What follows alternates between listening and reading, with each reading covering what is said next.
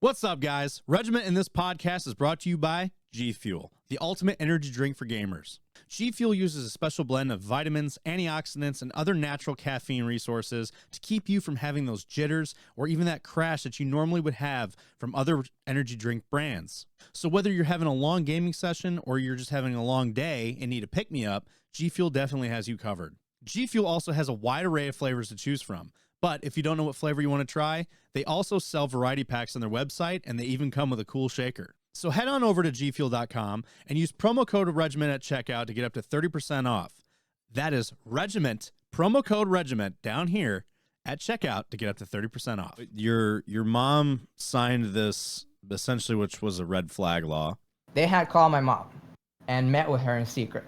They basically told her, they're like, if you sign this, we will drop all the charges on him. And she's like, what's this? They scared the fuck out of her. They convinced her at that moment that if you don't sign this, we're going to keep the charges. So he's going to have a warrant out for his arrest. Being the way he is and the climate in the country, he's going to get pulled over and he's going to get killed. And my mom was hysterical and, crying and stuff. And she's like, whatever. What do you think it's that he needs? How can you help him? We can help him if you sign this thing saying that he's fucking crazy and he's a danger to himself and others. So immediately they kick my door in, they take me in. Within an hour of me being in San Antonio psychological intake unit, the lady that ran the test on me, within 5 minutes cleared me of any schizophrenia. And they're like, I don't know who wrote this. She tells me, you don't have any of this. Within an hour, clear me of any type of mental health issue. Because I was very logically, within those 5 minutes, I told her kind of like what was going on.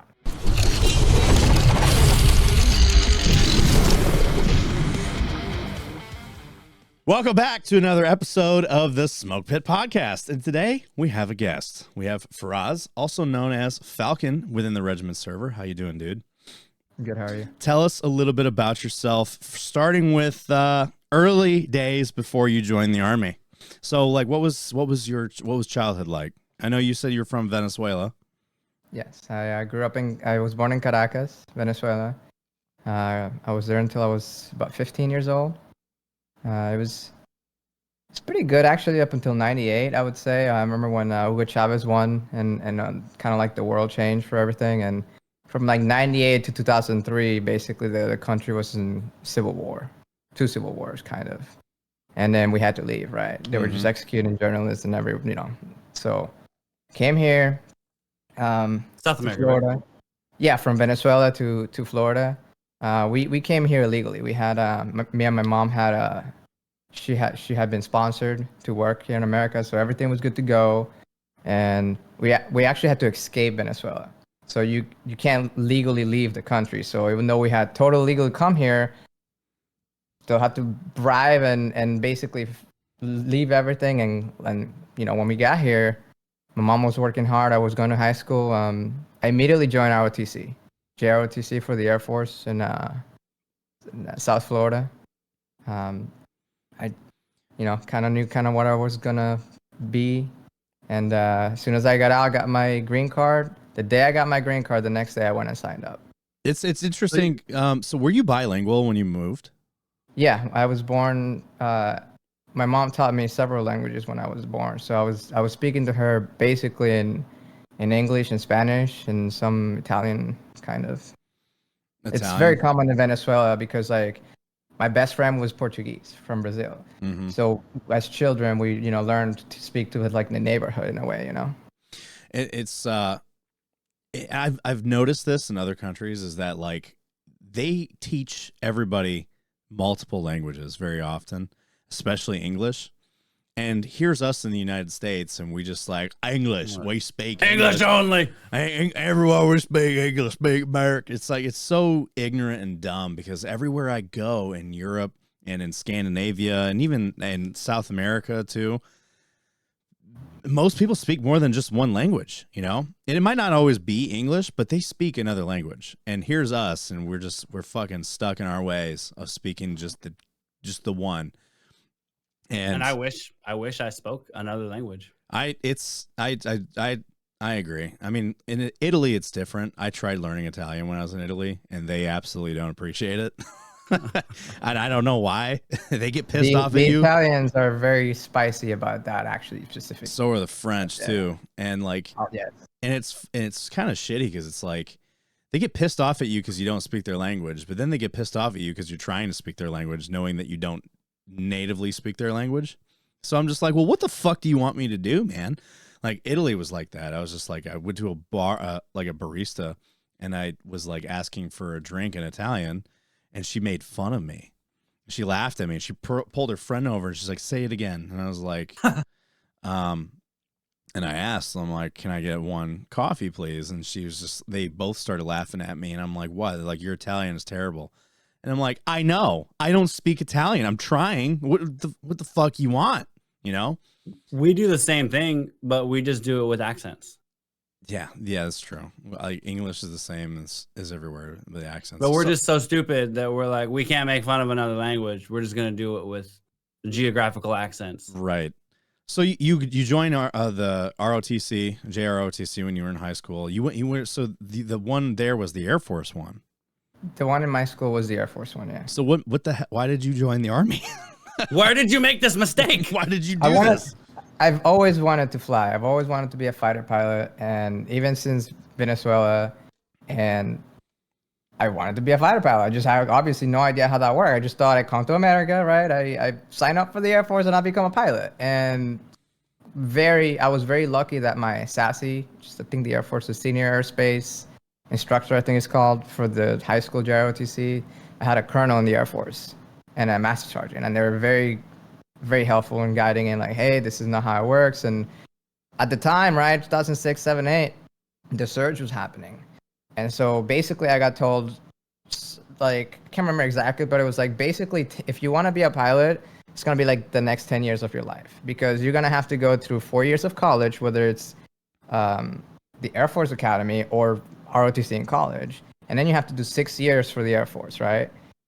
And there's all these things, right? Like, you have to get a senator to, like, approve you and all. I can't remember if it's a senator or a representative, but I had no idea. I don't know anybody in this country, right? I can't call my uncle that works, So pretty immediately it was like, it doesn't matter how good you are. You're not, like, it's not even like how good you are. It's like you need to have a secure way to even attempt a slot, right? To even attempt to get there was only like 400 fighter pilot slots back in the day, right? And so, like, I was like, that's not gonna happen, right? So the Marines were like, hey, like, join the Marines and right, because I wanted to fight too. I wanted to fight. And one day the Army recruiter, actually my recruiter was very cool to me. He was a tanker, and he came up to me and he's like, hey man, like, do you want to, like, go do cool shit, or you want to ride around like the Marines do and get blown up on all these towns? And I'm like, I don't want to ride around in a town, because, like, at the time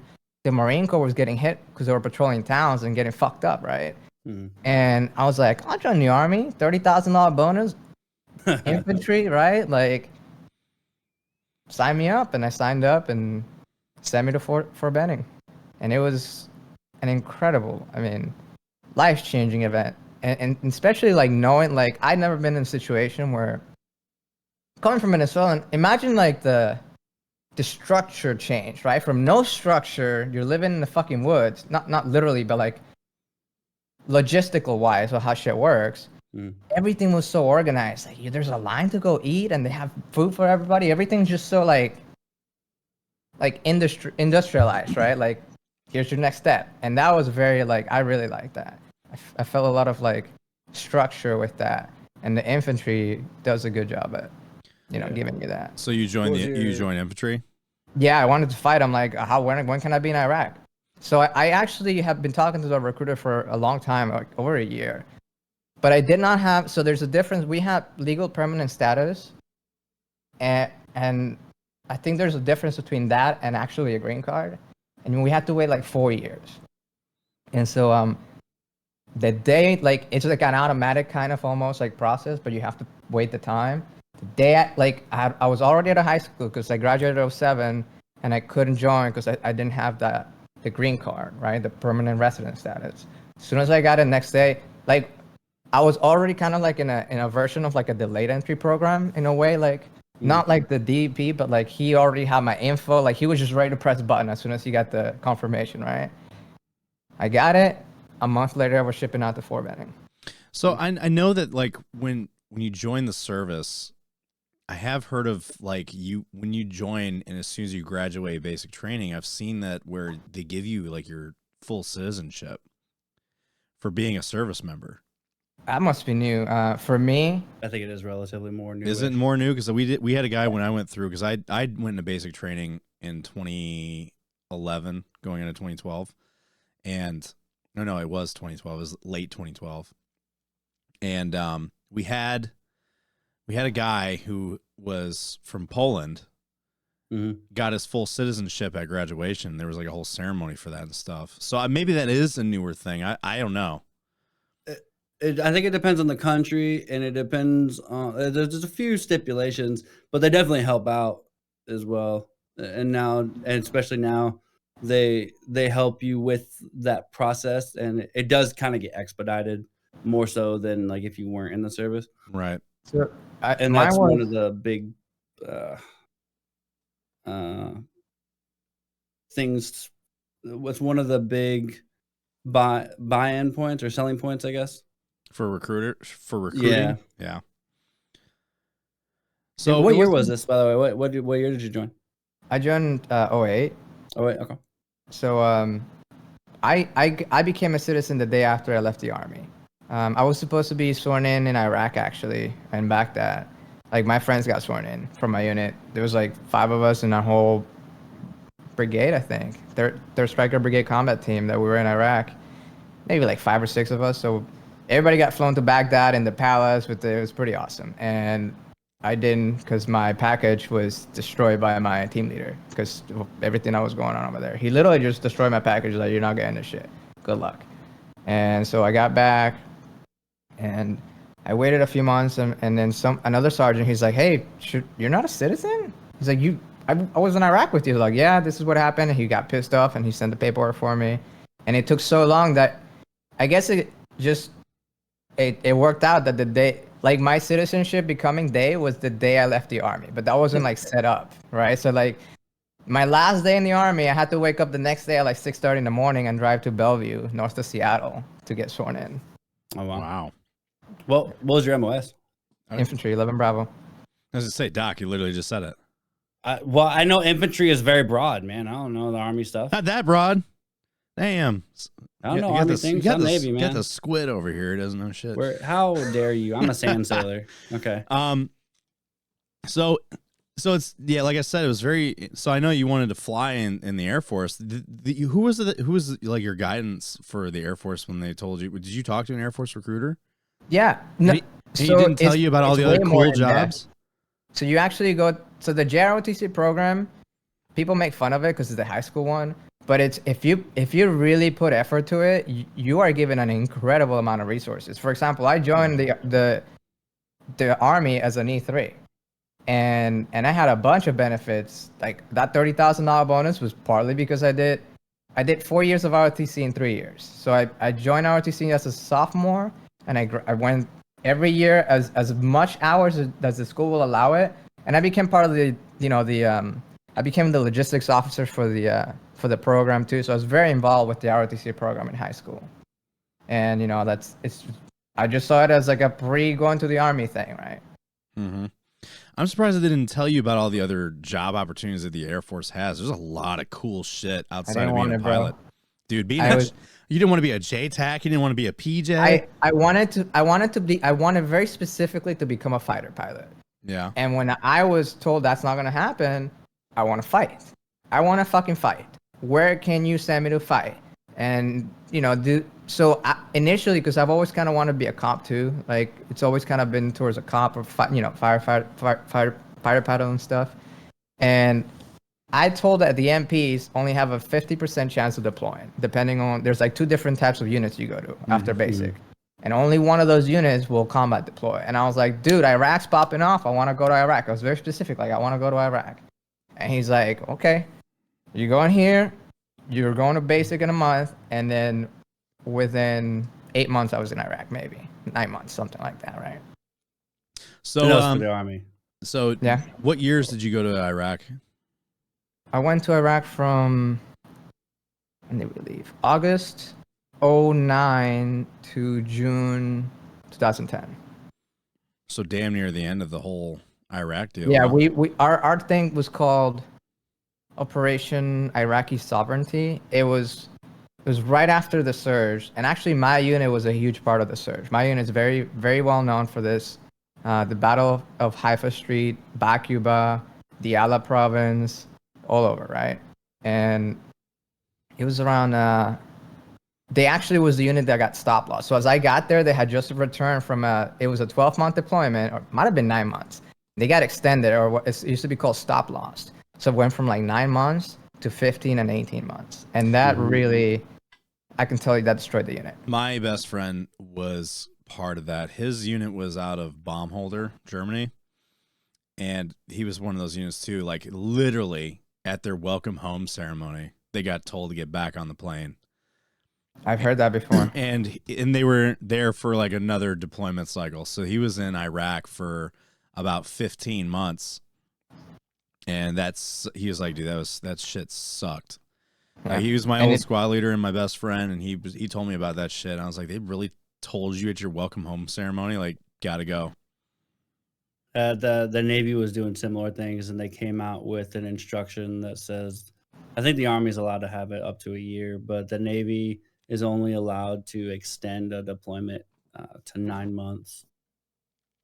And then I can only imagine how rough that is. Like, basically, it was very rough. My unit, we paid the price. The cherries, the new guys, it was insane. It was pretty insane. Like when we got there, it was a hazing festival. It was full on contact.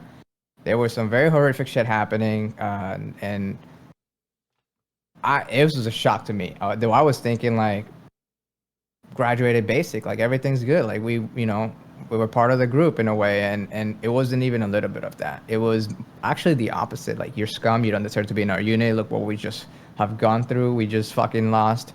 They had, I mean, their deployment in 06 to 07, which it was 05, 6, 7, because they were there and then they got stop loss. And I mean, they had a house bed, an H bed to take out 6 of their guys at once. Like, they literally cleared the house and had like 2,000 pounds of explosives on a pressure plate under the door.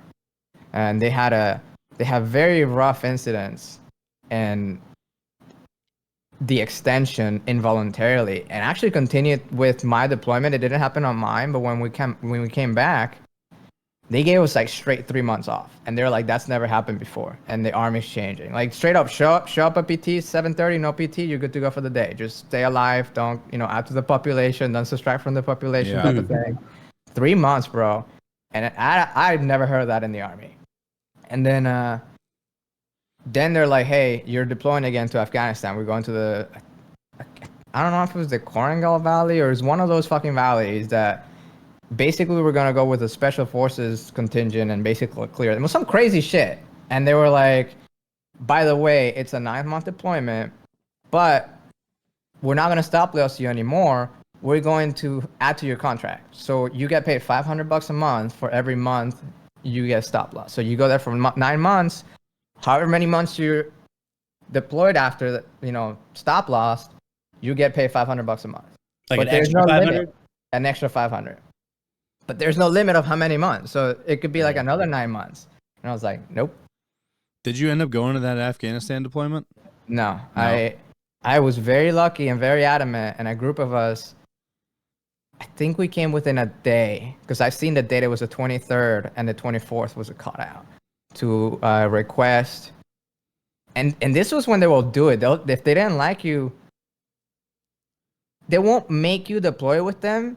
But if you were getting early, they would have sent you to NTC again, which I did not have to go through again, because I'm not going to go to NTC as I'm leaving. I've already been to NTC, right? They're getting prepared to deploy.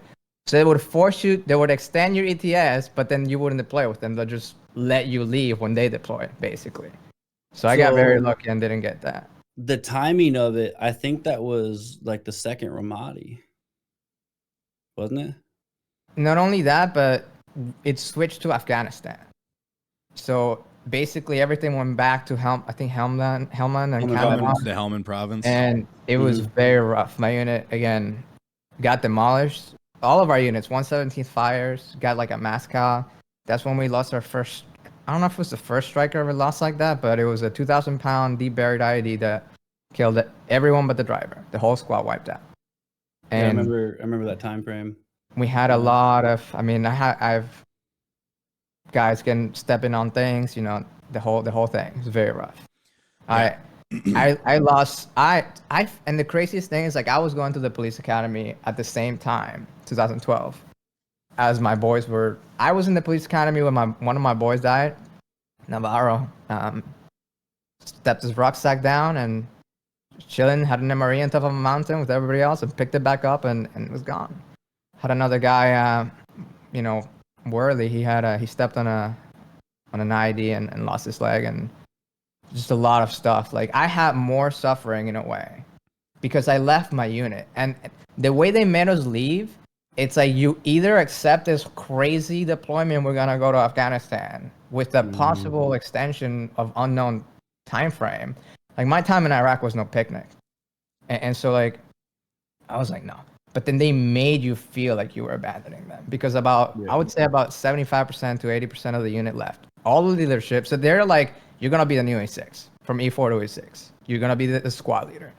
Like, I was a team leader, like a VC, like a vehicle commander. I went from driver to VC, and they're like, no, you're gonna be like straight up E6. You're gonna make your E5, put the P, and you're gonna be a squad leader because everybody was cherries.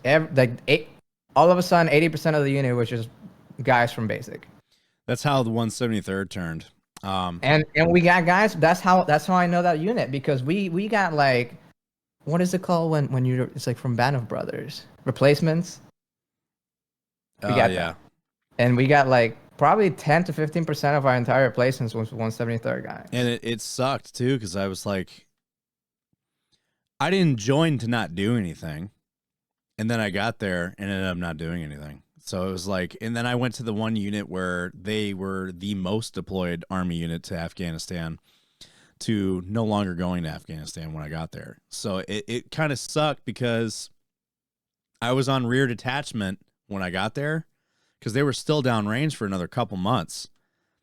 And then I'm there, I'm training with all the guys that PCS'd, and I'm like one of the few that were fresh out of like airborne school and shit. And they get back from Afghanistan, and then there was a change of command, change of responsibility, and the new guys were coming in. And then at the end, they were like, that was the last one. But nobody knew that was the last deployment to Afghanistan. So the guys that we were distroing out to when everybody got back had just come off deployment. Here's my ass, hadn't done shit yet. And it was just like, I expected to get treated kind of like shit by some of those guys, especially like some of the E3s that were like way younger than me that had just gotten back, treating me like shit. And I'm just like, in my mind, I'm like, I'm having to separate the fact that this 19-year-old kid is treating this 24-year-old guy like a fucking brand new teenager out of high school like shit because he just got back from deployment and I wasn't there. And it sucked because I felt like I joined too late. I missed the train, I missed the bus to go. And it still sucks and affects me because it's like there was that experience and not even just the experience, but like I didn't get to do the thing I wanted to do. I didn't get to do the thing I wanted to do either. And it was just like I wanted to deploy and I didn't get to, and it sucked. And I was there for so long that the guys that did stay, that were on that last deployment, forgot that I wasn't with them. That's how long, I was there. I got to know them and stuff, do all the training and do the shit with Ukraine and all that stuff. And they're telling stories about the last deployment, which had happened a couple years at that point. And they were just like, hey man, yeah, you remember when that happened? And I was like, I wasn't with you. And they're like, you didn't deploy with us? I was like, no. They're like, I thought you did. I'm like, no. I've been in this unit for so fucking long now that like I missed that bus, and I've been just riding with you guys on this one, and it sucked. And it's the one thing that a lot of people don't really talk about is like the ones that didn't even get to go, that missed out. It's similar to like survivor's guilt almost. Yeah, and it's a game you play, right? Because I have ponder and conquer this. at least to a sanity point, because I was the same way, right? Like out of all, for example, in Iraq, out of all my friends, I was the only one who didn't get blown up. And they have like 3 awards for their CIV, right? Like I'm an infantryman without a CIV. Yeah, I got to hear them on the radio get blown up because I just so happened to be on B-Dog or base security, right? And every time I was just in the right place or the wrong place, but I did not like even one time they threw one of those RKG3 grenades, the Russian like parachute grenades that have like a shape charge on it. Mm-hmm. And it got stuck on the vehicle in front of us, which is like I think the battalion commander, on the cage. And it basically the parachute caught the cage caught the parachute, so it was dangling. So we drove all the way to the fob, and as we're coming in, shit starts not like the radio starts popping off and like get out, call EOD, because as they're going through the gate, there's a hanging grenade off of the side of the striker, and nobody has seen it. And so like that was my convoy, right? Like, and so like I have so many crazy stories, but I never got to experience what they all got to experience in a way. And then I leave, and then they go from what I call it wasn't our bullshit deployment, but we did a lot of bullshit, and to a rough. I mean, the guy I trained lost his leg, right? The Joe that I was a driver in my striker, that I had to teach how to drive the striker and everything about it, and eventually you'd want to become the vehicle commander and climb the ladder type of thing. Like he rough, and I was just like, man, it was rough. I got to feel that, and then throughout the years, and through what is it called, veterans? It's not the vet center, I think it's called. They really did a good job of helping me out. And I didn't know what survival skill was until it clicked so instantly when she said that. And I'm like, yeah, I feel that. Like I feel like I wasn't there. And I've had those situations where I'm like tagged in one of their pictures from Afghanistan, and I wasn't there.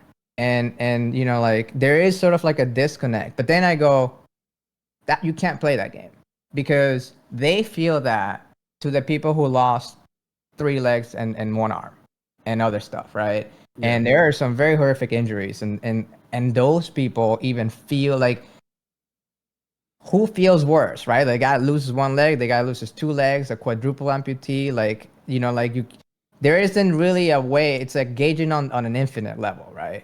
So you have to realize, for example, one of my buddies, right, like I went to basic with, he was very severely injured in a rollover.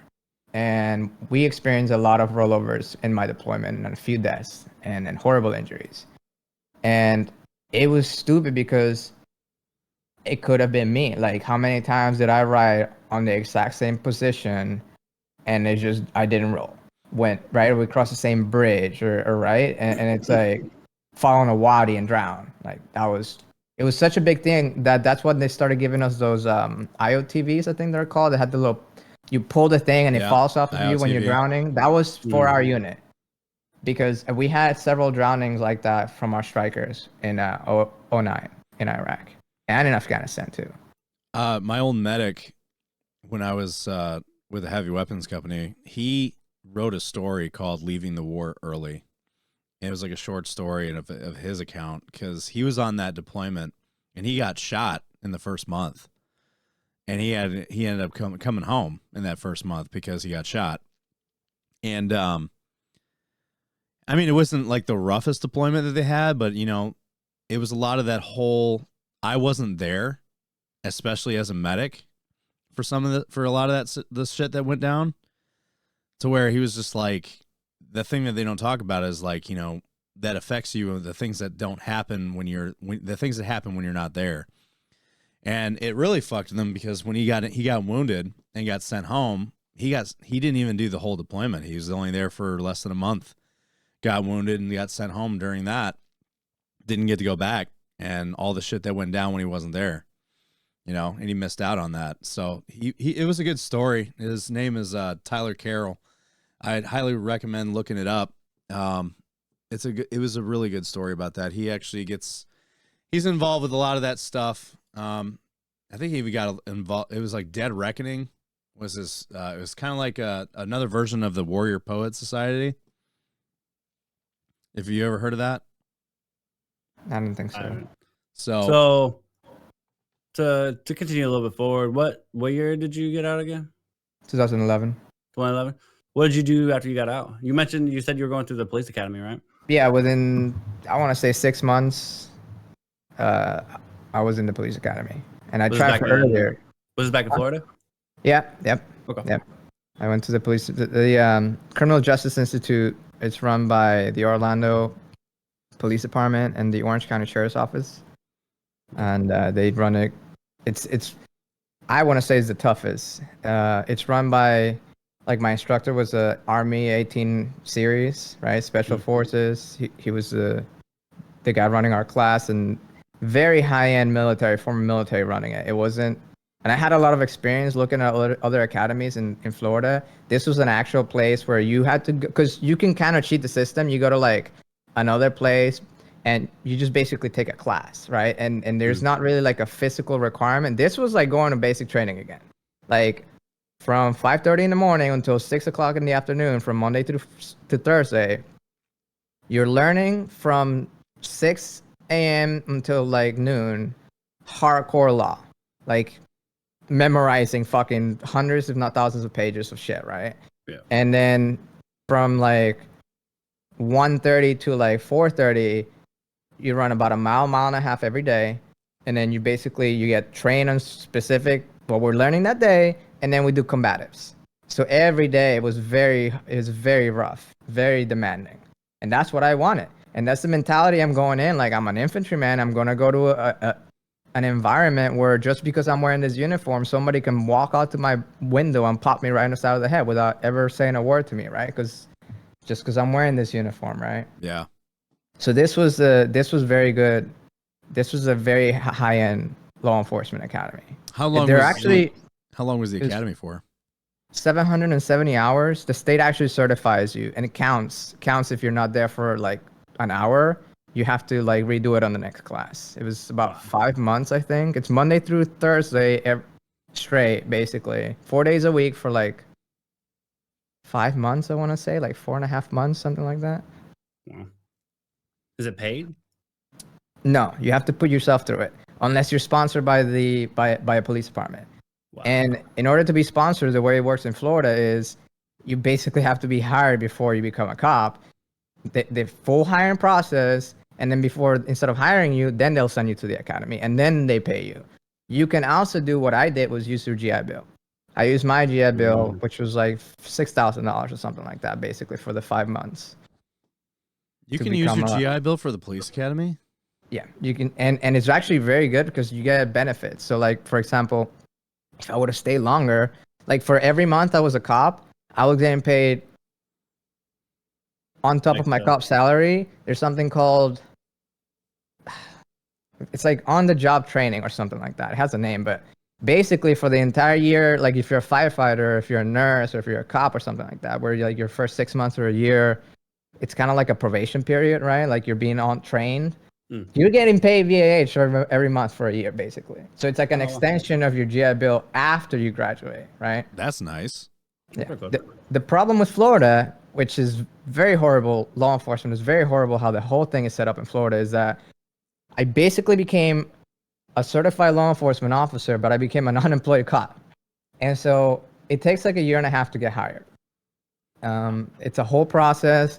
It's incredible. It's the most difficult thing I think I've ever done, was attempting. It took me about 3 years. So I graduated 2012.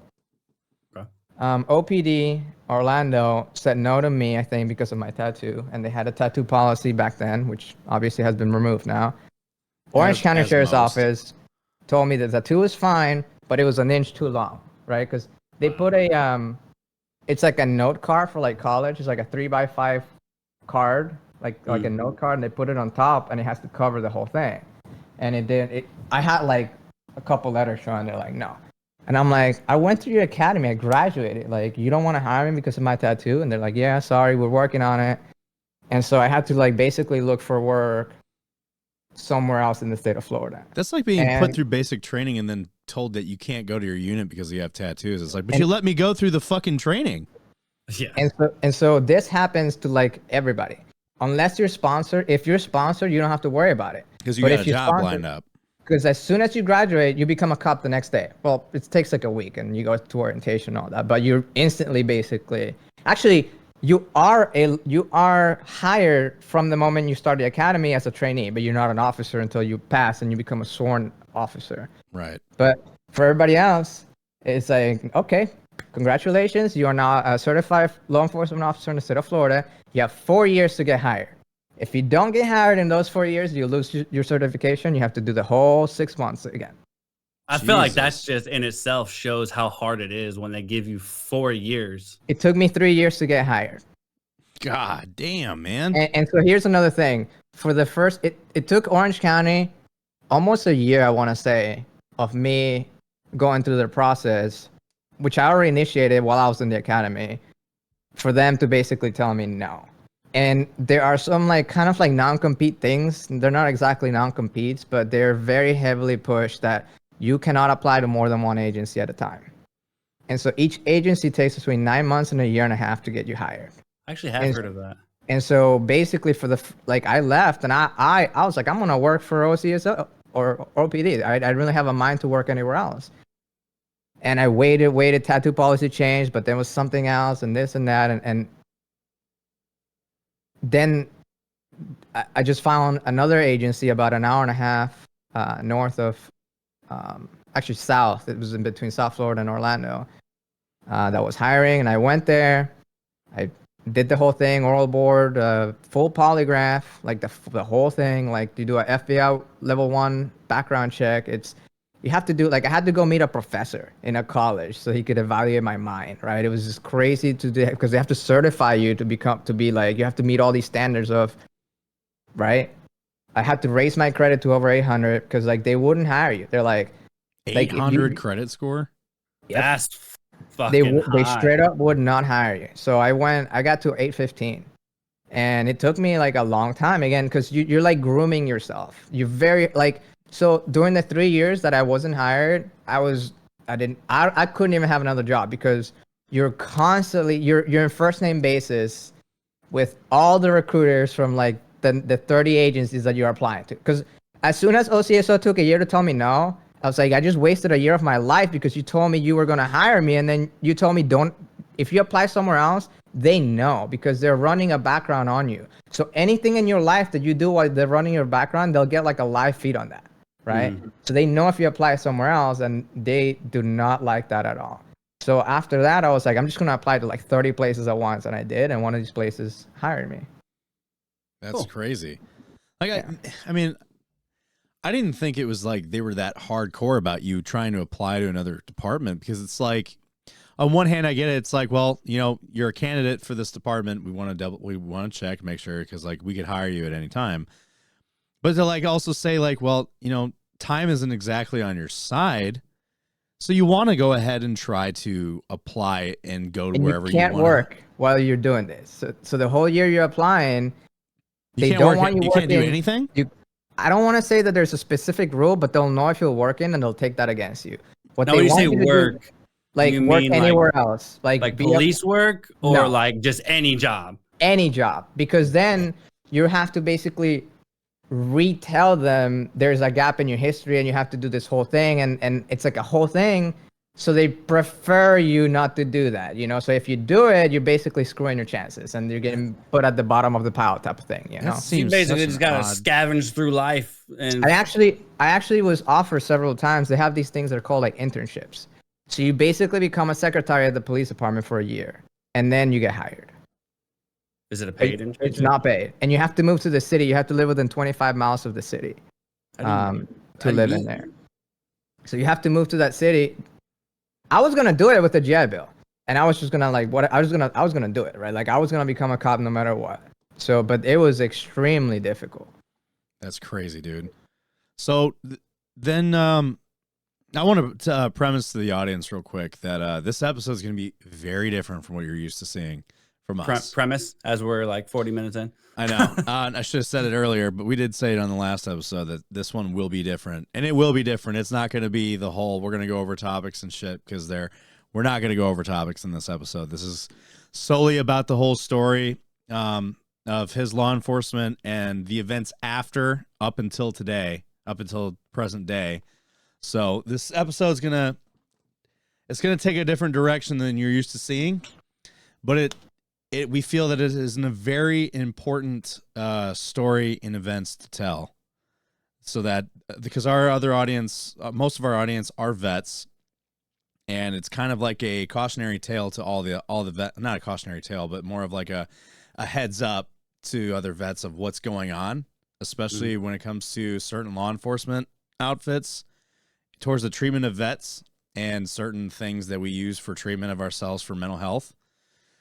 So I want to go over that real quick before we dive into you actually, the events that are leading up to now, which started off with your time with the law enforcement department in Florida, correct?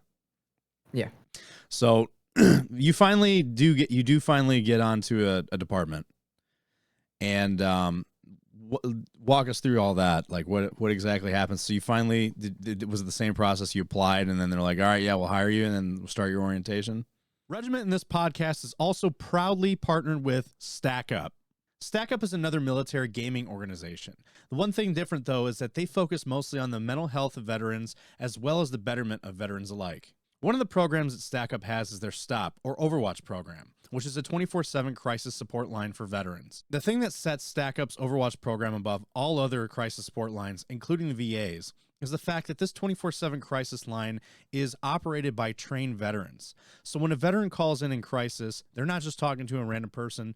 They themselves are talking to a vet that has also gone through something similar and can relate to the situation. Their trained staff in this Overwatch program will help a veteran find the resources that they need to find help. And if the person just wants somebody to talk to, the Overwatch program is great for that too. Another cool thing that the Overwatch program does is that you don't have to sit there and talk on the phone with somebody. If you feel comfortable just doing DMs, they can definitely do that too. Another really cool thing that Stack Up has is their air assaults. Air assaults are where they'll take a veteran and fly them to conventions all over the country. This includes TwitchCon, Comic-Con, anywhere in the U.S., all expenses paid. And if a convention happens to be somewhere out west in California, Stack Up has what's called a Phalanx House, which is essentially a gaming lounge for all veterans to just go to. Stack Up will definitely hook you up with that. They have pool tables, hot tubs, and just a place to stay if you're out west. It's pretty cool. Another thing that Stack Up has is their supply crates. Now, what they'll do is they'll take gaming equipment, gaming consoles, and other cool swag and send it to either a veteran in need or a unit somewhere deployed or a unit that needs it. This is a great way to keep veterans connected and boost the morale of the veterans that need it. Every year, Stack Up has a charity called the Call to Arms. The Call to Arms charity is to help Stack Up raise the funds that they need for all the awesome programs that they have. Last year alone, they raised $625,000, and all of that money goes to keeping these programs going to help other veterans that need it. If you're looking to donate, we have the donation link down in the bio. But if not, go ahead and spread the word of this awesome charity and head on over to stackup.org and check them all out. That's stackup.org, and tell them Regiment sent you. No, like I said, it took about 1.5 years to get hired. And that's when they like you. So you apply. It's like a 60-page document, and it's the most detailed shit I've ever you fill out, and it's you can't have errors, and it's kind of like a test. It's like, for example, police departments, you'll go to their interview because you'll fill out the package. It's called the hiring package. Then if they like you, they'll call you and they'll start testing you. They'll have an interview, and while you're in the interview, somebody will go out to your car and like open you have to give them your key sometimes. So some of them don't open, they just look at your car, see if your car's dirty or has illegal shit in it, and there's this whole like thing to it, right? So with this department, I drove there. It was like maybe like 1.5 hours from where I was living. I drove there. They basically took my package. They liked it. They say, hey, come take the police officer. It's called the POST, police officer standard test, I think it is, which I've taken like 100 times and passed it. It's like 100% because I already know it, right? And then I got a call like a month later. Hey, you passed it. Basically, it's a step. So every month you get a call, and sometimes it's like, hey, we don't have anything for you, but like be on the lookout for next month. We're going to ask you for, so the time goes by, right? So about a year passes by. And then finally, when they've basically piled your hiring package into an actual hiring package that they've already is like, hey, we're going through the process. Then they set up last 6 months is basically like polygraph, drug test. You have a EKG, electrocardioencephalogram, I think. Is it? I think it's called that. Basically to determine whether your heart is fit for this type of behavior, for this type of career. Is a whole thing basically. But at that point, it's kind of like a soft offer. And then like you have an oral board interview. I met with basically the chiefs of the law enforcement agency I was in. Everybody but the chief, basically, all the higher ups. And it's like 5 or 6 of them, and you know, they do an oral board. It's very intense. They test you, and then basically about a year and 4 months in, they're like, we want you. You know, start looking into houses around here, right? So I moved there. Never been in this part of Florida before. Get a house, right? Like I was gonna buy a house, but I ended up renting. And I started working, and immediately it was a battle every day. It was a battle. They were having issues with funding. People were leaving. We had like 160 sworn positions and only like 60 sworn officers. So about a third of the capacity. Was this like a sheriff's department or a city department? No, it was the city police. It was the Palm Bay Police Department. So is it relatively small? Like is the city always small? Been a small. When I got there, it seemed like they were going through a period of disturbance. There was a lot of financial issues. You can't do that. For example, like there were 7 trainees. Like 7 of us got hired because it's very competitive. The police department will be like, okay, there's 100 of you, but we only have 3 slots. So they literally take out of 100 people, they run them through the gamut, and basically it's a selection process for like, then for them to pick out the 3 spots you want. One of them is gonna go to a woman, and one of them is gonna go to a military, and the other one's spot is probably gonna go to a former law enforcement. And I've had this happen. Then they tell me, we only have 3 spots. You're not a woman. You're not former. Like I lost a spot. I went through the whole thing. I lost a spot to a woman. I lost a spot to a guy who was in the Air Force. He was an MP in the Air Force, and then he had prior service in the Army, too. And the other guy was like a cop somewhere else for like 5 years and was laterally transferring. So even if you go all the way to the top, you're going to get basically peered out by the more experience you have, the more shit you can bring. It's like you automatically disqualified in a way, right? Because you don't have heard about that you can't measure to this, right? So it was very rough. But I got hired initially. They didn't have enough even like patrol cars to send us out. So like for like the first 2-3 weeks, we would go to work in like a tie and like a t-shirt and tie and like business attire, and we would just stay in the police department all day, doing stupid shit like reading memos or learning or something, because they literally couldn't send us out there. They don't have the resources, even though we were supposed to be in our training already, right? And the military prepared you for that dumb shit. It's the hurry up and wait bullshit. But it was very rough. Once I feel like I was in basic in 30th AG again, and finally you go downrange, right? Finally we go out there. Finally I start having contact with people and stuff like that. And it was very clear that I like everything I love about the law, everything I learned about the minutia of this is how this is supposed to be done right. And while going through the academy, like I mentioned to you guys, we had a lot of sort of famous cases go by there, like the Casey Anthony case. There's a few cases in the Trayvon Martin case. So we got the first-hand account in a way, right, from the people who were there telling all these things. And they were like, in the academy, like, do this right, because if you don't, you're gonna mess up the case, and your agency, if they don't fire you, you're going to be basically the shitbag of that agency, because you make them look bad in the public eye. And then right? you're blackballed pretty much. You got a stain on your record for every agency after that. Yep. And so like I had one of the officers that was involved in the Casey Anthony guy thing, and he was very adamant, like, do things right, because of the poisonous tree, because we lost this kind of partly because of the chain of evidence thing about this whole thing that went down. And Orange County Sheriff's Office and Sanford Police Department, which is about an hour, about 45 minutes north of where the academy was they were very involved in teaching us that. When I got to my unit, or whatever, my agency, they call them agencies. Well, first thing I get basically is we just killed a vet. Military guy went out, started popping rounds in the air, like in his front yard, went out and started popping rounds in the air. My FTO showed up. He was a SWAT guy. Put his Remington 700 out and put one in his chest. He fell down and then put one in his head. Double tapped him. Didn't even try to de-escalate? Nothing. And this is an Army guy, right? That's telling me he's one of the only veterans I met in law enforcement. And he's like, prepare yourself because this is what we're being told to do. And like every time I try to help somebody, it was like, you're wrong. You're not here to help people. They are, what do they call it? Officer safety. They're officer safety threats. They'll get mad at me because I treat someone nice. It's like, you just put my life in danger because you did not treat that person like a criminal. I'm like, this is an 84-year-old lady that you made me pull over because she was eating ice cream and driving too slowly. She was like doing a 40 on a 45. And I had my FTO pull her over, harass her, like this whole thing with her, right? Like, and I got in trouble for that. Like, so you approach from the passenger side window, right? So pulled her over, 84-year-old lady with her ice cream melting in her hand. Hey, officer, how you doing? Hey, how you doing? My name is this so-and-so. I'm with the Palm Bay Police Department. The reason why I stopped you is blah, blah, blah, right? And then it's, can you have your license and registration? This tiny old lady reaching in the bag, pulls it out. Yeah, I'm cool. My FTO, not like, she's like, hurry up. I'm not cool. And what was FTO real quick?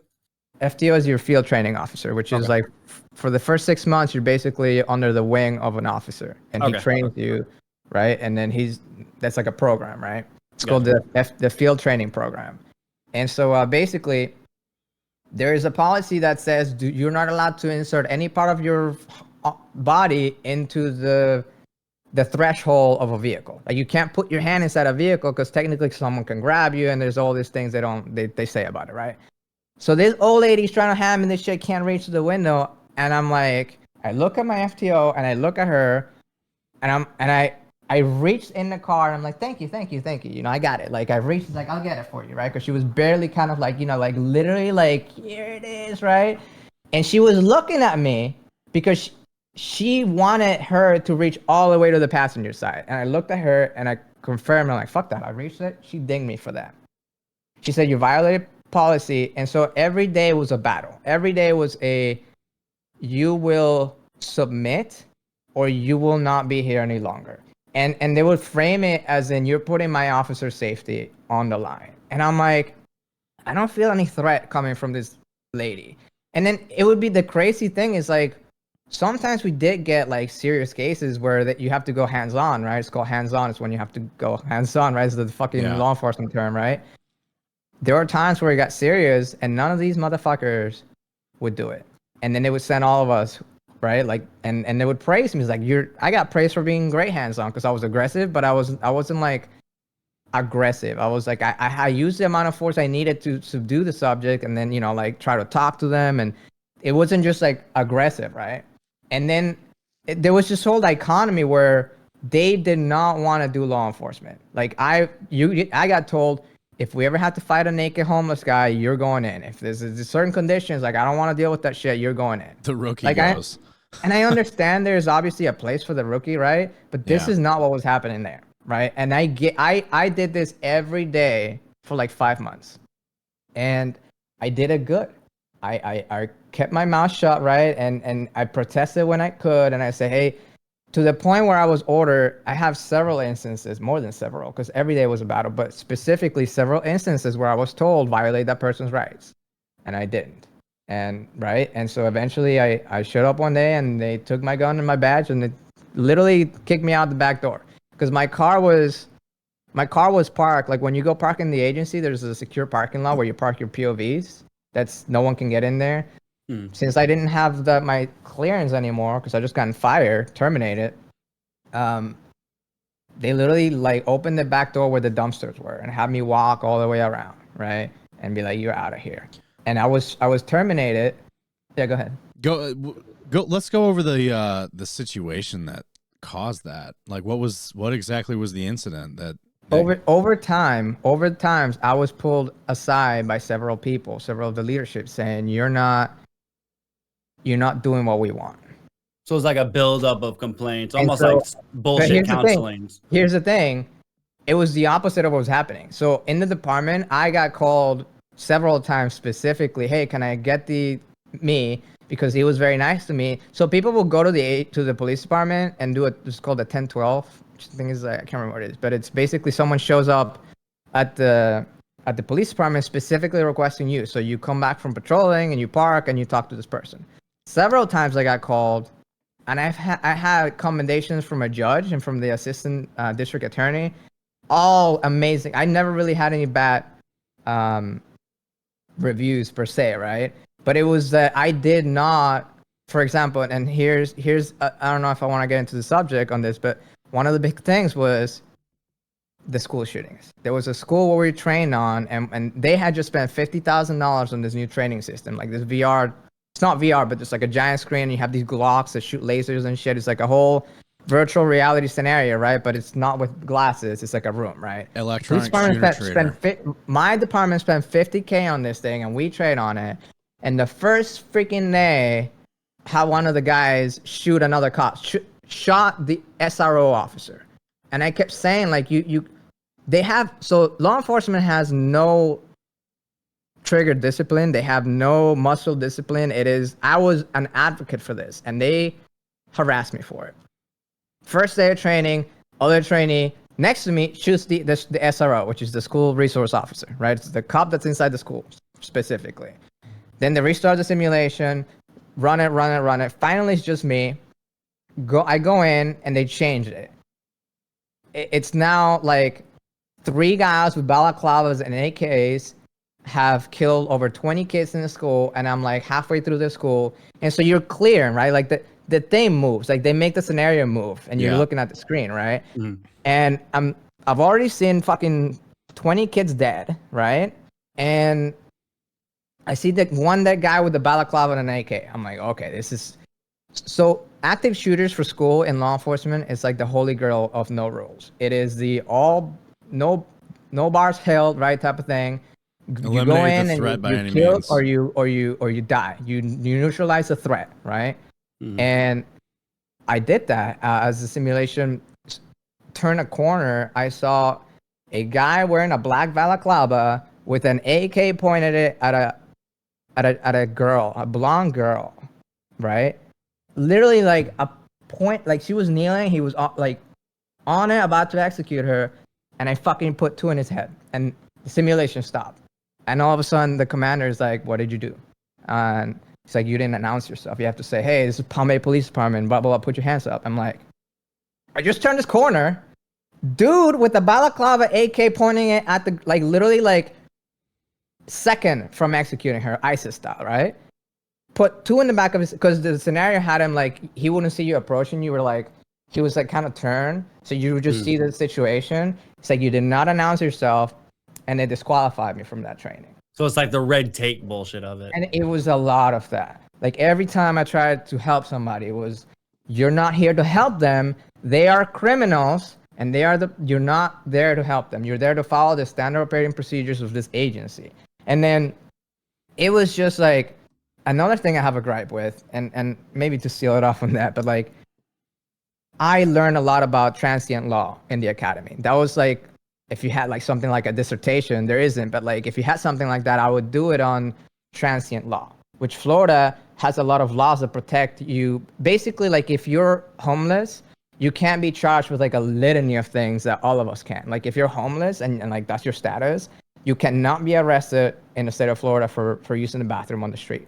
As long as you're not doing it on the middle of the street or like you throwing it at people, like if you're just taking a shit on the side of a building and no one's looking, you cannot absolutely get in trouble for that. You can kind of sleep in places, like things that normal people would get in trouble for. They have a lot of protections, right? Because they don't have a fucking home, right? Like, and I really took a lot of passion to that. And the first time I ever got my first 2 arrests was on a call like this. And it was like a bar, but there was like this like wooded area behind the bar. Like there's the bar, then the parking lot, and there's like a wooded area. And there's like these two homeless guys living there, and they were like literally just sipping on a beer, like a can of beer, just chilling. And so the owner of the bar had called because they're like, hey, they came in here, they bought a beer, they smell bad, and now they're hanging out outside my bar, and I don't like them. They weren't causing any trouble, right? They were just, right? So we get called, we showed up, and they had moved back to where they were sleeping, which was like in the woods. Then my FTO had me go there, and initially I talked to them like normal people, right? Like, hey, what's going on, and this and that. She wasn't having that. And she immediately made me pull out my ass and basically get aggressive and arrest them. And they were scared. Like, as soon as I fucking extended my ass, you know, this is like my third day. The ass is like a fucking an baton. extendable baton. Oh, okay. You ever see the handle? It's retractable, and you see them whip it out. And you go like that, and it comes extends. out. Okay. That's an asp. So as soon as I did that, I saw the fear in their eyes, and I was like, right? But she made me arrest them, put it in the back of her car, and then said, go get the code book from my trunk, the Florida State Statute code books. And she's like, you're going to find a reason to arrest them, or you're going to find me a code I can stick to them. And I'm like, shouldn't you know? I obviously didn't say that. She had, the raccoon. So I was talking to them, and they weren't aggressive. I was like, hey, don't go there anymore. They don't want you there. We're not trespassing you, but don't go there because then we'll have to get back and all. I was sort of like informing them. They're like, hey, we had no idea. Like, they weren't aggressive. They weren't belligerent. They were just homeless, right? And a raccoon showed the fuck up. A Florida raccoon. Like a real raccoon? Freaked the fuck out, bro. She freaked the fuck out. Fake raccoon? What? Huh?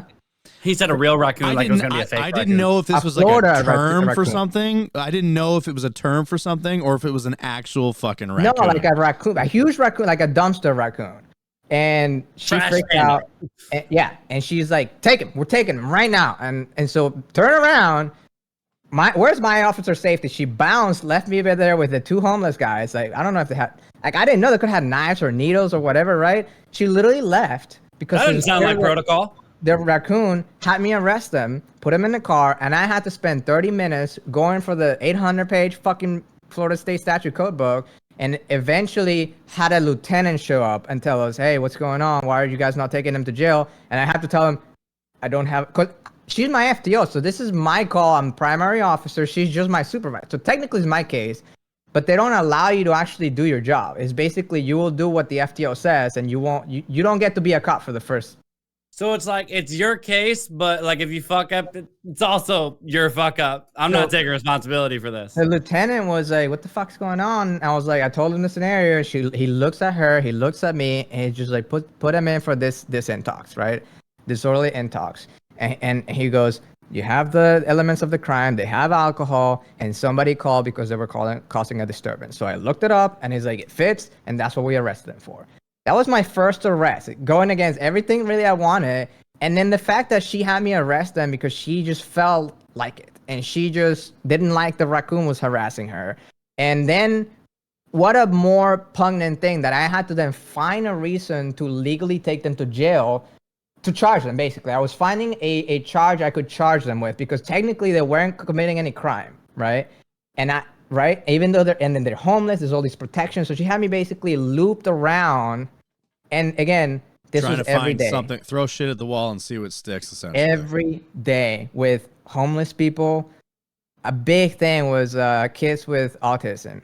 I got an award for dealing with a kid with autism on the first time I ever encountered that, and it was there's like no interest for that. It was a challenge for me to try to help people, and every time I did, it would put me at odds with my agency.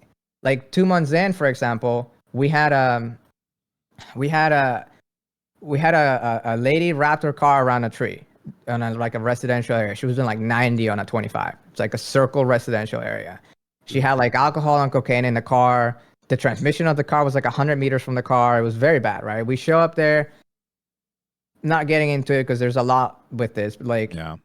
I got pulled to the side that night. And I was given a conversation like about 2 months before I got terminated, and like, hey, you're great. Like you're so great when we need you to be great, hands on. You're so great, but you're gonna have to play ball. If we tell you because they didn't allow me to go see the victim. Even though it was my case, I was supposed to pull her out of the car. They physically prevented me from that. And I didn't know what was going on. I was just like, whatever. Like, I was like, why would you waste time? You wasted like 3 minutes because you had another officer. They had me block the road like a quarter mile from it. And then I was like, I didn't understand. This makes no sense. Let's go help them, right? And then I find out that she was an escort and she was involved with the department. And I've seen pictures of this. I was shown pictures of this happening. And so I then realized that there was something happening that and there was also this whole like inclination towards this thing called the golf club. It's like this like a club that you have to be in. It's like the cool guy, like the good old boys club is called the golf club. But there's actually a golf club that you like if you don't like my agency where they all play golf in the same place at the same time and they had this whole like camaraderie with it. And there was like this whole thing like you're not fitting in the golf club, like this whole like and I'm like I don't want to play golf. I don't care about you fucking golf club. Like why didn't you let and it wasn't until later that I find out that it was because she was escorting with some of the right? And so there's pictures that I've seen too. This is not and by the way, we found cocaine. And how this happened was because even though I wasn't allowed to go there, they grabbed her out, they took her out, and then I got a report of what's in the vehicle. Bag of cocaine in the front seat, open 1.5 liter bottle of vodka halfway gone in the back, and like alcohol everywhere, like paraphernalia, like she was very intoxicated. And I pulled her record, and she's what we called a 5-time duelist, which she had been called driving without a license 5 times. Which at the time in the state of Florida, if you have duelist 5 times, you have a special form that you have to sign that says you're basically removing the ability of that person to have a license until they go through a program or something, right? And I'm like, this girl is gonna kill someone. Like she's been caught in the past few years, 2 DUIs, just 2 DUIs, then got her license suspended, and then since those 2 UIs got caught 5 times driving, not been able to drive, right? And then now she wrapped her car around a tree 100 miles an hour in a residential area. Like, you don't understand. This was not a street. This was inside of a residential area at 6 a.m, right? And so I'm like, I'm filling out the paperwork to do this. And my FTO grabs me hard by the arm and pulls me aside. We're going to have a conversation. What are you doing? It's like, I'm filling out the form to do this because I have the legal, right? He's like, no, we're not. So she did not get charged with a single thing. No possession charge, nothing, no reckless. It was just an accident, right? And I was told, drop this. We're not even doing a report. We're doing a signal 4 report, which is a traffic accident. And I didn't get to write the report. And I didn't know that she was doing that until like months later. Like I didn't know this at the time. So I was just like, whatever. But every day was like, there was something like that always constantly happening. Like we're violating the people's rights. We're going to go there. You're in danger at all times because veterans are bad, right? Like there's this sort of like aura they were trying to indoctrinate me with. And I'm just going talking to people like normal, like, hey. And then the community was responding to me personally, like go to the agency, ask me for me. And I was de-escalating situations when all they wanted was to escalate, right? So when they took me down that last day, like you're being terminated and this and that, I didn't say a single word. I didn't appeal it. I didn't say shit. I literally did not say a single word. And then the next day, they sent me to their sister police department and they began the hiring process on me. And then basically did the whole 1.5 year thing in about 2 days. And then when they're about to hire me, because they're like, it's okay, the agency where I was is garbage, we are better. And they were like, literally like in 2 days, everything, they're about to get hired. And then I'm like, take a break. Like the reason why I feel like what happened there, like I don't even know why I was terminated. I was just given all these reasons that didn't make sense. And they're like, and I was like, I want to be able to do my own officer discretion, which officer discretion is the ability you have to determine whether you give somebody a ticket, whether you arrest them, right? It's your determination of what you feel like. Hey, I caught a 15-year-old with a little bit of weed. I'm gonna call his parents and I'm gonna take it from him and I'm gonna make sure they whoop his ass, but I'm not gonna put a fucking kid in jail. You know, that's what they wanted, and they did not allow you to have zero officer discretion. And so this other police department, which was the sister police department, I was like, are you going to allow me to have officer discretion? And they're like, no. And so I did not work there. Do you think? And then Do you think the funding? Because you were saying they had some funding issues. Do you think the funding the issues funding were why? was not the cost. The funding was a accelerator. There is That's ways more what I to was do getting- that. There was- And the funding was sort of like a way to get sort of like maybe like you'd call them good apples out of the way, right? Because then you take programs like community policing programs out, but then you were upping the SWAT team and you were upping the tactical teams, and right? So to me, it seems like So it's like a contributing factor. we are fighting a war in a way that, you know, without getting to it, right? But like I felt that there was a concerted effort to diminish what is called community policing, which is a symbiotic relationship of the community and the people who patrol it. Like you're supposed to patrol the area where you live in. These are your people, right? You're supposed to protect them. These are your, right? And it changed to more of like, I could best describe us as an occupation force. Like this is how we were told to treat Iraqis. And that's why I had such a big issue with it, because I kept saying, I just came back from Iraq. Like I have been doing what we're not in Iraq. Why the fuck are you telling me to treat American citizens like they're fucking Iraq? Because that was the order. You're going to treat everybody like they're a criminal until the interaction is over. And if they're not a criminal, then good. But I get to go home. You don't get to put my life in jeopardy. And this is this whole like, dude, we're patrolling like a fucking beach, you know, like, not it was in danger, but we're not in Iraq. But you're making me treat the people like they're all insurgents. And I was really definitely like unlawful searches. Like there was no good doing, right? And so that was the most friction I had with them, was me saying, these people have rights. These are American people. So what had happened to where you had moved on to where you are now, like to the new location? Left that, and I activated my GA bill again, and I basically so I left in a way in a good standing with the police department, which they didn't want me there. They didn't really have a reason to fuck me, and they didn't. So they extended. So when you leave a police department, so you get another 4 years extension, because if I got hired 3 years into my 4-year limit. So if I wouldn't have gotten hired and that place wouldn't have hired me, 4 years would have gone by, I would have lost the certification. The departments have the option to not extend it. So you're fired, and we won't extend your certification. So I would have had maybe like 6 months left to get hired. Okay. And so they actually extended it for me for another 4 years. So I was certified by the Florida Department of Law Enforcement for about 8 years. And so I left, and I went to school to try to become I studied federal law. I studied international relations. Rick Scott had a program that he had just done. It was like intelligence and national security or something like that. But I basically began study federal law enforcement in a way, or began grooming myself to have the certain things to become a federal agent then, right? So I stopped being a cop in 2015. And then about a year later, I enrolled in college. Again, I went to UCF, Valencia College. I wanted to go to UCF first, but they wouldn't accept me. They had said you have to do, it's like you don't have any college history, so you have to do 2 years in our community college, and then you'll transfer to us, right? So during those 2 years, I was learning all this stuff. And 2017 came along, and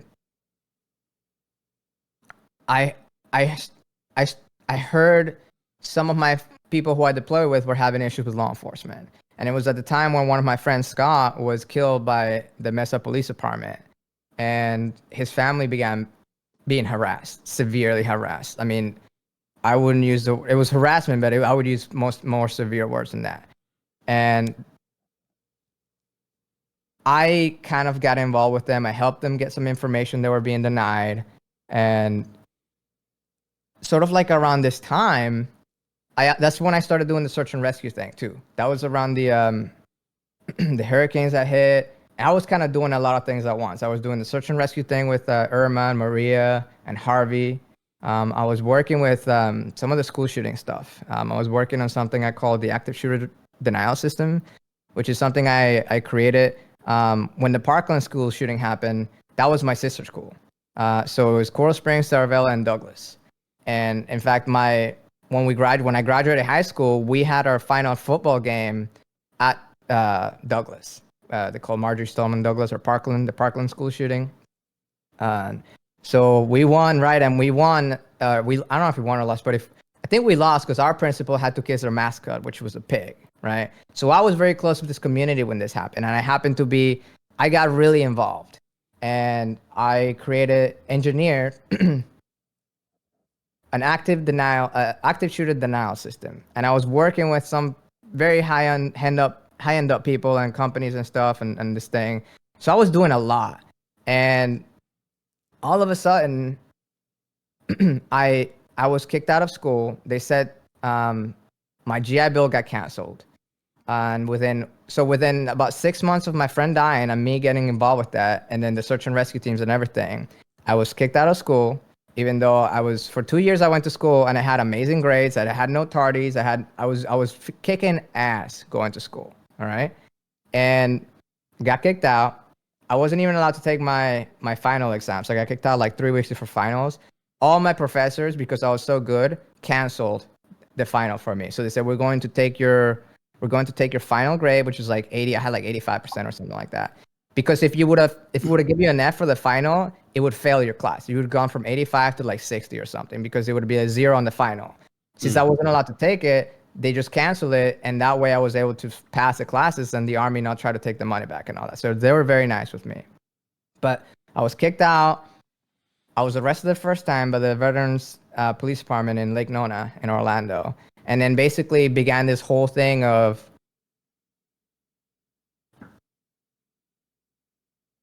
encounters with law enforcement that I had never experienced, and with the court system, right? Like I had to find people to defend me, and then they would see the case and they would not want to defend me. And then I ended up defending myself in state and federal court. And then I was double jeopardized, and I was arguing with deputy chiefs of an agency. It's like, hey, you charged me with unlawful possession, right? I proved you wrong in federal court, and the only reason why you're saying I was unlawfully possessing is because the federal land on the VA supposedly is different rules than the state of Florida, right? I defeated them in state court, which means in their land, and then they charged me with the same charge in the state land. And I'm like, you're charging me with possession of a firearm in the state of Florida. The whole thing why I had to go to your court in federal court was because the moment I crossed from Florida into the VA parking lot, it's now federal land, right? So I won that case, and now you're telling me you're going to charge me with possession of a firearm in the state of Florida. I'm allowed to have a firearm in the state of Florida. And the only reason why you were able to charge me is because I crossed. And I beat that. And they did not return my firearm. And then they charged me with it. And then they did this whole thing when they changed the charges. And anyways, I beat that case too, right? I proved them perjury. I had them on tape line. They were subpoenaed by my attorney, and they were caught perjuring themselves. And the day before the trial, my attorney was given a post-it note. Case dismissed. The day after the subpoena, the day before trial.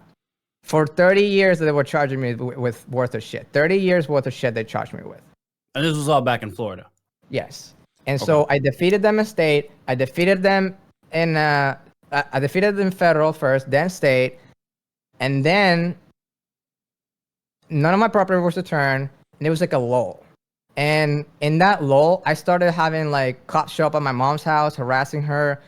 I started having really weird encounters. I had really weird calls, like harassment calls, and like kind of like weird death threats in a way. And I had friends in law enforcement and in the military still, and I got a warning, like, you need to get the fuck out of Florida. And so I left, and I had to get somebody, my buddy I deployed with, had to come help me get out of Florida alive, like in the middle of the night type of thing, like I'm leaving Venezuela again. And it was fine really for like a year or two or so. And then, so I get here to Texas, everything's fine. Why then Texas? I was living in Connecticut with my buddy. So why Texas? When I left Florida, they blacklisted me. So they took my credit down from over 800. So actually they did something called the error code 399 flag, which basically it's like freezing your assets in a way. So I had no credit. It's not like I had low credit. It's that I wasn't allowed to use credit. So for like 2 years, 3 years, I slept on an air mattress because I want to go buy a mattress like $800, like $500, $400 mattress, like basic shit. Mhm. I don't have $500 to put on. Can you give me a credit card? No, because you have no credit. And then they would. So it took me years to figure out what that was, and it was an actual hold on my credit that happened because of this. Because they said that I defrauded the federal government through my GI Bill, right? And so, me working with senators and congressmen in the search and rescue thing, I was like, hey, can you help me out with this? Because they're saying I defrauded the government, and clearly this is not true. And they're like, yeah, you're right, but this is above my pay grade. So I went through like a couple of years of that, and then I just kind of like let it go. And so we were going to move to North Carolina. And when we drove 16 hours overnight from Florida to North Carolina, we get there on a place we had already leased, right? We get there, we show up, literally hand us the keys. We've already paid. You can't live here. Why? Something's up with your application. And then it was the credit thing. And for about the whole weekend, we spent like $400 or $500 each applying because we were homeless. This is the place we moved to another state to this apartment complex, and now we can't live here. So now we got to stay in hotels and basically look for other places around here, right? We couldn't find any. We went to South Carolina, North Carolina, Virginia, up and down the eastern seaboard until we ended up basically driving to Connecticut because that's where his mom's house was. So we ended up staying there for a little while and then found like a place in Connecticut, and it was basically surviving then. So we got to Texas and it was fine.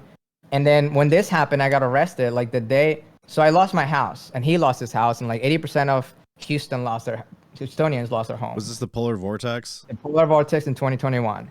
It was incredible. It was a life-threatening circumstances. Out in my house, it was below 20 degrees. So there was no power. The power went off for like 3 or 4 days. And it was like -0 outside and like 20 degrees inside your house. 20 degrees. And no power, no way to keep warm. I had a fireplace, so I was burning shit left and right. And at the end of the day, pause real quick. So you went from Connecticut with your friend, and then you guys both went down to Texas? yes. Okay. And then the polar vortex of 2021. We lived in Houston for about North Houston for about a year, and it was really good, really nice. Houston's pretty cool. He lived like a couple houses down from my house. Okay. And so we were in the same neighborhood. Every house in that neighborhood was destroyed, along with the neighborhood surrounding, and it was incredible.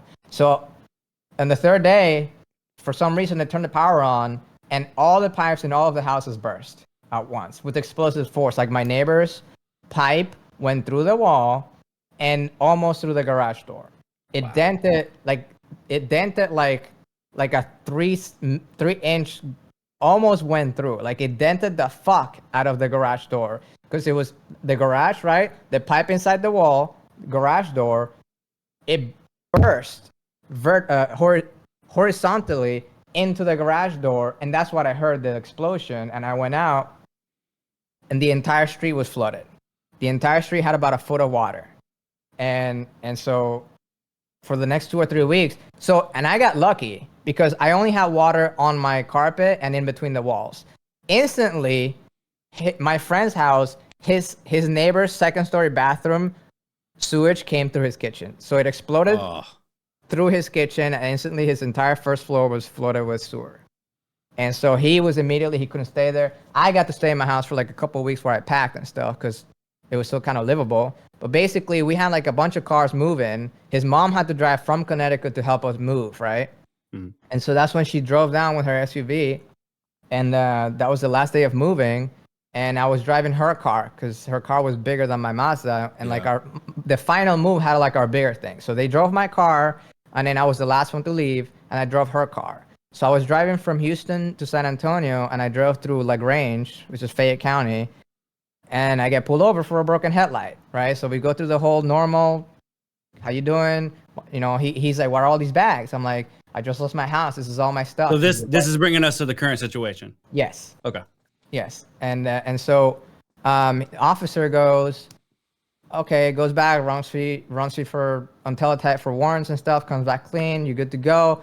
But I'm gonna search your car because I smell marijuana. And I was just like, what? And he goes, yeah, I smell marijuana. And I attempted to say, well, the Supreme Court has ruled, and I was trying to sort of begin an explanation of why you can no longer use that legally. Like that's a violation of my rights. You can't tell the difference. Like weed is legal here in Texas as long as it's below 0.3%, and you can't tell the difference by smelling, right? And he let me go about maybe 2 seconds, and immediately went to a very aggressive, I'm gonna get in your car whether you like it or not. And I was actually on the phone with my buddy, right, my friend, and we were on speakerphone, and he heard it too. So I don't know what happened to this day. I felt like he either tried to open my, so it got to the point where he was like, I'm gonna use force on you whether you like it or not. You're gonna get out this car, right? I've had friends, like my friend Scott was murdered by cops, and his family was harassed. And then I have seen this happen many times in my time in law enforcement since 2015 until this day. I keep seeing it every day. I see videos of stuff like this happening, right? So I think he either reached for his gun or tried to open my door. But I saw motion and I heard something. And it was in my mind, I don't know, maybe that's why I went for it, but it was kind of like that motion. And everything in that circumstance was telling me that this person was about to use force. And when I was a cop, when I was put into this very scenarios, I was reprimanded for not literally breaking the window and dragging the motherfucker out. Okay, because that's what they wanted me to do, and that's how I was trained. And there's no talking. Once you tell the dude to get out, he has no rights. He's now basically an enemy combatant. And then they can figure out in court. Like, I had a big issue with that. And so I felt like this was about to happen to me. And so I immediately did what I was trained to do as a law enforcement officer, which is create distance, de-escalate the situation. Mm-hmm. I drove away, immediately dialed 911 and said, hey, how one of you guys on a traffic stop is, I can't remember what I said, but I was like, within me driving off, like 20 seconds into it, he had a guy in his car and had basically accelerated incredibly and was about to ram me off the road. And so when I see the lights, it wasn't like he was getting behind me. It was like he was going to ram me. I dropped the phone and he almost ran me, and I moved to the right and I barely kind of like, I don't know if he passed me for a second, but it was, I would say within a foot of my bumper. Right. And so at this moment, I definitely felt like my life was in danger, and I did not understand where this aggravation and hostility and violence was coming from. When I was an officer, you're not allowed to chase. You're not allowed to chase unless there's very specific circumstances, like a fleeing felon type of thing. And I have been in chases where my FDO ordered me to chase somebody, and I said no, and he put the lights on, and he's like, go. And so, and then they'll deal with it later, right? But there's SOP about it, right? And so I ended up, pulling over, gave up, no worries, right? Like, I got arrested, full felony stop. They searched my car. Immediately, their demeanor changed.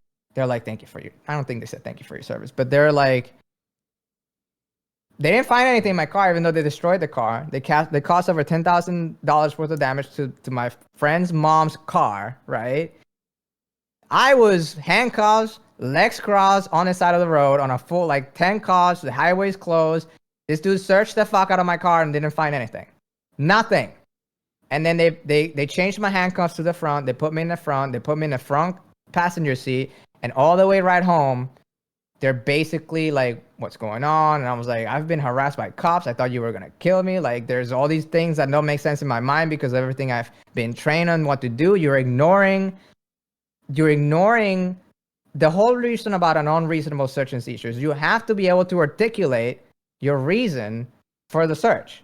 And he did not allow me to articulate myself. Say, hey, you can no longer, he's like, I'm going to use force whether you like it or not, and then have the courts decide who's right or wrong, right? Even though we know that cops don't lose that because of qualified immunity, right? So I knew legally that officer was lying to me. What is qualified immunity? Qualified immunity is basically if a cop is a defense for a law enforcement officer for them being sued, basically. It's them saying they can mess up even if they're wrong, kind of based on what is it called? It's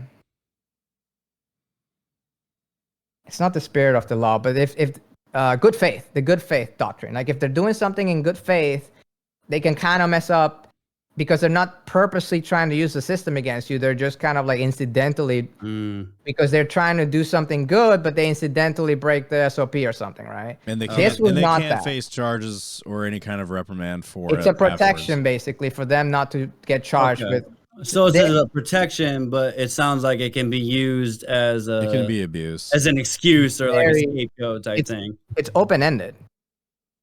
Yeah. It's qualified immunity. It's you have to go to the Supreme Court and basically like I think even the George Floyd officers, they might have got Okay. it. I It see takes what that you're saying. level. I think after that, I can't remember if it was them or some people in that department or another agency. Right after that was the first time I'd heard officers being their qualified immunity being questioned and stuff like that. So it's that type of level, right? That you have to basically go to Supreme Court to prove that an officer violated your rights. Okay. And so before we get too far, we'll take a break at the ride to the station essentially. So we'll take a quick break and we'll come right back. Regiment in this podcast is also partnered with BR Paradox. BR Paradox is a company that specializes in custom-built PCs. So if you have an idea for a cool custom-built PC, they can definitely give you the hookup on that. But if you're not in the market for custom PCs, BR Paradox has a wide array of pre-built PCs that you could choose from at great prices. And if you're not in the market right now for a new PC, BR Paradox will definitely hook you up with an optimization. Optimizations take around 10-15 minutes to do, and they're very awesome. I highly recommend them. I had my PC optimized by them, and it's never run smoother since. BR Paradox also has a list of renowned customers ranging from LeBron James, Chris Brown, members of FaZe Clan, and even Angela White from your favorite orange and black site, if you know what I mean. So head on over to brparadox.com to get yourself a PC today or an optimization. And remember to use promo code REGIMENT at checkout. That's promo code REGIMENT down here at checkout. All right, so we're back. So we were just talking. We were just talking a I was little about bit. to ask. I'm like, have we come back yet? Yeah, we're back. So we were just kind of talking about before we got back from the break about how just like everything that you've been kind of going through, and how it's a lot of times I'm sure when you tell this story, especially when it comes to the fleeing portion of this, a lot of people will be like, well, why the fuck did you run? Of course, like that's, you don't run and stuff. But a lot of people don't understand that there's, especially in small towns. Oh yeah. When cops have nothing and this is, I want to premise this, that this isn't a fuck all cops kind of thing. There are a lot of good cops out there and a lot of good departments. I've seen them. I'm sure you have too. And I'm sure you've worked with some, especially doing the whole search and rescue thing for the hurricanes and stuff, where there are a lot of good departments out there that, are legitimately doing the right thing. I noticed that a lot of small towns, it tends to be the opposite. And they also hold all the power too, and underfunded towns too. This is why I brought up the whole underfunded thing. Like the whole funding thing was like, but it's the whole thing. It's like what you're seeing in the military happening right now. It's not the soldiers, but it's also not just the leadership. right. There is a sort of like all around encompassing of fuckery happening. Yes. Right? And that is, yeah, you're right. They're not all bad, like you say, and all these things. The problem is that there's a perfect fucking system around it to keep it that way. Yeah. Right. And so that's where the issue comes into, like, well, the people who aren't bad, but their inaction is facilitating this to happen. So we start having that discussion, right, about the whole, well, I wasn't you know what I'm saying? Like, I would just do my job, right? Yeah. And especially like I said, with these small town departments and stuff, like when you're in a situation where, the officer is like, I'm going to get in your car no matter what you want me to do.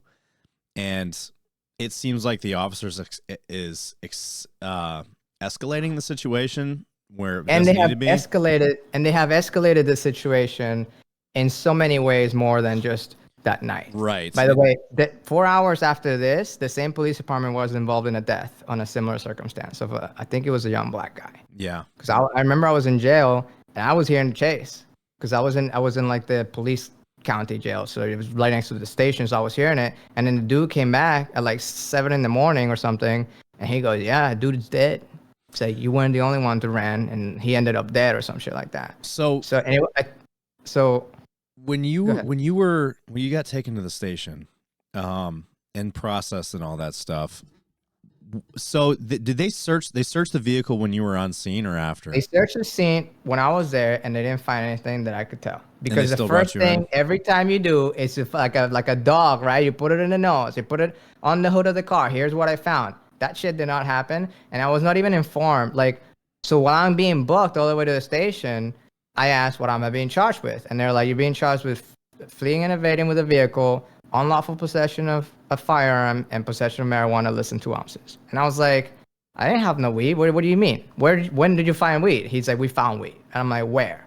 He didn't tell me. I was like, how much? And he didn't tell me. I'm like, how much? He's like, enough. He said that to me. We found enough. And I was like, I know there's no weed in my car. And so, then I was like, why am I being charged with unlawful possession of a firearm? Like, this is Texas, and I have a permit from Florida. I don't have any restrictions. And like, well, you're not allowed to possess drugs and guns, right? That's what they're going with. I'm like, but I didn't have any drugs, right? So I get arrested, charged with the things. 6 to 8 months go by. During this time, that police department called my friends and my family and harassed them to the point where we had fights between me and my family. I did not speak to my mother for like 2 years, and I have physical fights with friends and family because they were being scared to death by these fucking departments, threatening they're gonna come at you, we're gonna take your guns too, where you guys are fucking domestic terrorists, you're gonna, like, all kinds of like incredible shit. And so I, knowing that I did not have weed, seeing that they didn't find any weed, because they searched the car, this wasn't like the whole highway was stopped. It was like at night, so it wasn't too many people, but they searched they ripped the seats open and broke the car, and they did not find anything. All right. And so 8 months go by, and I finally, like 4 months into it, I'm like, stop harassing my family. I'm not gonna show up to your court. They gave me a court date. I'm like, I do not believe you. This is lawful. I gave him a whole thing about, I mean, I had to study this stuff, and I can't recall it now, but I mean, I did a lot of research on like the legalities and illegalities of a department that once they violate the crime against you, they can no longer be the moral authority to continue to prosecute it. There needs to be like a third party auditor. There's all these things that people don't fucking know about that I brought up. And so I was like, I do not recognize this is a lawful, just like that night it wasn't a lawful command. This is not a lawful court, and I'm not going to go to court. And I did not show up to court. I said, I'm not going to show up to court because why am I going to show up to court for? You're charging me with possession of weed, marijuana, and you're going to show up there and not present any weed against me. And that's what they wanted me to do. And because they never have presented any weed against me, by the way. To this day, they dropped the weed. So I didn't show up to court, right? I understood, obviously, that they were probably... There's probably going to be a warrant for that. This was also while the whole Afghanistan and Kabul thing was happening. So I felt very betrayed. And everything with the whole politicians, it doesn't matter which side. Like it had begun in my law enforcement time, but over the years, I came to recognize that whatever virus controls Venezuela and Somalia, it's not only here, but we might be the patient zero. And it might be that they're the spread, right? And it's whatever's happening, it's happening here in a worse way than we can imagine. And so that kind of I had been presented from my point of view, from my observations of what I'm gathering with everything in my life happening.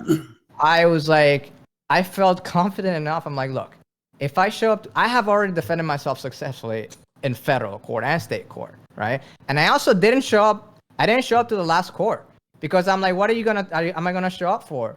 You're gonna tell me the case is dismissed, and they dismissed the case on a post-it note, right? So I told them, I don't recognize your fucking authority of what the officer did that night, of the entire chain of command onto this way, because I kept bringing things up like, hey, where's the chain of evidence? Where is the evidence? How am I being charged with this while I'm not fitting the elements of the crime?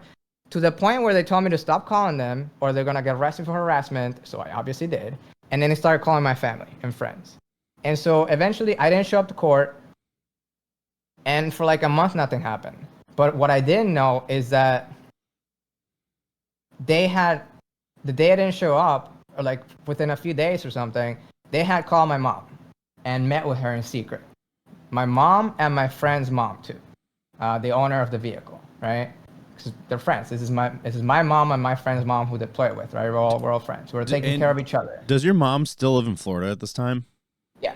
And your friend's So mom lives. she has flown to Texas, to San Antonio, to help me out because when I was arrested, I was hurt, and so I had a lot of health issues and stuff. Like my body was damaged, and so she came to help me and with everything. And so she was here in San Antonio, and so that's when they met with her, and they basically told her, I don't know what they told her. All right, from what I'm gathering is that they scared the fuck out of her. They said there was a deal made. They're like, if you sign this, we will drop all the charges on him. And she's like, what's this? And I can't remember what happened, but like basically it's an emergency apprehension order.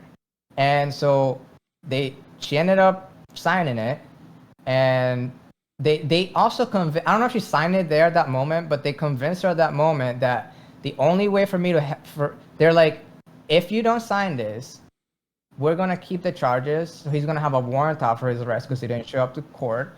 And being the way he is and the climate in the country, he's gonna get pulled over and he's gonna get killed.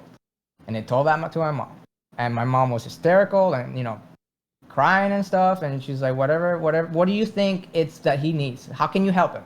And they go, we can help him if you sign this thing saying that he's fucking crazy and he's a danger to himself and others. And he's like, I've never felt that I should. This is not a thing that my son has, and this is the only way we'll drop the charges. She signs it. They had to drop the weed charge and the gun charge because there was no marijuana found or presented as evidence, and they had to drop the gun charge because I am a lawful carrier, right? And so I was lawfully carrying that night. The whole unlawful carrying, it wasn't even on me. It wasn't like I used it it was in my car because I was moving. You know what I'm saying? It was packed away in the car with like my underwear and everything that was strewn across the floor, right? And it's like wasn't even on me, obviously. And so since I didn't have any marijuana, they had to drop the unlawful possession because I'm a lawful possessor, and dropped. So the day I didn't show up to court, instead of them issuing a warrant for me not showing up, they had to drop 2 of the fucking charges. And then they had to do this whole loop around with my mom. And so eventually they kept the evading charge. But I didn't know that, and my mom didn't know that. And so when you had driven away from the cop, when you basically felt like your life was in danger at that point. Yeah. Which was when the moment he gave me a non-lawful order, I tried to create distance and to prevent the situation from escalating. So they kept that charge to a point. Yes, they kept that charge, even though it's because they could justify it. They could say he left the scene. So technically, I don't even qualify for the state statute, and I have it here, but I'm not going to show it because it's complicated. But basically says, and my attorney actually told me this. He's like, the state statute in Texas for the fleeing, evading with a vehicle that you have is a class 3 misdemeanor, and you kind of don't even fit the elements of the crime. Because the first element is that the person has to willfully disobey a lawful order and flee from a law officer. The moment that officer lied, whether he liked it or not, he lied. Okay, he said he can tell the difference. He said I can tell the difference between marijuana and hemp, which is proven not to be correct. And then, where is your warrant? You can't come in here without a warrant, right? He's basically using that to create his own circumstances of a warrantless search, which are very complicated and supposed to be rare occurrences, but they're so easily like woven into place however the officer wants to, right? Okay. And so I recognized that was happening, and knowing that I didn't have weed, right? It's like there was nothing I could have said to him. I remember you had mentioned that you said you had there was the 911 call that you have on record as well. Yeah. I called 911. I asked for more officers. I told him to please back up. He's trying to fucking kill me. But I mean, I only had a few seconds because, like, again, the first time he came at me was so violent that I think what had happened is I dropped the phone and I grabbed the steering wheel and I immediately moved away from his Ram. And I think he slowed down a little bit on my rear bumper and immediately got behind me again. So he wasn't even he wasn't gonna, like, if I wouldn't have moved, he would have hit me. You know what I'm saying? Yeah. Like, even if he didn't want to hit me, he had enough momentum that if I just would have slammed on the brakes, he would have like slammed into the back of my, right? And like, I didn't just take off super quick. I drove away. right? I drove away and I'm like, I gotta call 911. I gotta get more people here. Like there's a process, right? He had my license in his hand. Like I know who he know. Like I know he knows who I am. Like I know that I'm not running away to Mexico. I felt like that moment that dude was seeing red. And I've seen this while I was in law enforcement, and I've seen people, like I've seen how this can end up in death. And I felt in that moment there was nothing I could have said. Like I was in danger, and that officer. But here's the thing: why didn't I just let him search my car? Right? I have had unlawful searches and seizures against me every time I've been arrested, and I have disputed every single one and won every single one. And they haven't searched my shit legally not once, which I take offense to. So you're just gonna do it, and then if we just disprove it, you were wrong. Whatever. And it's like, no, like you need permission in the first fucking place, right? Like I didn't go to fucking Iraq with one or two or the start of Texas or the start of fucking Florida or on my shoulder. I had all 50 fucking stars. And I didn't go over there to learn about all the laws and everything that doesn't exist in Venezuela that I was idolizing when I was growing up in Venezuela. I'm like, this is America. This is where the home of the, right? The land of the free and the home of the brave and everything that they spoon food everybody in South America about America being the greatest. I fucking, you know? And then I get here and I'm like, hey, these are like basic tenets of the law, like, right? Like you need a warrant to get in my car, right? Like, yes, I need a warrant. Okay, do you have a warrant? No. But I'm gonna get in your car because I smell weed. And I'm like, what does that mean? Like you're like there's and like this has been proven in court, right? And it's like this is just the thing is they're using the ways that it's always been since the 30s. Like weed has always been bad. So they're stuck in this sort of like they don't want to evolve with the times or something, and we're just gonna do things the way we're gonna do it. Yeah. And like when I went to court, right? Like so, to finish that off, like so, I didn't show up to the court, and then we left off with your mom. They were keeping the same. Sorry to throw you off track there, but they were talking to your mom, and they were keeping the evasion charge. They didn't tell her that. They told her they dropped all the charges. If she signed it, she signed it. They came and got me. You were saying that they were keeping the evasion charge. He found out after. They secretly kept at the same time. Charge. Yeah, they didn't tell my mom they were going to keep it. They told her everything was going to be good as long as she signed this. And so they had caveated, because we want your son's best interest because he's a veteran. All we want is for him to get mentally evaluated.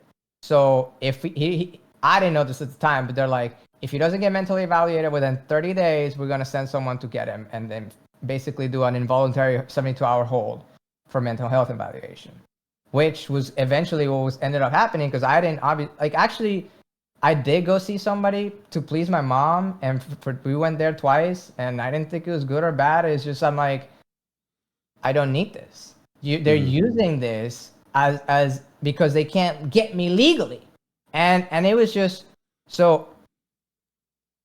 Then they had another police department run surveillance on me. And then they followed me to Walmart, and that was the whole Walmart incident. That officer knew that I had a warrant, so they reactivated that warrant. So even though I've already been arrested. What was the Walmart incident? I know we know, but we had talked about it more off. Well, before that happened, though, your mom signed this essentially, which was a red flag law.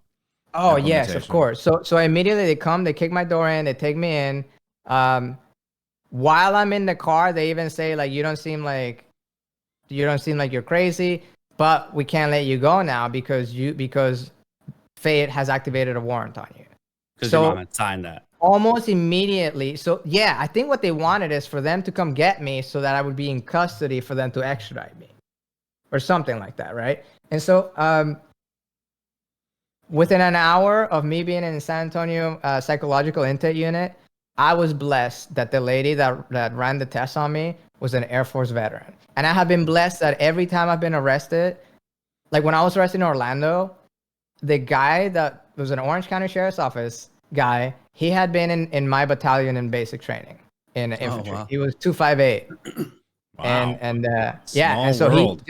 He knew because I was so scared that I wore my basic shirt hoodie, which says my class. And he's like, whoa. Right? And he's like, I'm gonna take care of you. He literally ran me through the prison in and out because I did a walk-in. It only took like 6 hours. But he really helped me out. I've always been blessed. So the Air Force lady, within 5 minutes, cleared me of any schizophrenia. And they're like, I don't know who wrote this. She gave me the paper. She's like, this is your emergency, which I have, apprehension order. It's like when the cops asked my mom what's crazy about him, she's like, well, she didn't have anything. She's like, he felt, I think one of the things is written is like, he felt sad when the Kabul thing happened. And I was like, and I looked at the psychiatrist, it's like, that was a huge thing. Like, did you not see the people falling from the planes? Like, that was fucked up. I saw that and I was like, that's fucked up. I think every vet during that whole thing felt some kind of way about that whole incident. You know? And even though I wasn't in Afghanistan ever, I even felt like a sense of like betrayal, and you hear it all the time, especially from the Marines that were there during that whole that we're talking about how there was one I saw where the Taliban were complaining to the leadership about garbage being everywhere, and the Marines were being told that they had to clean up all the trash because the Taliban were complaining about the trash being everywhere. And they were like, we're literally cleaning up trash for the fucking enemy. And I mean, what does that do to somebody who's lost friends or has, you know, like I know what it exactly. So naturally, yeah, the whole trying to use he was upset about the Kabul thing. I think they were, and he told me that like they're using it as justification. She handed me the paper and said, I think you should have this. Go pick up that phone and you're gonna speak to the 3 magistrates over here. And she directed me, and she like she had guards. There was a point I'll never forget in my life. So it was very violent. San Antonio County Jail is a fucking hellhole. Like, it's kind of like a South American prison. And people were getting beat left and right. Like I would have gotten beat if I would have said for speaking. Like, shut up once. One word, baton to the fucking side. Straight up. They were doing that shit for hours and hours while I was waiting to, right? And so while I was talking, she tells me, you don't have any of this. This is like crazy was happening. Go over there. I'm clearing you. Within an hour, clear me of any type of mental health issue, because I was very logically, within those 5 minutes, I told her kind of like what was going on. It wasn't like this, like I'm experiencing a lot of like, I guess, back trauma, but like when this was happening, I was very logical. Like even my attorney tells me, like, you're telling this dude about the Supreme Court during the stop. Like no one can argue that you didn't know that before it happened, because you said it, and then if you violate my rights, I have the right to defend myself. I was taught that as a cop, right? The moment this happened, I'm not saying this happened in my agency, but it might have happened in one of the agencies, right? Around there. That a cop arrests a hooker, right? And then on their way to jail, gets some sexual favors, right? Guess what? The moment you violate that person's civil rights, because they can't consent under detention. You cannot consent while you're detained. So, right? And so that moment you become an armed assailant. Like the police department will throw you under the bus, and you now become a criminal because you're not committing a crime and then violating that person's rights. So if a cop like pulls you over and says, I'm going to kill you, or I'm going to rape you, or I'm going to do something that you fundamentally do not agree with, you can either let it happen, or we can fight.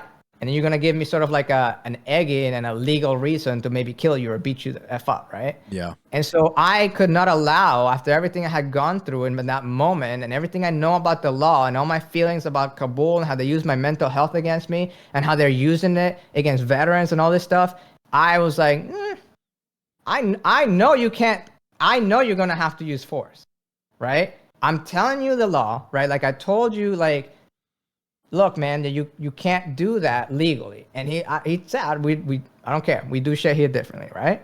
And so I would have had to like give my soul in that moment. And like, again, they didn't find any weed, right? Yeah. They didn't find any weed. They're showing a picture of what looks like a grinder with residue on it. I've never seen that grinder. They didn't show it to me. By the way, has not been presented into evidence. I was about to ask, did it get presented in evidence or in court? Not only has it not been presented, but I asked for it 2 weeks ago when I went to fucking court and they denied me. I asked, it's like, show me. Nope. And not only can we not show you, the statute of limitations has passed. So even if we did find what we're going to trial for, we cannot even longer introduce it. And this is coming from the court and my own attorney. I'm triple sure on this. The statute of limitations has passed. And the only charge on me is the evading, which are basing on the smell. But here's the thing. The cop can't tell the difference between the legal weed they sell here and what they might call marijuana, right? So when he says that, whether he likes it or not, whether he really believes it or not, he legally couldn't have told the difference, thus making the search unlawful, meaning giving me all my rights to protect myself against an unlawful search and seizure. And I am voicing this out to the cop before it happens because I have seen this before happen. I've been fucking ordered to do this to people. And I voiced my words with my supervisors and they terminated me for it. Okay? That's what I'm saying. This was a battle every fucking day, was me talking to you like, hey, like a fucking know-it-all, like, hey, you know, guys, like, I didn't want to be that guy, especially in my probie time. But shit was real, bro. Like, shit gets real quick when you take someone's liberty. So, like, I got to witness people lose their fucking... Like, I've had to take the life out of, not kill, but remove them from their life. They missed the birth of their child. I have to go to court and find all this out. They missed the birth of their child, being in prison for months when they shouldn't have been, right? And they were like, the court wanted to give him like 3 years for a crime that I knew wasn't a crime, that I knew was a violation of his rights because my fucking FDO had me go through this motherfucker's phone without a warrant. You can't go through people's phones, all right? You're right. And it's like, no, like, put me on the stand. I'm gonna say this, and so I was very passionate because I got to see and experience, like, no, I'm not gonna be like, I'd already been through the whole Iraq shit with the kill teams and all the bullshit, like, you know, the whole thing, right? And then, like, I'm not gonna be your fucking patsy, motherfucker. All right, I'm here to fucking uphold and defend the Constitution. That's what I'm gonna do. I'm here to protect and serve. I'm here to be the city. It's like Batman. I will go to people and be like, I'm the city. Use me. You got plumbing issues? I'm going to go to 120 Malabar Street because that's City Hall. I'm going to go to, which I've done this and I did this. Hey, this citizen has an issue with this, or it's zoning, or, and that's what I looked at myself. Like, I am an extension of the city. If I'm not, obviously, if you're a fucking hardcore criminal or violent thing, I'm going to stop you. But I'm not seeing everybody like that. Right? Yeah. So afterwards, how long did they keep you after the evaluation?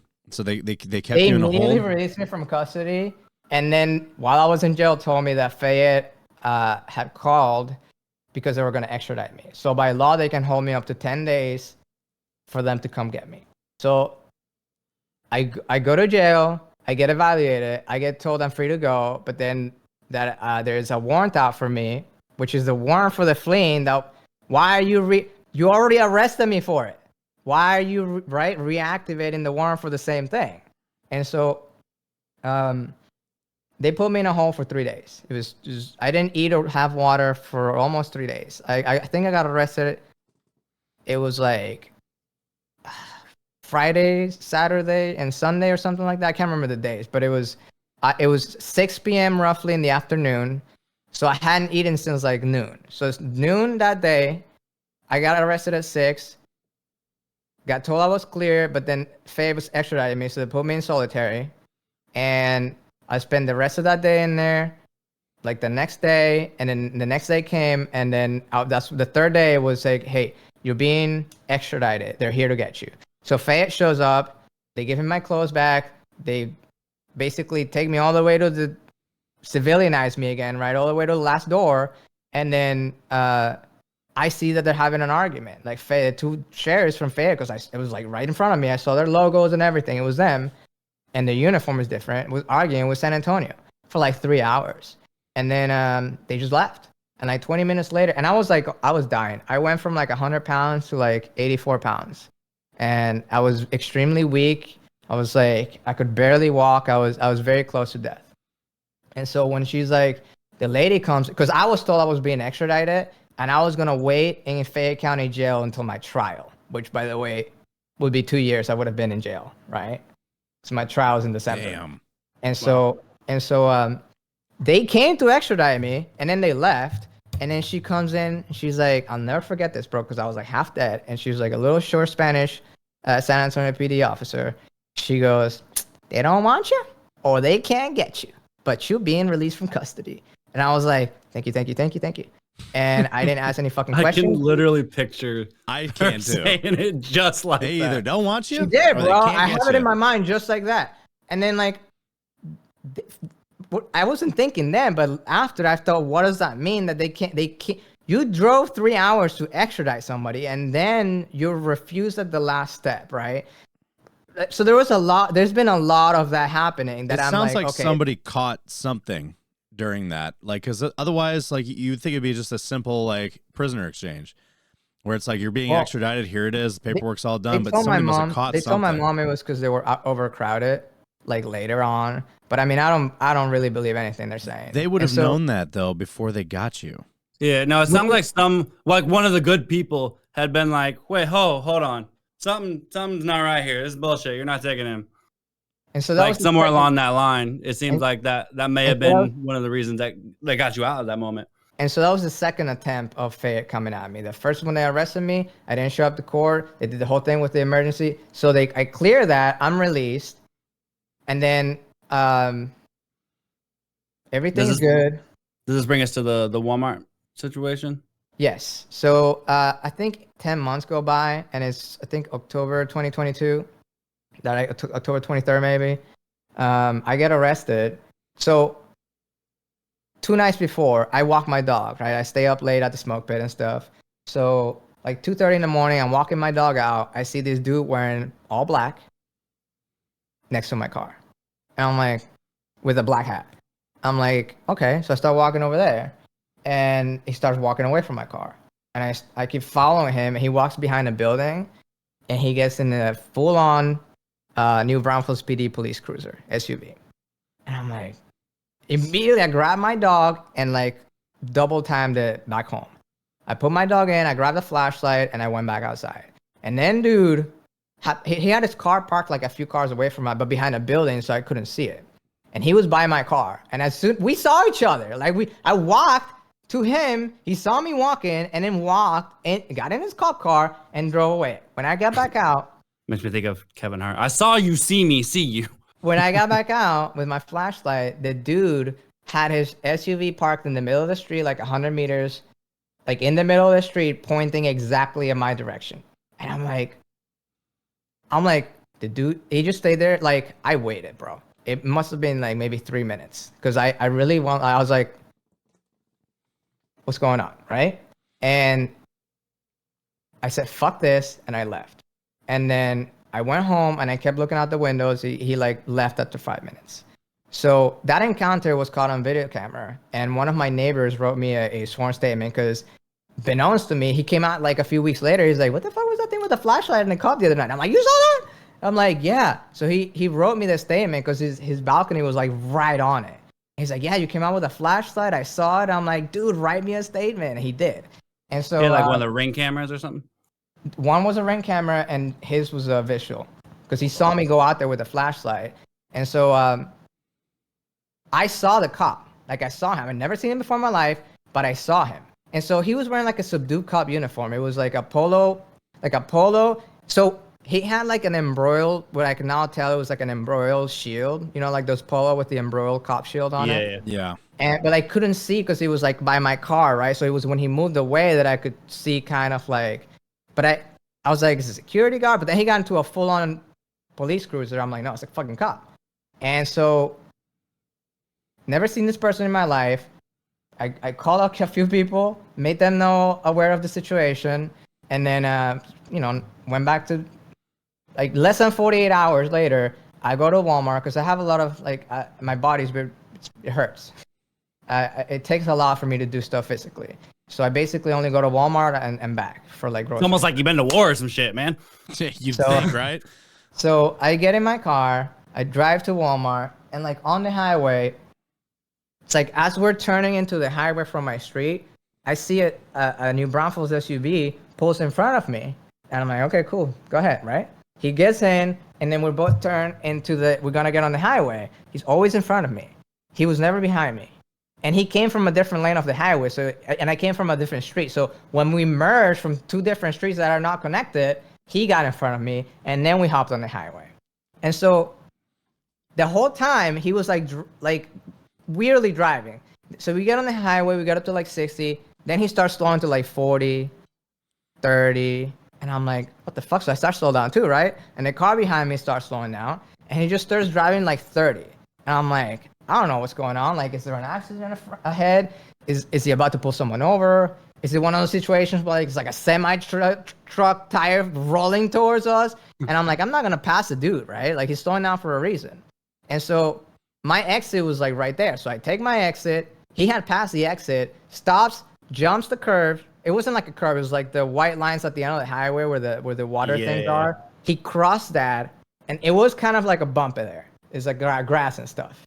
He jumped that guy behind me, and then I knew something was up. And then didn't light me up, like on my ass, bro, like a foot from my bumper. Okay, I'm getting to Walmart. So to where he can see your plates? Bro, he could see me. And I go one lane in the Walmart parking lot and turn around and go one way and then go one way. And he's just following me inside the parking lot. I'm like, okay, like, am I crazy? Like, is he looking for a parking spot and just happens to be behind me? Like, what the fuck is going on, right? So I'm like, okay, I park my car. Dude parks his SUV in front of my car and stares at me for like 10 seconds with a look that I can describe as, I'm going to kill you. It was a sadistic look. It was a look that put me in a situation where I wasn't ready for it was like someone's trying to harm me now. Like, it was something I felt. You know what I'm saying? Like, I don't know how to describe it. And so he stops, does that, 10 seconds stare off. And I go, I don't know, second 8 or something, I go like this. I went like this. He looks at me, and like a robot from looking at me, drives away. And I'm like, what the fuck? Parks 5 cars behind me. I'm like, what the fuck? I'm like, I got nothing to hide. And I'm shaking right now, and I was shaking then. I got nothing to hide. I call my friend, my buddy, right, and that we deployed together. I'm like, told him what's happening, and he's like, we're on our way. And so I'm like, I'm gonna get my fucking bread. I got my bread loaves. I walk back out. I get in my car. I drive off. Dude gets behind me. Again, I think I drove one time up and down just to make sure that he's really behind me for me, right? It's not some crazy coincidence that's in my mind. And then I felt, okay, this is going on for over 30 minutes. Like, I've been in Walmart for a while. I could have armed myself. Like, I was thinking as a cop, I'm like, something's not, like, many things are not adding up, right? And so I saw the gas station right there at Walmart, and I'm like, I need the thing which is why I drove away from the stop and was fair, is everything they tell you is if this ever happens to you, drive to a well-lit area or a gas station, which is what Lieutenant Nazario Caron in Virginia did, and sued the department on one, and that officer was fired. It's the same exact, you're allowed to drive away from a traffic stop under certain circumstances. And in fact, many people don't know this, but only the driver is detained. If you're a passenger and they get pulled over for whatever reason, you can literally open the door and walk away. They're probably going to arrest you, but legally they can't. So there's things like that you should know. And so, I lost my track. What were we talking about? So the cop was following you in Walmart. Was this during the day? Was this during the day? Gas station. So I drove to the gas station. I opened my door, one hand up and the other hand with my Constitution. This Constitution right here. Right? And I said, why are you following me? And I looked around, people started recording. This guy's harassing me. He's been following me. And then I realized it was the same cop. It was the same fucking cop that was at night less than 48 hours before. And here's the thing. I hadn't left my house in 48 hours because I don't go anywhere. It's only twice a week that I go groceries. Dude was waiting me out.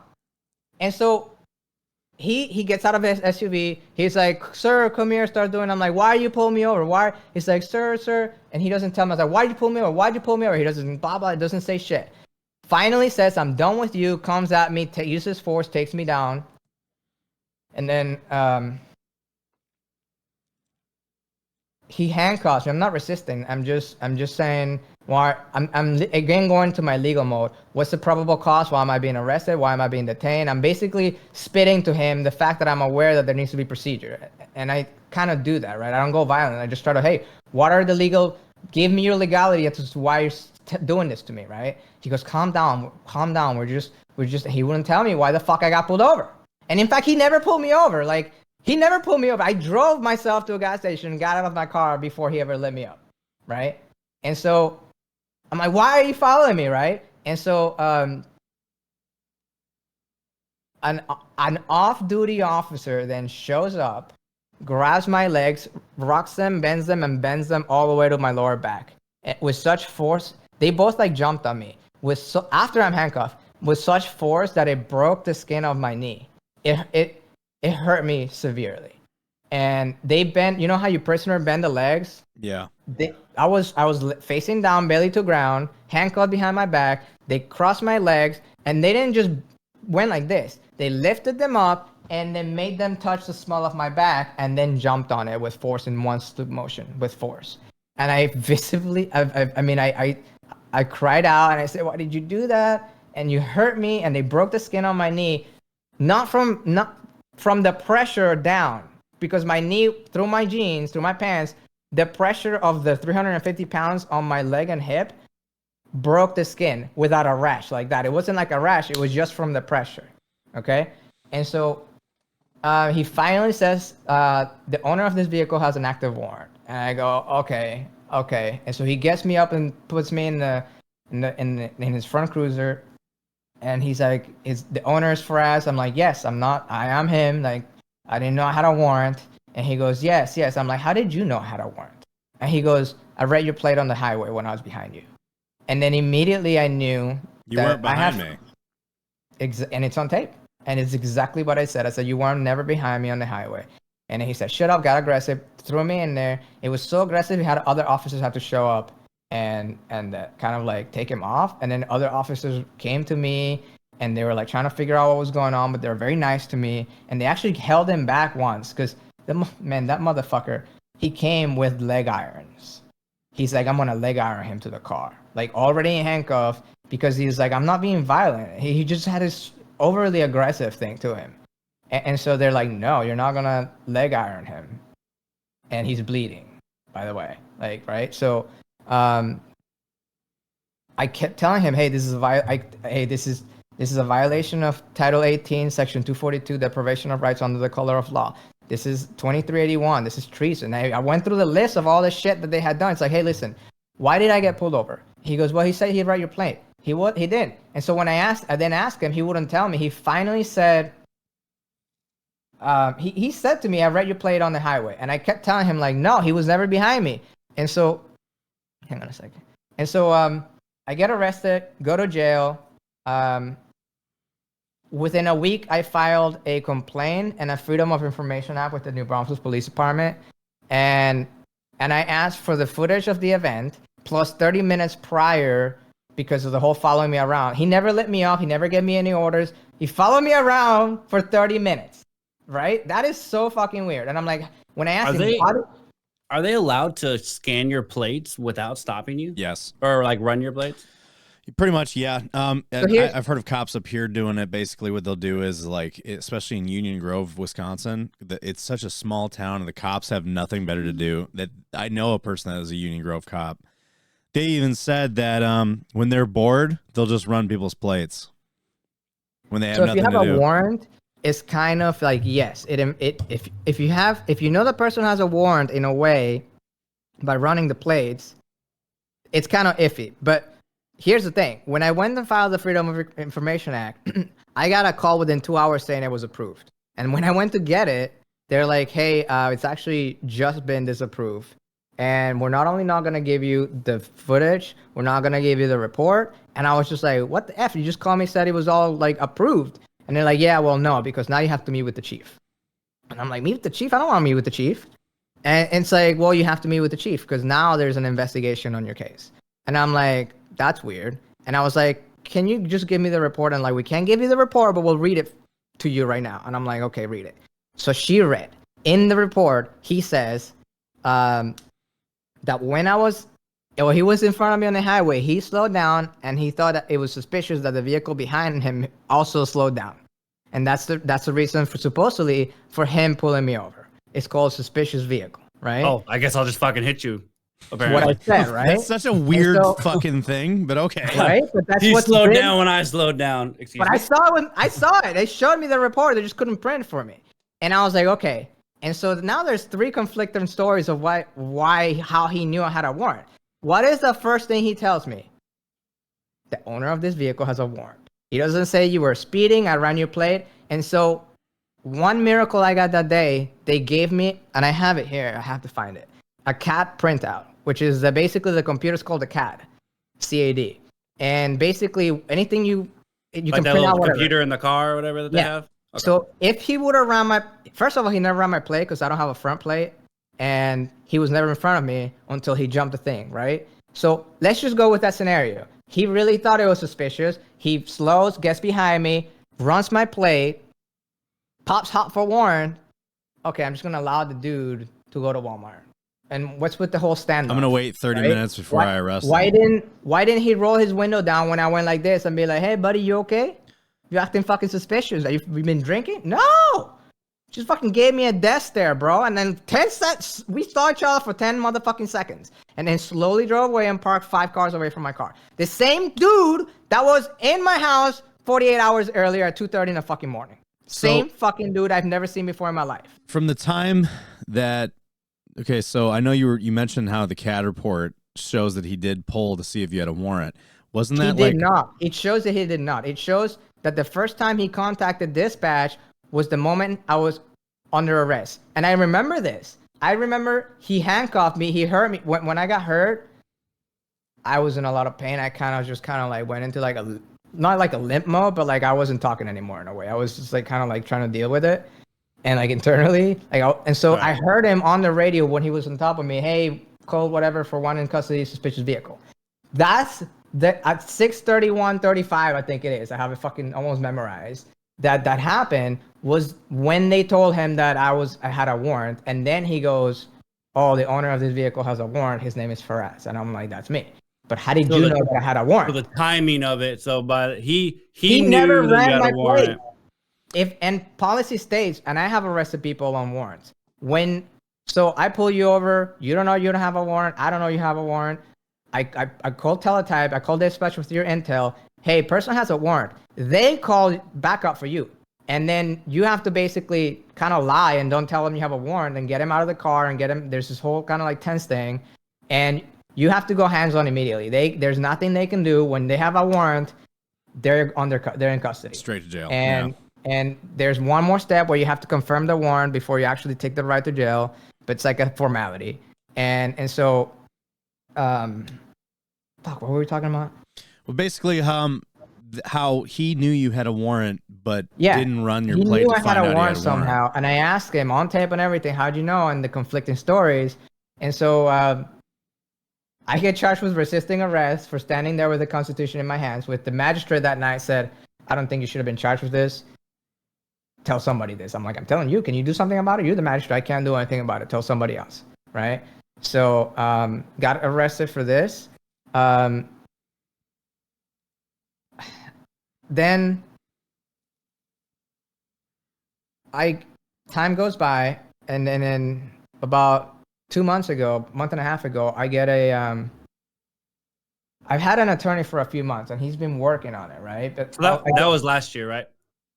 That was last year. That was October 2022. Okay. So I was arrested. Fayette arrested me that night after the polar ice storm. Then about 6 or 8 months went by when San Antonio arrested me while I was living in San Antonio. And then about 10 months went by and the New Braunfels arrested me here while I'm living in New Braunfels. Okay. And so that brings us to basically today. Since then, that was October 2022, I think. Okay. And so about a year ago, I get hey, you have court. And so now I'm telling my attorney, hey, like throughout this whole time, I've run an investigation and I have all the stuff I showed you guys and all the documents and saying, hey, there is a political war here happening between the district attorneys and the sheriff's office and the governor. And there's case law saying that the officers can't tell the difference. Like I know since 2019, they can't even use canines and they can't use the roadside test, because the roadside test, it's like, for example, a breathalyzer can determine that you have alcohol in your blood system, but it can't determine that it's vodka or tequila or whiskey, right? He's saying that he can technically detect those different things within the cannabis plant, which we obviously know he can't, and it's been proved in case law that he can't. In fact, the chemical test can't tell the difference, and the canines can't tell the difference. And so them using that excuse is called a deprivation of rights under the color of law. They're using the color of law knowingly a loophole to search a car because they're hoping to find something illegal to then qualify the original search and be like, well, it doesn't matter that he didn't find weed because he had meth or something, right? And so usually cops do that and no one fights it because, right? I fought at that very moment. I said, I know you do not have the legal justification to go into my car without a warrant, and the illegal excuse you're using for a warrantless search is not valid. I know that, whether you know it or not, and you're not going to get in my car without force. And I'm not going to use force against you. I'm trying to use the word. And he went force when I was using word. And so at no point did I ever raise during this entire time. I have been armed every single time. I have never raised an arm against them. I have not cursed them, not one time. I had not fought them. I had not punched them, even though I had the wrath of my death brothers within me that I have felt. Like, there's this whole thing that I have been dealing with for years. And it's like, it's so hard to keep that emotion from like a logical perspective, because I've brought so much logic to that to them and to the cases that I have won every single case. I've been to court, I don't know how many times, impossible odds. And then like when I went to court 2 weeks ago, I'm like, hey, we're here for you to dismiss the charge because there was no weed. Like, let's just get this over with. I'm 100% disabled. I have a lot of issues. Like, I almost died in the 3 days you didn't feed me, that you mocked me. I had a sergeant come and eat in front of me after they said they were going to get me food, and they just came and ate in front of me while I was at per arrest. But I did not get food for 3 days or water, okay? I lost 15 pounds in 3 days, or maybe not exactly, like 2.5 days. I counted in hours, maybe like, I don't know, 60 hours or something like that. So the marijuana. So okay, were they still trying to uphold the marijuana charges at this point? No, the charge was dropped 1.5 years ago. The same day that they convinced my mom to sign the emergency apprehension order. Right. So from that day, you've basically been trying to get the case that's been remaining of the evading. And I was told 2 weeks ago that I'm going to lose at a trial and I'm going to go to prison for 2 to 8 years because it doesn't matter if you go to court. Unless you I even plea show out. up, unless I plea out, because there's nothing I can introduce. There's no case law. They're not looking at the Constitution. I told my attorney, I can't remember the conversation exactly what he said, but it was basically like the Constitution doesn't matter to them. They're not going to even hear it. And if I go there a fourth, fifth time saying what you want me to say, you're going to get in contempt of court. And if we're already looking at a trial, we don't want to piss them off early. Which is which is insane to me, because it's like, I was like, you have not introduced any weed against me. And you use a weed that did not exist to take my guns from me for 2 years. They've taken my firearms. They've created a whole situation with my family, right? Unlawfully, I have been without due process, which is a violation of my 5th and 14th Amendment. No due process. I've been removed from firearms.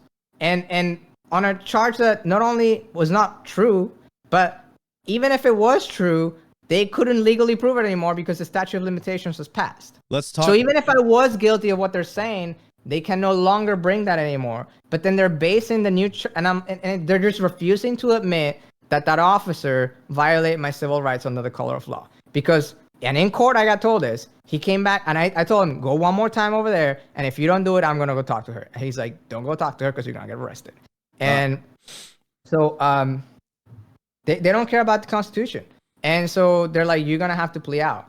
And so so they're basically telling you, like, it doesn't matter the amount of evidence that you have. I've brought we still say that you're wrong.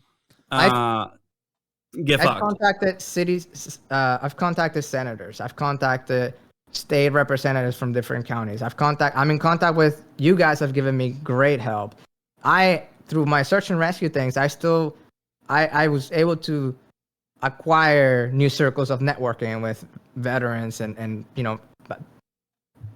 companies and stuff like that. And so I reached out and I pulled every favor I could pull, and it's the same. It's like, so in court I was told, if you win this in court, they're going to have to drop 80% of their workload, because 80% of the workload in this county is the smell of marijuana during a traffic stop or during some sort of stop. And you can't do that because you don't have the political power. Like, even like he told me, you can show up there. And I'm like, and I was so cocky, and I'm like, I'm just going to show up there with House Bill 1535, right? Let's bring that up. Mm-hmm. House Bill 1535 was passed here in 2019, which is it's called the Compassion and Care Act for Veterans or something like that. So House Bill what? 1535, which basically made hemp legal here in Texas, which since 2019, every gas station sells weed, okay? They call it hemp, they call it Delta 8, HHC, they have all these things to it. It's just like weed light. It just capped at 0.3%. It's just ways to not say weed, basically. Fuck that. Yes, it's the legal way for not to say weed, even though it's so close chemically to weed that the canines can't tell the difference, and the chemical test can't tell the difference. You have to basically run a terpene genealogically test on the plant. And so there is, and while I was investigating this with the district, I spoke with district attorneys and stuff, their offices, and got this on paper. The test that exists here, it does not in Texas. They have to send it to another state, and it takes like a year, and it costs like as much as the whole case costs just to do that one thing. So they don't do that. And they only do it in procedural cases. Let's say they get a trafficking and they get like 25 pounds of marijuana or something. They have to test all that. Obviously, they have to test it all so that, you know, the defendant can't say like, oh, you know, whatever, right? They have to test it for procedural reasons. And then that's when they send it. And it says it has to be more than 4 ounces. I was charged with less than 2 ounces and I had 0 ounces, right? To this day, 0 weed was ever presented against me. And so basically, if you were to win this case, they would have to drop all of their other cases. They would have to examine every stop. And they're like, we're not going to do that. Have you seen what happens to departments who do this because of lawsuits? Or like the George Floyd department doesn't exist anymore. And I've followed this over the years, and this is like the holy grail of them. If basically it's a department wide, that officer fucked up, so all his cases have to go away. So we have to now investigate all his cases and see whether he really all the way from the moment we hire him. I got it. But this goes to the entire sheriff's department plus the court system. And so it goes so much deeper, and so many trials and everything that they would have would basically go out the window. And there's currently a war right now. Texas is fighting extremely hard to legalize cannabis, and it's being obliterated. Looking in all of these, it's being obliterated. So let me switch to articles real quick so I can read this bill for the audience. And this one's a memorandum to mayor and council members. I don't think this is like statewide. This is more of like just a specific county. It says it starts off at their September 19th, 2021 meeting. Public Safety Committee heard a staff briefing on HB 1535 that became effective September 1st, 2021, as well as city drug testing policies relative to THC1. The committee members expressed an interest in allowing the use of low THC cannabis for their city employees, particularly for sworn civil service employees who may be experiencing PTSD. This memorandum provides an update on current findings and recommendations in order to better evaluate, address specific needs and requirements of the individual public safety departments, as well as to comply with the existing regulatory requirements. Management will keep the subject of the use of low THC cannabis as described in House Bill 1535 in the contract negotiation process. So essentially, this is like for like workers, but the bill was mainstream under the guise of this is for veterans. A main tenet of the bill is that it's meant for veterans to have access to what they call low THC. The problem is that they, in 2019, made weed legal without changing the laws. And then they're refusing to say we made weed legal. But here's the problem. Low THC weed still has THC. And their only way of testing can only tell whether it has it or it doesn't. It doesn't tell the concentration level. So you can no longer say, I smell weed, because you're technically legally now saying, I can tell the difference, right, between 0.3 and 0.4. And you can't. And is that what the word? They're not a fucking dog. They can't tell the difference. The document that you sent me about Governor Abbott talking about the Texas DAs, is that about the whole like you can't use the smell of marijuana anime as a it's all encompassing. And I have spoken to all of these offices, by the way, and I'm currently, here's the deal I was given, and I'm very thankful for somebody here in RG who gave me a very, very good conversation. And I was a little bit focused on throughout this whole time since the stuff in Florida that they used, they double jeopardy me and I beat them, and no one got, like, I had them on tape, on trial, admitting to committing perjury, and no one got punished. I never received my property back. and then I had to leave my state because they were threatening my life. And then like throughout this, I just feel like there's such a disregard for veterans. We're seen as like the enemy, or like insurgents or something. And it's like there's just a complete, I don't know how to say, like this authority at which they have come at me, and no one at any point has been like, hey, you question this person's sanity and this was disproven.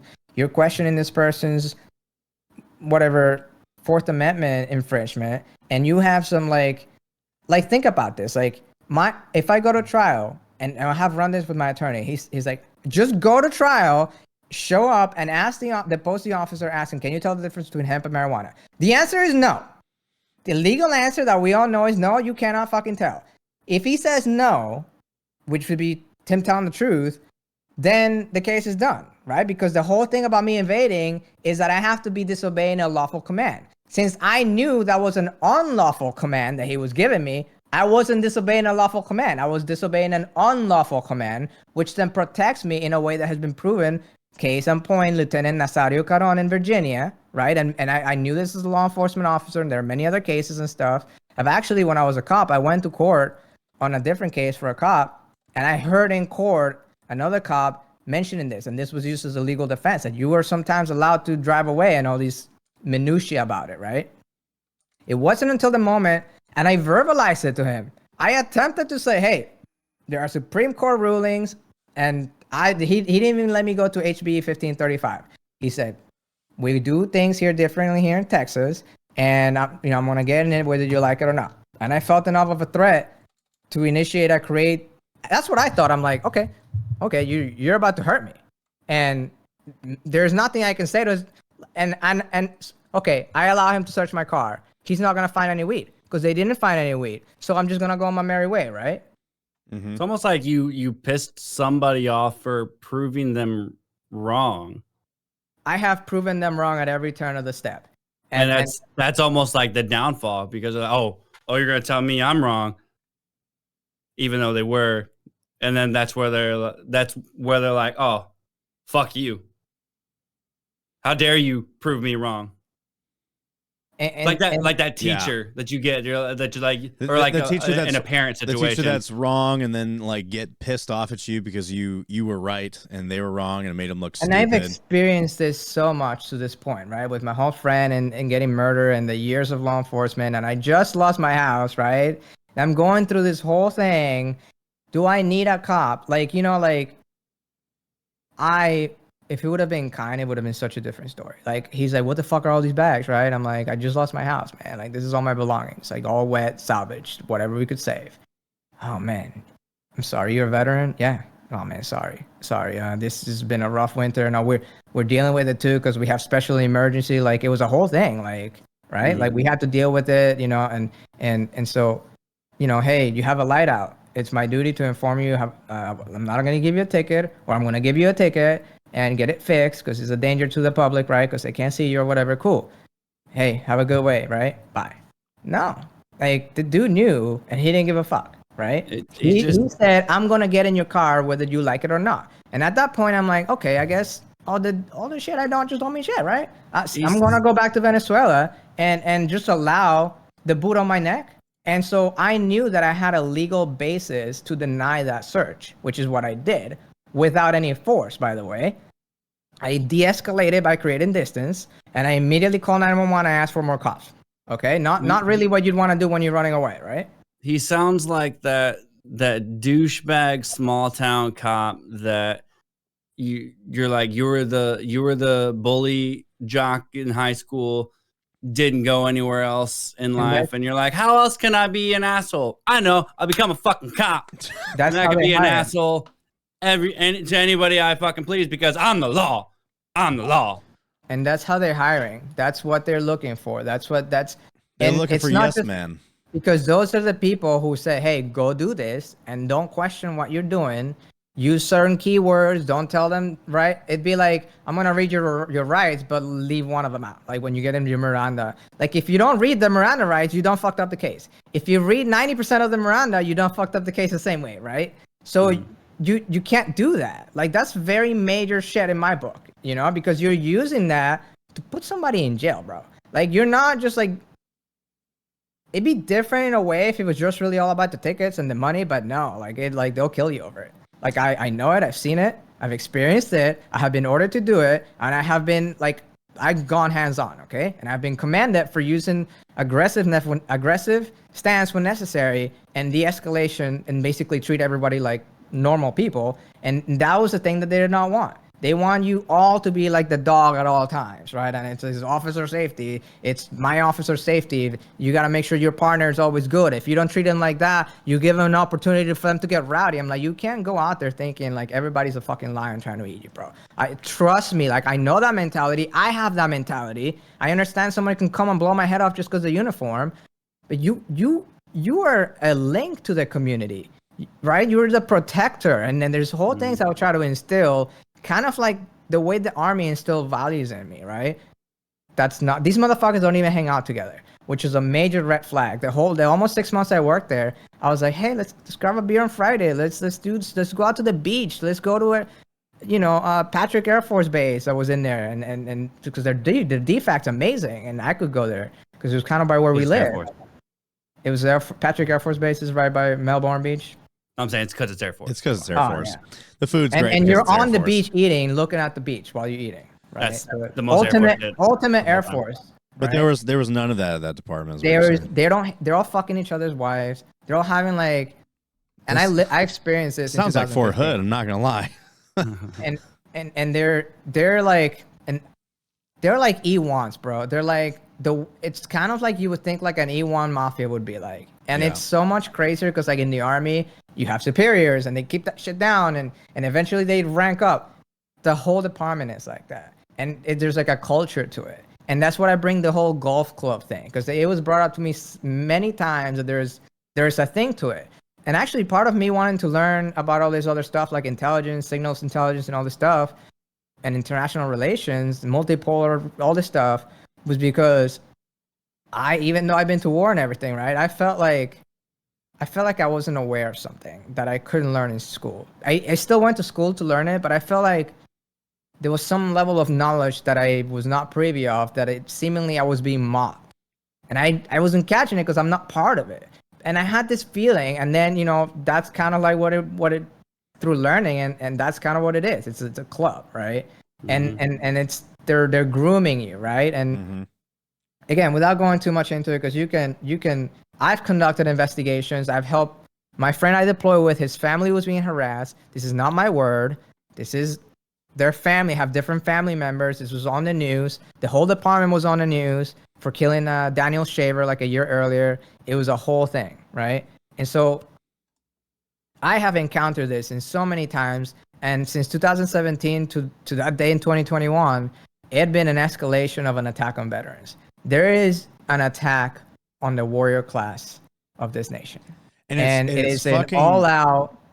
It's fucking insane. So, like, I want to get back to this whole, like, because this is going to be... Because this goes into one of the big points that you were trying to make with the whole, like, hey, marijuana and cannabis is being used as a form of PTSD treatment, right? And mental health treatment is a substitute of, like, other prescriptions that the VA tries to give us. And in Texas is like in the higher levels, like with the governor, is like not wanting to have any of it, despite even the though fact the bill's already passed. Yes. It's for veterans, and veterans go get this, but you can still get in trouble for having it, right? Even though it's legal. Yeah, and like, yes, you can have it, but in Texas we don't want you to have it. And like this I'm gonna go over this little thing that you sent me in the document about the Dallas DA and Governor Greg Abbott. So it says Governor Greg Abbott urges Texas DAs against dropping misdemeanor marijuana possession charges. And the governor says that state district and county attorneys should continue to enforce Texas laws. And Dallas County DA says he won't prosecute without evidence. So the Dallas County District Attorney, John Creuzot, I spoke to him, fired back at Texas Governor Greg Abbott Thursday, saying he won't prosecute people without evidence of their guilt after the governor sent a letter to all Texas district and county attorneys earlier in the day, urging them to uphold their oath and faithfully execute the law when it comes to prosecuting marijuana cases. Abbott signed a letter along with Lieutenant Governor Dan Patrick, Speaker Dennis Bonin, and Attorney General Ken Paxton that reaffirmed marijuana was still illegal in Texas and that cases of marijuana possession should still be prosecuted, which is odd because legally there are places that sell things with THC that are legal. And but the way they classify, changed, like you were saying, the classification of marijuana. They changed the classification. So anything 0.3 or above, they consider marijuana. And anything 0.3 and below has all these different names. And then you're completely good to have, which is sell to veterans, a village for veterans. Yet they have no legal way of telling which one's which. Right. So instead of just stop arresting people because they might have a legal thing and be arrested and go to jail for something legal, instead of dropping that, they're just going to be like, oh, we're just going to consider everything illegal. Right. And they're using outdated information to conduct. And then I'm like, you're saying you're arresting me because you can't tell whether this is illegal or illegal, right? And they're like, yes, we can't tell, so we had to unlawfully search you, detain you, do all this stuff, and then so we can determine whether you have the legal weed for veterans or the illegal weed. I'm like, okay, did you test it? No. And even this gets into the whole testing thing. So it says the governor's letter comes after some district attorneys said that they were going to temporarily stop prosecuting misdemeanor marijuana possession cases that didn't have test results showing level of THC. And in the quote, it says, marijuana has not been decriminalized in Texas, and these actions demonstrate misunderstanding of how House Bill 1325 works, which I think the numbers are mixed up. It's 15. They mess the numbers in that. It's 1535. So the governor's letter states the power to change the law is legislative and rests with the Texas legislator under the Texas Constitution, since House Bill 1325, which is wrong again, did not repeal the marijuana laws of Texas. As judicial branch members, you should continue to enforce those laws by faithfully executing the duties of your office of the district or county attorney in the state of Texas, and to the best of your ability, preserve, protect, and defend the Constitution, which they said doesn't apply in Texas, apparently. Defend the Constitution and laws of the United States and of this state. We do things differently here. Which is an unlawful command, basically, from the higher state telling all the law enforcement chiefs and DAs, I don't care that you can't tell the difference between criminal and non-criminal. You will enforce the law to all as if all are criminals. Right. And they're saying, hey, there's this bill that's creating all these things that makes it literally impossible for us to prove that they have weed. Yet you are forcing us to legally bring against somebody. They're coming against me because they say my thing is 0.3 or above. Yet they never introduced anything against me, and if they could, they wouldn't even be able to prove it. So there's like 5 different ways in which this is all fucked up from their end, and I am getting the understanding, and from what my attorney and from what I was able to see with my own eyes there, is like they're just being ordered to do their job. They do not hear anything, do not care about anybody talking about giving you lip. You will follow the command and you will prosecute, and that's it. And that is what I was told. And and you've basically had to settle for what was it that you said you have to settle for the fleeing? They gave me the plea deal, which is second-degree misdemeanor conviction. It's basically the non-felony charge of evading, which I also like. If I went to trial, I don't even fit the evasion charge legally, because I would have evaded if the officer would have given me a lawful command. Like, for example, maybe before 2019, before the bill was passed, right? Where all weed was illegal here in Texas and all weed smelled the same, right? Mm. And there was no CBD, Delta, none of that looked and smelled the same but was different, right? Then that would have been different, right? But since it's changed, they have lost the ability to do that. But they are continuing to hardcore. I'm talking about the first thing you get pulled over, it's automatic. It's like, that's all they're going for, because here's the thing, it's a catch-22. If they say if a cop says I smell weed on your car, and you're like, no, I don't have weed, I don't smell weed. You're like, well, I do though. What are you gonna do about it? You gonna fight me, or are you gonna let me go through your shit? Right? Everybody lets them go through their shit, and then they drive away pissed off, or they get shit planted on them. I've never seen that grinder. No grinder was ever introduced as evidence. I got shown a fucking black and white, like 540p picture of what looks like a grinder with no weed on it. It has, I guess you could say, residue on it. Not even like a joint. Like, all this shit, you coming after me. You came after my mental health. You coming after. They're doing this to veterans, bro. That's the thing. I don't give a fuck about me right now. Yeah. It's the whole thing. It's like, dude, like when I'm in there, I'm asking questions. And if it they're wasn't looking you, at me like I'm just another cuckoo veteran on a long list of shit they're doing to veterans. I'm like, holy shit, you have a list? Like, so it's not just me. This is not a one-off. This is just like the next dude, and then the next, right? And no one fights it. They all take the deals, and because and you know, like that's not okay. That's very not fucking okay. And it contradicts the whole like the whole statement here in this whole letter where it says executing the duties of your office and to best of your ability preserve, protect, and defend the Constitution and the laws of the United States and of this state. So it's like you're going to violate someone's constitutional due process and search and seizure laws by, you know, you're going to violate that to uphold your own law. So it even says underneath that, several Texas DAs took up the position after the state legislature legalized hemp and CBD with less than 0.3% THC, the chemical that produces the high. Tests currently in the disposal of law enforcement can only distinguish whether the THC is present and not whether or not it's over 0.3%. So Dallas County District Attorney John Creuzot said no office in the state has the instruments to conduct the test to determine the THC level and for now won't prosecute misdemeanor cases, and even quoted, "It may be 6 months to a year before we can distinguish one from the other, and therein lies the problem because right now there's no way to tell whether the cannabis sativa L is hemp or marijuana." And the thing is, it goes with the whole the thing you were saying with statute of limitations, where by the time they do determine how much it is, you can't prosecute them anymore. Where's my due process? First of all, I have been forced to prove myself innocent. You're supposed to be, right? It's supposed to be the other way. Like you're innocent until the state proves you guilty. I have to prove my innocence to them, and they won't even allow me to introduce that as a defense. So it is an absolute lockdown on your ability to hold them accountable, to defend yourself in any way. And I'm no amateur. Like I said, I've defended myself in federal and state courts. I've gone to court as a law enforcement officer. I've been kind of in several sides of these things, and I'm a veteran advocate. All right. Like we haven't really talked about, and you know, I don't really talk about it, but like if you're gonna measure me by you calling me crazy, like if I was crazy, like you kicked my door in and threatened my dog and my mom and like all this violent thing. And then like I have done a lot of things that like if I was mentally unfit, I would not have been able to do. I have been through FBI background checks, many psychological tests. I've created a nonprofit organization. All these things you guys have seen, right?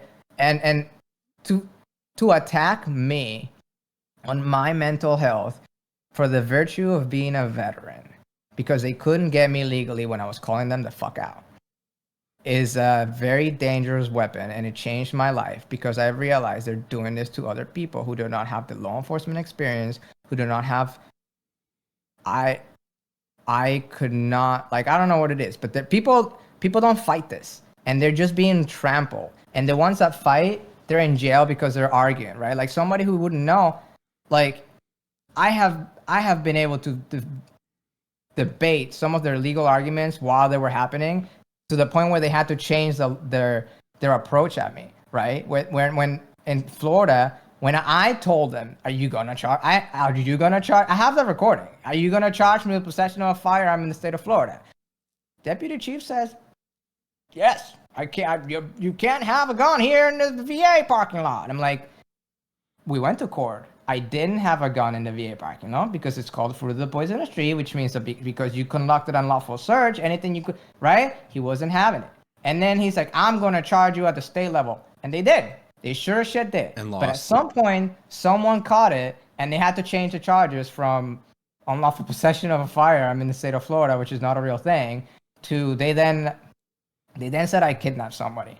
They then said I was wearing a cop's uniform on a cop car and they charged me with impersonating a law enforcement officer while in the commission of a felony. So it's a second-degree felony. So it's a felony aggravating of another felony. So they said I showed up there and I kidnapped somebody by saying like, hey, I'm a cop, here's a badge, which they say I had a badge. I need you to do something for me. So I've now technically kidnapped that person by tricking them with authority when I don't have, right, into doing something for me type of thing, right? And when I'm like... And that one's wild to me because it's like, where did that come from? They literally used the same day. The same day that they said I was speeding and the whole gun that I defeated. I went to court and won, And instead of dropping the charges, they did the exact same thing that Fayette did, which is why I don't think this can be resolved with it politically. I think this is I have seen the pattern in I don't know how to explain it, but it's the exact same thing. Like, they get caught, they do not have a legal way to proceed, but they don't drop the case, and they use the original circumstances to then, like, look how crazy that is. I get pulled over, right? Because cop says, I'm gonna search your car. I get pulled over at the VA. Cop first thing says to me, do you have a gun on you? I'm like, I have a sidearm in the car because I'm a former law enforcement officer. And he's like, get out. I get out, searching my shit. I'm like, you can't search my shit. And we go, whatever, right? So I defeated all that thing. I won that court case in federal court by myself, right? And instead of dropping the case, they then called me and said, we're not charging you with the same charge at the state level. The whole reason why I got charged in the first place, because I am lawfully allowed to drive around in Florida with my gun anywhere, really, except certain places like schools and bars and stuff like that, right? And so the moment I cross into the VA parking lot, it's considered federal land. And you're not allowed to have firearms in federal land, right? Even though it's just a parking lot, it's just in my car. I didn't have it on me outside, right? I didn't bring it to the VA with me. And so they then said that, yeah, no, forget about the speeding, forget about this. He was actually wearing a cop's uniform that day. He was driving a cop's car and had a cop's badge. And I got charged with this. And I have to go to court and defend myself. I'm like, hey, where's this? Do you have a picture of this badge? No picture. Do you have an affidavit, a sworn statement from this person I kidnapped? Nope. Do you have any pictures of me in a uniform? No, actually, we have your statement from your officer saying that I was wearing these pants. I think I showed you guys. These are my, your I've been to sweatpants. jail in these pants, yes. And so I was going to the VA for like a appointment or something, right? Appointment that they probably canceled. Fucking Right. VA. So they then used that same day, and this crazy story about me wearing a unit. I think they did that because they knew that I somehow was a cop, and somehow in their mind they're like, it's literally like a baby putting like blocks together. I'm like, oh, right? It sounds like that they were just throwing shit at the wall to see what would stick. So is And that none of it obviously stuck? No. Is that why that you kind of came to the decision That's like why I had now to leave the state of Florida.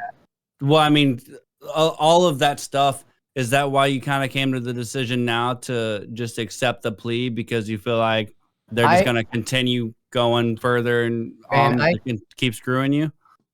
I get laser focused a lot sometimes, and I am carrying so much weight because I have taken weight of the veterans. I have taken the guilt that I know this is happening and it's costing me the calmness on my mind. And so there's a lot to it, but at the same time, one of our great veterans here gave me some great advice. He said, you're gonna go to jail, and while you're in jail for years, if you can survive that, which I won't, because I'm on a very specific diet.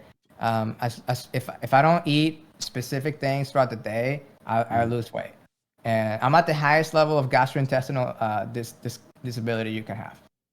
So the highest level is 30%. So it's 30% over you 100%, and 30% is they don't have a 40%. 30% is the highest level they have. It's what they told me when I got the rating. And so I could not survive in jail. I lost 15 pounds in like 3 days because I was not eating my regimen. And by the way, this caused permanent damage. Like, I have not been able to get past 95 pounds again. I'm like 89 pounds right now. And I was healing before all this shit. They hurt me. They like the damage it does to your stomach when you don't eat for 3 days is really bad. And so I haven't really been able to recover physically from all these. I have been hurt every time. And I've been in jail several times. So it's not just the 3 days. I've been arrested a couple of times, like the 1 day in Fayette and then the 1 day in New Braunfels, plus the 3 days. That's like 5 days where I did not eat a single thing a single time I was in jail, anytime. So even they asked me, it's like, show up 2 weeks ago. That's why I asked somebody here if they could write me like a letter of like, hey, like, this is a good person. We've never had any issues here, like from a mod or something. Be like, hey, he doesn't have like any violent tendencies or anything. Because my attorney was like, they want like just make yourself look wounded, like a wounded animal, so they take mercy on you, right? I'm like, no, I'm gonna go there and show they fucking violate my rights and they're committing a crime against me. Nope, you're not gonna win, right? So we went with that. We don't give a fuck. Like, let me talk to her. No, don't go talk to her. Like, I can't survive. And like, I have so many like health issues and I have been through so much. This whole thing was like the other police department told my mom this was all about my mental health. If I got evaluated, they would drop everything. Well, guess what? The original deal was if I got evaluated and I was cleared, everything was good. When they kidnapped me from my house and they evaluated me and I passed it, that met the conditions of the original plea. So everything should have been And dropped. I brought that in court and they said, we don't give a fuck. I'm like, these were the original conditions. He doesn't have any mental health issues. There's clearly not enough evidence to prosecute him. You've never introduced any weed against, and they like nothing. They were just not hearing anything. And they even told me in December trial, you are not going to be allowed to bring any of this up. If you start speaking about this, you will be told to shut up or you will be held in contempt and you're just going to lose the case. Just like that. So I was like, this person was like, you're going to die in jail, or if you survive, this is going to change your life. Then it's going to like, the time you're in jail, you're going to be thinking like, how are you going to change this when you get out, right? So I'm like, I no longer believe in the judicial system. Like I knew it when I was a cop because I saw it. And I thought it was just my department. And then I got laterally transferred for like a couple of days to another department. And their line in the sand was my ability to make my own decisions. Another department hired me in 2 days. Did the whole thing in 2 days. They didn't care about we don't give a fuck. We're going to hire you. And the line in the sand for them was when I asked them, will I be allowed to have officer discretion? No. So there is, and this is in the court systems, there is a mandate to violate people's constitutional rights. And maybe to somebody who was born here, that doesn't mean shit. But to somebody who wasn't born here, I knew of the United States Constitution. Like any kid born outside this fucking country knows that America is the land of the fucking free.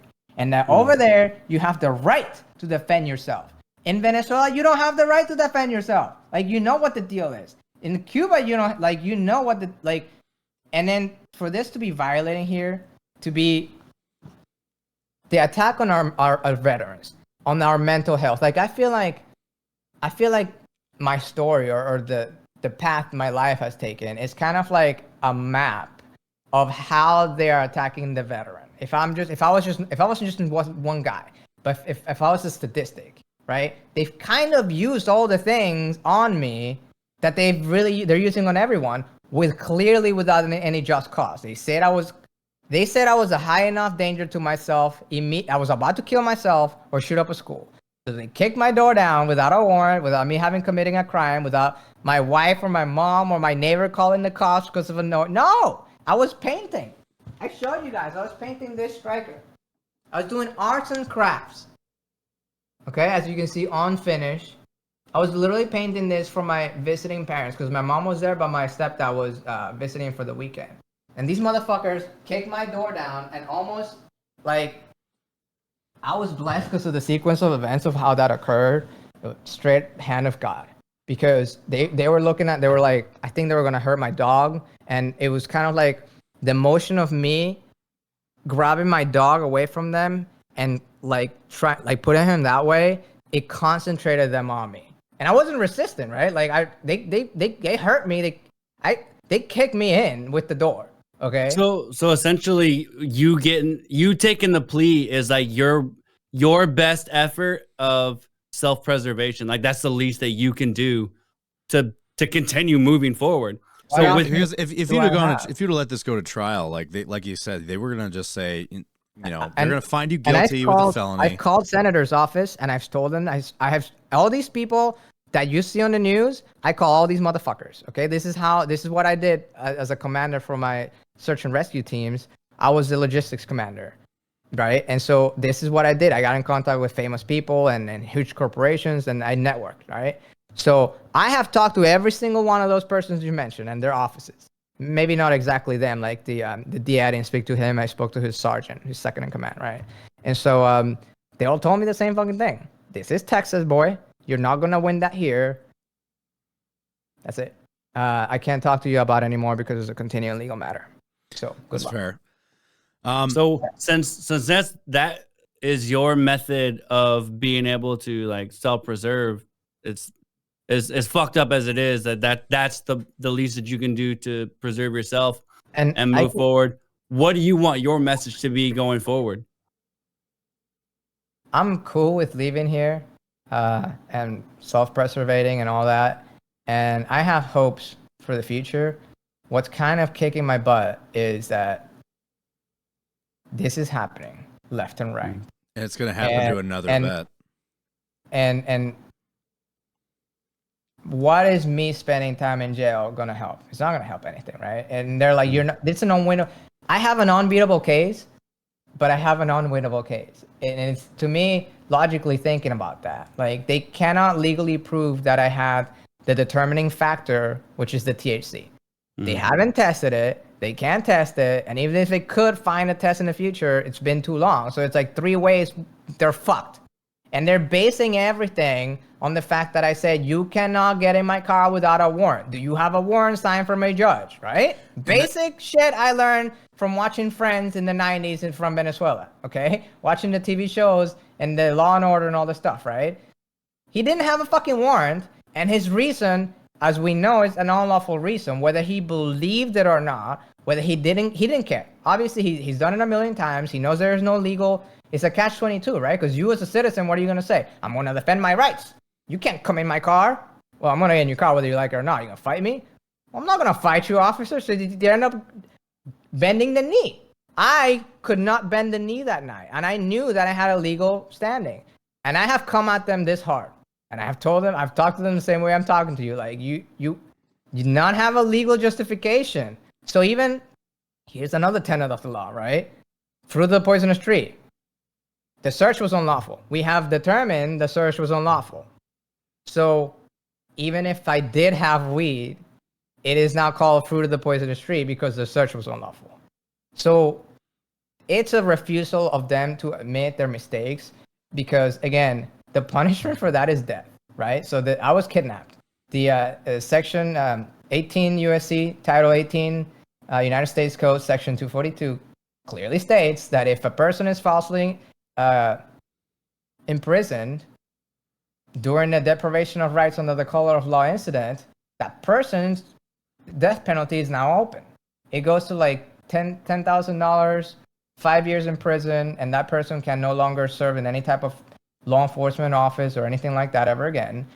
And if it goes where the person ends up dying, for example, the person who died that night, 4 hours after me from that department, he would definitely, if justice was here, the officer that did that to them would die, would go to death penalty. Technically with mine too, because mine says if you're falsely in prison, the death penalty is, because it's such a high crime, you cannot use the office of the government to go against a citizen. And that's what they're doing. They're deprivation of rights under the color of law, right? And so this is an issue I encounter in my department, which is where the whole office of discretion thing came in. The reason why they don't want you to have office of discretion is because I was going to make those decisions, right? And they're like, you're not going to make those decisions. We're going to decide who you arrest and who you don't arrest. I'm like, that's not what a cop is. I'm just being a pawn for you, right?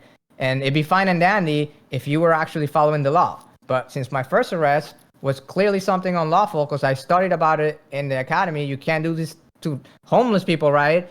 And so it was not just my first arrest. Every arrest, I would say, minus, I would say 5%, because 5% were actually like very dangerous situations, that full on type of thing, right? But most of them was not. And just, so if no one stands up for it, right? And even though I'm taking the plea, you know, my mom told me like a few weeks ago, again, I didn't speak to her it was such a betrayal. My mom betrayed me. To me, that's how I felt. My mom betrayed me to the people who wanted to kill me, to the people who killed my friends who I deployed with, to the law enforcement community who I have lost respect for, right? She betrayed me to them under the guise of mental health, right? But that's what they used against me and her. They used that against her. It's not even her fault, right? Right. But yeah. I didn't speak to her for 2 years, and it wasn't her fault. She clearly got harassed, and she clearly has told me, and I know this is the truth, like she was doing what was best for me. But at that point in my life with the whole Kabul thing, and like, dude, like during the Kabul thing, bro, like 3 days after it, I was living in San Antonio. I drove to the Alamo. like a couple blocks from the Alamo, there's a memorial. There's a veteran memorial for like Vietnam, I think. And you can see the Alamo, but it's like a couple blocks away. And it's kind of quiet away from the whole thing, but whatever. I went there. I put on, I don't know why. I didn't really sleep during those nights. I was like, I felt, I don't know. So like I got my Army combat uniform on, my Army combat shirt on, which is the combat shirt. So in Iraq, it's like a spandex shirt, and it had the outside has the sleeves. like the Yeah, I uniform, know what you're talking about. So I put that on. I put like jeans on. We call it the frog suit. I got my megaphone, and I drove to that Alamo Memorial. And I had on me a poem that I had written in Iraq, and I drove there, and I just felt like I needed to speak to my people. And I parked my car. I walked my happy ass to the memorial. And it was empty. There was nobody there. It was like 1:30 in the afternoon on a Wednesday or something, right? There was like a couple homeless people sleeping in the park, and that was it. And I started reading the inscriptions, and it was like Vietnam stuff and just amazingly beautiful statues. And I settled down. I turned my mic on, and with a very low, it's just a tiny megaphone, not loud, not yelling, just slightly like loud. I started reading to them that poem. And then I read their inscriptions, and I just had a moment with them, and I'm like, and I started crying, like bawling, crying. And I was like, this is not us. This is not what we are. No. Whatever they're showing is not what we fucking sacrificed for. And I felt like our voice was taken. And I just felt like I need to go and be with them and read. And I don't know, 20 minutes I was there. I read my poem. I read to them. And I told them, I know this is not you. I know that they don't care. I know that the Constitution doesn't matter to them. I've lived it. I've seen it. And, I know that you are not what they are saying that we are. And so, and this was used against me, by the way. This is one of the reasons that they use on the red flag law. Upset about Afghanistan. Those fucking red flag laws. And I have always hated them because they can be abused, and people clearly in your case it has been, and there have been many cases where a red flag law execution has turned fatal. I know of them. It could have easily happened to you. The lady, the veteran advocate that went with me, an amazing lady. She's helped pass bills. She's working with the congressman and stuff. She had a red flag on her, and they took her kid away from her because she went to the VA. I think I don't want to mess the story up, but she said something at the VA that they didn't like, and it was like nothing dangerous. It was a politically incorrect type of thing to say, right? I don't want to, Yeah. I don't want to get it wrong here, but it was something like, for example, I've heard people here in regiment have gotten kicked out, UCMJ out of the military for saying, derogatory term towards a LGBTQ plus person, right? Yeah. And so it was something like that. But it was I think it was a vaccine thing. I don't want to get into it, but it was something like that. It was very procedural, like you need to give me care. I'm here at the VA. It was something like that, right? They used that, and they red flag her, and she wanted to, by the way, and she was there with me, and they took her child from her, bro. Straight took her child for a long. It took years, I think, to get her back, and she's got no charges on her right now. She's a very incredible advocate. She's done, so much. She's like almost in politics. Like she's like a veteran advocate, but like she's really like as close as you can be to being a politician without it. And this is happening, man. Like this is happening in so many ways you can't imagine. And yes, and I have seen this. And this fucking, like, back to with the whole red flag law thing. And for those that don't know what the red flag law is, essentially it's basically, it's it's like an order that somebody can put towards a person. Usually it's against a veteran, for their mental health state or whatever it be. But that they are typically harm to self or others. Harm to self or others as a way to do like a no-knock warrant on them, essentially. Without any physical evidence. Without any evidence. Like, for example, a disgruntled ex who knows that you're a vet that has firearms could go to, the police department or whatever and say that you have been, in a bad mental state. You're a threat to yourself or others. You own firearms, blah, blah, blah. And without any evidence to prove that that's true, they can go do a no-knock warrant on that person's house, unbeknownst to them. So, like, I could be sitting here doing an episode right now, and my ex or whoever that doesn't like me can go basically tell Kenosha Police Department that I've been making threats, and I'm a threat to myself or to others. I own firearms. They're concerned about my mental health state. And then SWAT can break into my door and fucking arrest me and take my guns and whatever, and hold me, put me through this whole mental health thing like they did with you, and hold me for days to determine whether or not that I am a threat. Can't imagine what could go wrong there. And like I said, most of the time this turns fatal, and it's happened in many cases where a red flag law gets implemented improperly, and the person that it was implemented on gets killed in the process, because naturally you're going to think someone's breaking into my fucking house. I am armed, so I'm going to pull my gun out and get shot. Dennis Tuttle was a Navy veteran in Houston, got killed just like that. And it's not a slippery slope, okay? They're not doing this as a slippery slope. They're full on having intercourse with the devil here on it, all right? They called my mom, who has never called in her life, a cop on me. Who I was a cop, and she was so proud when I was like, my mom's like typical Spanish, waving my son's a veteran, like America, you know what I'm saying? Mm-hmm. Never in her life has she ever had an issue with her like that. I've never been like she's never had to call any type of mental health or any type of law enforcement. Like the embarrassing parent where you're like, oh, please, I know you love me, but please stop. That they called her, and they threatened her to sign it when the whole thing is assigned for the family to call the cops and ask for help. And that's the fucked up part, is that the law enforcement agency drafted the red flag order. They initiated a red flag on me without any evidence, and then fished on my mom and told her what to say so that they could use the red flag on me. And then San Antonio PD clears me within an hour. So I want to kind of bring this to the full circle. What would you like your message for being able to be on here be?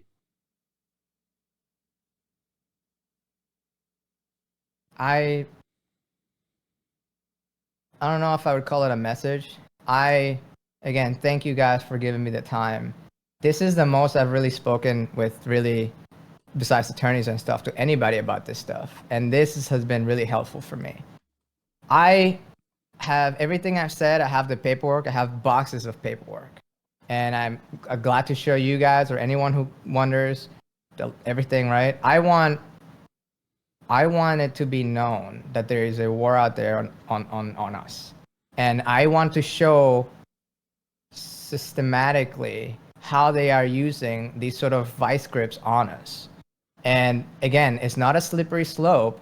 They're going full on aggressiveness, right? And no one's putting a stop to it. And when you try to put a stop to it, they will railroad you no matter what. Like, I have video footage.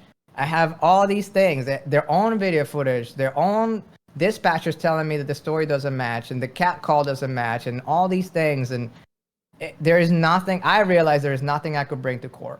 In the same way that there is nothing I could have told that officer that night. They were going to get in my car one way or another. And the craziest thing is that for me, the least violent way that in my tactically thinking mind, the least dangerous thing I could do was to drive away from that person at that moment. Because I knew that he was going to hurt me and possibly kill me for no fucking reason, no matter what I said.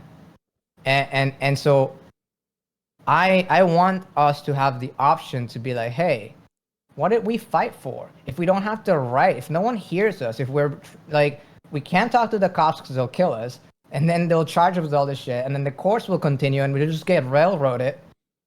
They're putting us in a system that is putting us in incredibly mental health distress, right? They're creating kind of like the situation that they're using against us. And I have been really good with support with my family, with you guys, other veterans and family and stuff. I'm telling you, man, if you put 100 veterans in the situation that you have put me in, not all of them are going to make it out. And you're going to kill them because They took my life from me that night. Even though they didn't kill me, they separated from the life I was living. Right? I just gone through a natural disaster and all this. Not the greatest, but hey, I was living my life. That was my life ended then. And in the footage, you'll hear me say that to them. I feel like I've died because I felt like I truly died that night. And I have been such a battle to defend myself against this fucking department and every fucking thing they're throwing at me when they have nothing on me. And this sounds like a crazy fucking story, man. And like, I have shown the evidence to attorneys and all this stuff, and they're like, defeated. They're like, well, that's the way it is. That's the system, and this and that. And you're just lucky that you're not in jail. Basically, is what I get most of the time. You're lucky that you got away with this. And like, I mean, honestly, the way and that's exactly what you said. It sounds like a crazy ass story, and that's kind of one of the reasons that we wanted to have you on. We wanted to get that story. We wanted to get the details, to hear everything, get it out there. Maybe someone else higher up will fucking listen to it and be able to do something for you. God willing that somebody higher up actually like would listen to this and get an understanding of like, hey, we're not broken like everybody fucking says we are. Higher up than who? I mean, I'm pretty broken. Don't get me wrong, but well, like higher ups in any like fucking. I have hit those channels. I have gone through that ladder of higher up. That's the thing. It's like I have called the numbers on the back of the boxes type of thing, and there is no such thing. Like that's what I'm saying. Like who's gonna overthrow the governor? It's gonna have to be, and he's not doing this because he wants to do this. He's being ordered. This is a thing that's happening. Okay, this is my point of view. Okay, I don't want to conspiracy or anything like that. This is just my experience, and I lived in a country that executed journalists for saying what I'm saying. All right, and my mother was a journalist, and the moment we lost the Civil War, they killed all the journalists, and we literally had to leave the country in the middle of the night. Okay? And that's podcasting is just another form of journalism. In all honesty, it's just more free form, and that's kind of like what this is. Like look about Joe Rogan, man, exposure. And that's what we kind of just want for you to be able to get that exposure for hopefully something good to come from it. If not, like you mentioned, to let other veterans know and be aware. And if I can say, like, look, I don't care what the fuck is going on between Abbott and the DAs and then whatever all this shit's happening with the district representatives and all this super fuckness that's happening, okay? You are putting not only the people, the civilian population, but you're putting veterans in a guillotine, in a zero-sum game, a no-win scenario. Okay, you legalized the thing that we want, right? Not even the thing that we want, the thing that helps us the best. And you said it's okay to have it, but then secretly, because this wasn't on the news until it started conflicting, right? Secretly, you're ordering by force, because by the way, the DAs, there was a House bill passed. House Bill 17 was passed like 8 months ago, where he introduced charges to the DAs for unlawful. He's saying, governor's saying, if you don't prosecute marijuana or misdemeanor, even though you can't prove it, I'm going to charge you with deserting. Straight the fuck up. I'm going to remove you from office, and you will have criminal charges on you. This is a threat. This is a fucking war happening between major political factions. And then they're saying, hey, veterans, we're sorry you have these issues. Here's something that makes your back feel better, right? You can have it. And then you go have it, and then you get killed for it.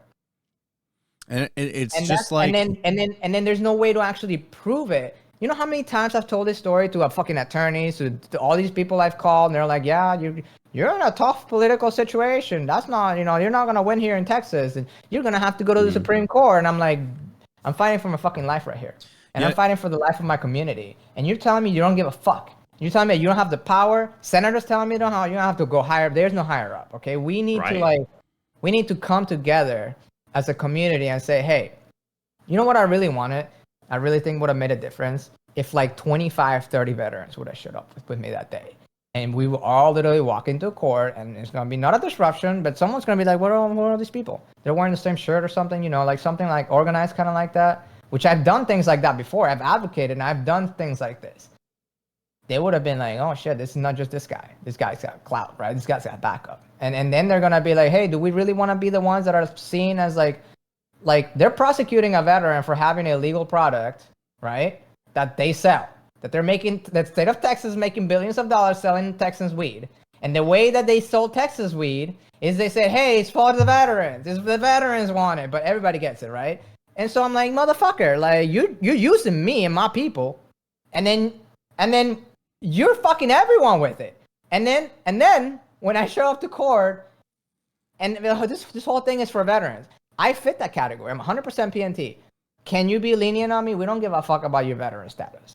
So I'm like, this it's only when it's convenient. This is not about them caring about the veterans. This is just them saying what they need to put on the card to pass the bill so they can make money. And then people don't like that, and then it's like a political war, right? And we are caught in the middle. And again, I did not have weed on me that night. And legally, I can say that because even though they say that, they dropped that charge, and they have never introduced any weed against me, right? So if I could have had... Here's the thing, I could have had weed that night, and I would still be winning that case because they still violated my rights because they can't tell the difference, right? I didn't, right? I could have had Delta 8, a joint that looks, this is a Delta 8 joint right here. And I have the wrapping, okay? They're sold in raw. It looks like weed. This is a Delta 8, okay? And you can get that at the gas station. I can tell that's the same as weed. Bro, it stinks like weed. I'm telling you, it's weed. This is just, it looks like weed. If you buy the flower, it looks like weed. I mean, hey, I can tell from the picture, same thing. So it's weed, clearly. Yeah. It's obviously. So the whole situation with it is it's like that's the same premise of like me saying that from the picture. Like, oh, that's weed. It's clearly, obviously, same thing. The whole problem with like totally that. Same. And exactly. Like that's the legal shit that you got from right across the street from where was that? Right across the street from the new Brownfield City Hall. These are all printed over the past 2 years. I've shown you guys. I'm doing like a quick, I have all these. Biden said the president said no one should be going to jail for misdemeanor marijuana possession. It's probably the only thing that he's ever said that made sense. I have all these. Right. And here's the thing. They can't prosecute. Even if I have more than 4 ounces, they could not prosecute me. They don't have any compassion. The bill is called the Compassionate Health Care Act. The irony. For veterans with PTSD and other people with chronic health diseases and all. It's not just PTSD. It's PTSD veterans. Cancer patients. And chronic pain. And cancer. And it has like a litany. But the first one they use is the veteran PTSD, one. of course. And so they do say that. They say that veterans are the only ones that are going to look out for veterans because we take care of our own. That's literally the thing that we have said. And like me being on the task force regiment stream team, like whenever we talk about Stack Up, for example, every time we talk about Stack Up, all of Stack Up is run by veterans. And the only thing that veterans really have with having our backs is each other. And it goes the same with the American Legion. And, like when it comes to getting involved with the community and helping other veterans out, like that is like IW. IW is another one. And whenever we do the Silkies hike, the message is like, we're looking out for each other because that's all we have to look out for us. And I have all this knowledge and experience in law enforcement and in socialism. I think I can add that to my resume. I spent 15 years in socialism. Yeah, I remember in 5th grade when they changed the books, they changed the flag, they changed the money, they changed the history books. I mean, the textbook, what you do when you take over the country, right? It's crazy that you say that because I've heard so many other people that have come from other countries that are like that. And hell, the North Korean chick on Joe Rogan talked about that. People that come from other countries, they're like, I'm seeing what happened that I just ran from. Yeah, this is not good, guys. We need to do something. So where am I gonna go? I'm sorry, I thought this was Texas. The greatest country nation, because Texas is kind of like a country nation. Something I have learned the history here in Texas is it is. It's its own country within the country, flourishing, and it has so many It is amazing the history. Texas is its own thing, man. Like its own thing. And where am I gonna go? I'm definitely living here, but like theoretically, where am I gonna go? The Midwest. I'll say this. If you're looking for a place that's very veteran friendly, the Midwest. Tennessee. Tennessee also. The only problem is with the whole weed thing, they're really fucking stupid about that too. The Midwest. The Midwest to- is like they call the Midwest the northern South. They got the Southern hospitality in the north. You didn't experience that because you were in the Chicagoland area, not the fucking same. But the Midwest, you go out in the counties, like out in the backwoods and shit like that. You go out in the middle of Wisconsin or fucking or even in like UP Michigan and shit like that. They love us. Law enforcement loves us, you know, and like the politicians love us, schools love us, the community loves us. There's a lot of community support for it. When was the last time you experienced that in real life? What I'm saying? Yeah, because I think in the past 4 or 5 years, and I'm telling you, the pandemic had it was set up before the pandemic, but the pandemic was kind of like the final push. I have noticed that, you know, we were talking about like law enforcement being more aggressive and the militarization, not only of the equipment, but of the way. This is something I am telling you, like this, I felt in every day I was a cop, I felt like they wanted me to act. And actually, they mocked me. It's like, didn't you go to Iraq? Don't you know how to fucking control the population? I'm like, yeah, I was also born in Venezuela, where they also control the population. And they didn't have the Bill of Rights in there. And they didn't have, you know, dress code and the once free, always free doctrine. You know, the whole 14th Amendment thing that we haven't brought up. But like, hey, they're using this right now in Roe v. Wade, right? They're using Roe v. Wade in the 14th. And I'm like, can I use the 14th too? No. I'm like, it's the same principle, right? So weed is legal for veterans in DC and in like 38 states, right? And for anyone really. But like, so if weed is legal in another state, how can you prosecute? The 14th Amendment says a state cannot make or enforce a law that violates your constitutional rights. So for example, in Missouri, if I would have been driving and my car smelled like weed or I had weed or that tired or whatever, the cop can't use that against me, right?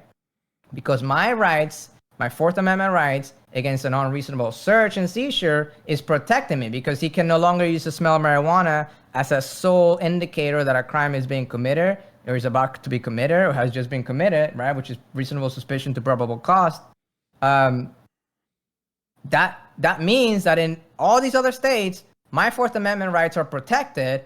In that same situation, that officer would not have, and they don't do this in other states. They would not have done that. They would not have had the legal reason they've been trained on and all these things.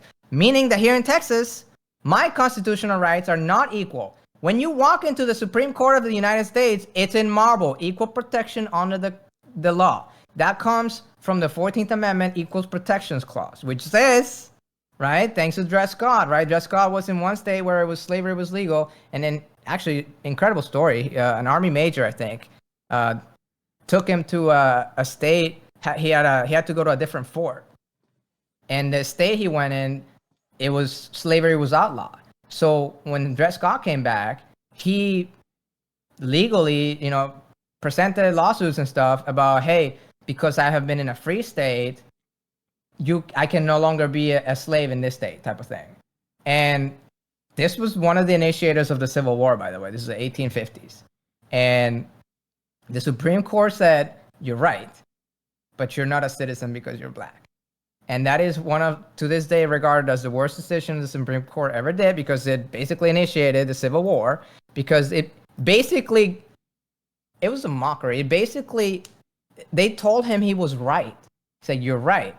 What you're saying is legally correct. That state cannot prosecute you for something. One state can't prosecute you for something that's not a crime in another state, right? That's why you can go to another state and get an abortion from here, Texas, and you come back, Texas can't prosecute you. It goes the same with weed, right? If my legal rights are protected in Missouri, in DC, in Washington State, where I deployed out of, in all these, that means that this state is now enforcing a law that is violating my rights, because equal protections under the law means that your constitutional rights and your Bill of Rights give you protection no matter what state you're in. And so the 14th Amendment is actually a fail-safe protection against the violation of your rights by making laws that violate your rights. You see what I'm saying here? Yeah. It's very confusing, but yes. It is. It is very, very in-depth type of stuff, but I mean, I have proven this in court, and that's why I have won every single case. I have won every single court case I've ever been against. What so how would you before we get into because I want to talk about your to kind of cap this whole thing off, I want to talk about your nonprofit and your search and rescue thing that you did. To kind of leave it on a high note, before we get into that, what advice would you give to another vet that's in the similar situation as you? Talk to me. Let's get together. I know people who are going through this. I have people who are veterans. There is a community. Here's the craziest thing. There are so many of us and we're all spread apart, right? Mm-hmm. There's a lot of us in Texas too. Get with us, because if we get 10 of us together, we got something going. Yeah. But there is an incredibly hard thing to do. It is, because you're right. We are spread apart. I've also noticed there's a lot of vets in Texas. And if regiment headquarters is going to be in Texas. Yeah, I find something like this happened to another veteran, and I have found people like this. To get in touch with them is incredibly hard because we're very reclusive. To fish this information out of a government agent that they don't want to tell you about other person's business, and they don't tell me their name, and I have found a few, and it is almost impossible to really kind of hey, all I get is, I can't tell you, but I can tell you that this is very common here. And I get that a lot. And you're not the first veteran, and it's okay. Just go to court and tell them what you said, and they'll give you a slap on the wrist. And that's usually the advice I get. And so I would say, let's get together, because look, man, I've proven these dudes were in the wrong 100 different ways, and very severely wrong, to the point where the punishments for these things are severe punishments. And I'm not asking for these people to be put to death. I'm asking for the ability for us to bring that up. I'm think about it. This is so serious. Their own laws that are written, 18 U.S.C. Section 242, death. Due process is what you're asking for. You're asking for due process. If due process was done, the penalty for that would, not saying it would be death, but it would be open. And that is a very high. Not even murders. School shooters don't get death. They don't even get the option. They just immediately go life without parole. Because if it's so complicated to go to the death penalty to prove it in an actual court, that they know that they're just going to end up being in life a prisoner, right? This violating someone's rights like this is such a big thing to do that it straight goes to fucking death. If you kill someone, if I would have died, or if I would have been raped, which happens, and I got told by my own police department that this happens, and you get charged with rape, and all these, that cop that raped that woman, that sex worker on the way to prison or whatever, he raped her. Whether she wanted to consent or not, she couldn't legally consent. I'm sure she didn't, right? But I'm saying, even if she wanted to, you legally can't consent while you're on fucking detained, right? Mm-hmm. You're under arrest, you can't consent. He knows that, and he deprived her of her rights, right? And so, I'm saying we don't even have the ability to, I prove federal agents committed perjury against me on tape. It's their own tape. I was shown that tape. And I'm are they gonna get punished? No. I have to now leave the state of Florida because your motherfuckers sending patrol cars to my mom's house. Right? So would you recommend they get in touch with you through Discord? Sure. Yeah, Discord would work. My name, my Facebook. I only have social media on Facebook. So Facebook's the only thing. Task Force Athena was my search and rescue stuff. Again, to bring it back. Work with the community. All this stuff that I've been able to do, I wouldn't have been able to do if I wasn't doing the search and rescue stuff. Like I said, I work with Grunt Rescue and all these what they call famous YouTubers and all these stuff. And we had teams working together. We had teams fighting amongst each other. It was a whole shit show during the hurricanes. Is that your nonprofit, the search and rescue stuff? Yeah, it was called waiting for FEMA. These U.S. Army veterans are. Yeah, that's it. It's the video started playing. It was so how that began, to wrap it up if you want. I was doing the active shooter stuff, and then I was kind of networking for veteran organizations a little bit with Grunt Style and stuff. So I was getting one of my buddies that just opened a bar in Orlando. They were all Marines, group of 30 Marines opened a bar. It's really awesome. Shocker. They were born there. They want to go back there. Tactical Brewing, right? And then so we start working together, and the hurricanes hit, and I start getting involved, and I realized I have all these resources around me. Basically, the ability to call another veteran. And in that veteran, we have a network of veterans, and a lot of them are successful entrepreneurs and vetrepreneurs, right? And so We basically get together. We were using, it was pretty crazy. We were using ham radios. We were using communication networks. We were using, I mean, to this day. Was this for Puerto Rico? It was okay. So first, Grunt Style started when Daniel, he drove from, I think, San Antonio to Houston, or Houston to San Antonio, I can't remember. And he was live streaming it. It was like 2017. There was no live stream like that. And so I saw it on my feed, right? Because we were friends. And I was like, hey, remember me? I was, we're in basic together and all this. And I have my own thing. He's like, let's get together. So I basically started bringing in all these different organizations that I had separately worked with together under the umbrella of, like, if you read on the Task Force Athena, basically a bunch of veteran organizations got together to help search and rescue. And then I got really famous congressmen and people and celebrities and stuff like that. We packed 5,000 meals and sent it to them, to Houston. I would describe it as running combat operations. I was running combat operations. So initially it was me. I was flown to Atlanta for something, and that's when I met Jason, right? Which you see in the video. He was the boots on the ground commander. I was just on my own. Then I met Jason, and then we kind of got together during that weekend in Atlanta, and we I set him up with some things, and he had his own things. He drove his Jeep to Homestead, I think, or Key West, and then basically got in touch with the command airlift station that was sending supplies or something for the Puerto Rico stuff. Because we were working with Harvey, and then Irma and Maria, I think, hit. And it was all over I don't know, it's like a blur to me, but like a year or something like that, right? Mm-hmm. And so it was kind of crazy here in Houston. Like we were flying, I'm not getting into it, but there was some shit I never thought, it was incredible because people were dying left and right. And basically we were given, it was like law enforcement. I've heard people talk about here in the military that were during Katrina, like how they were sent back for the military work in Katrina. I would describe it as that. We had full reign. We were given incredible resources. Talking about federal aircraft to fly on and all kinds of crazy shit I never thought, right? And then when we went to Puerto Rico, it was even crazier.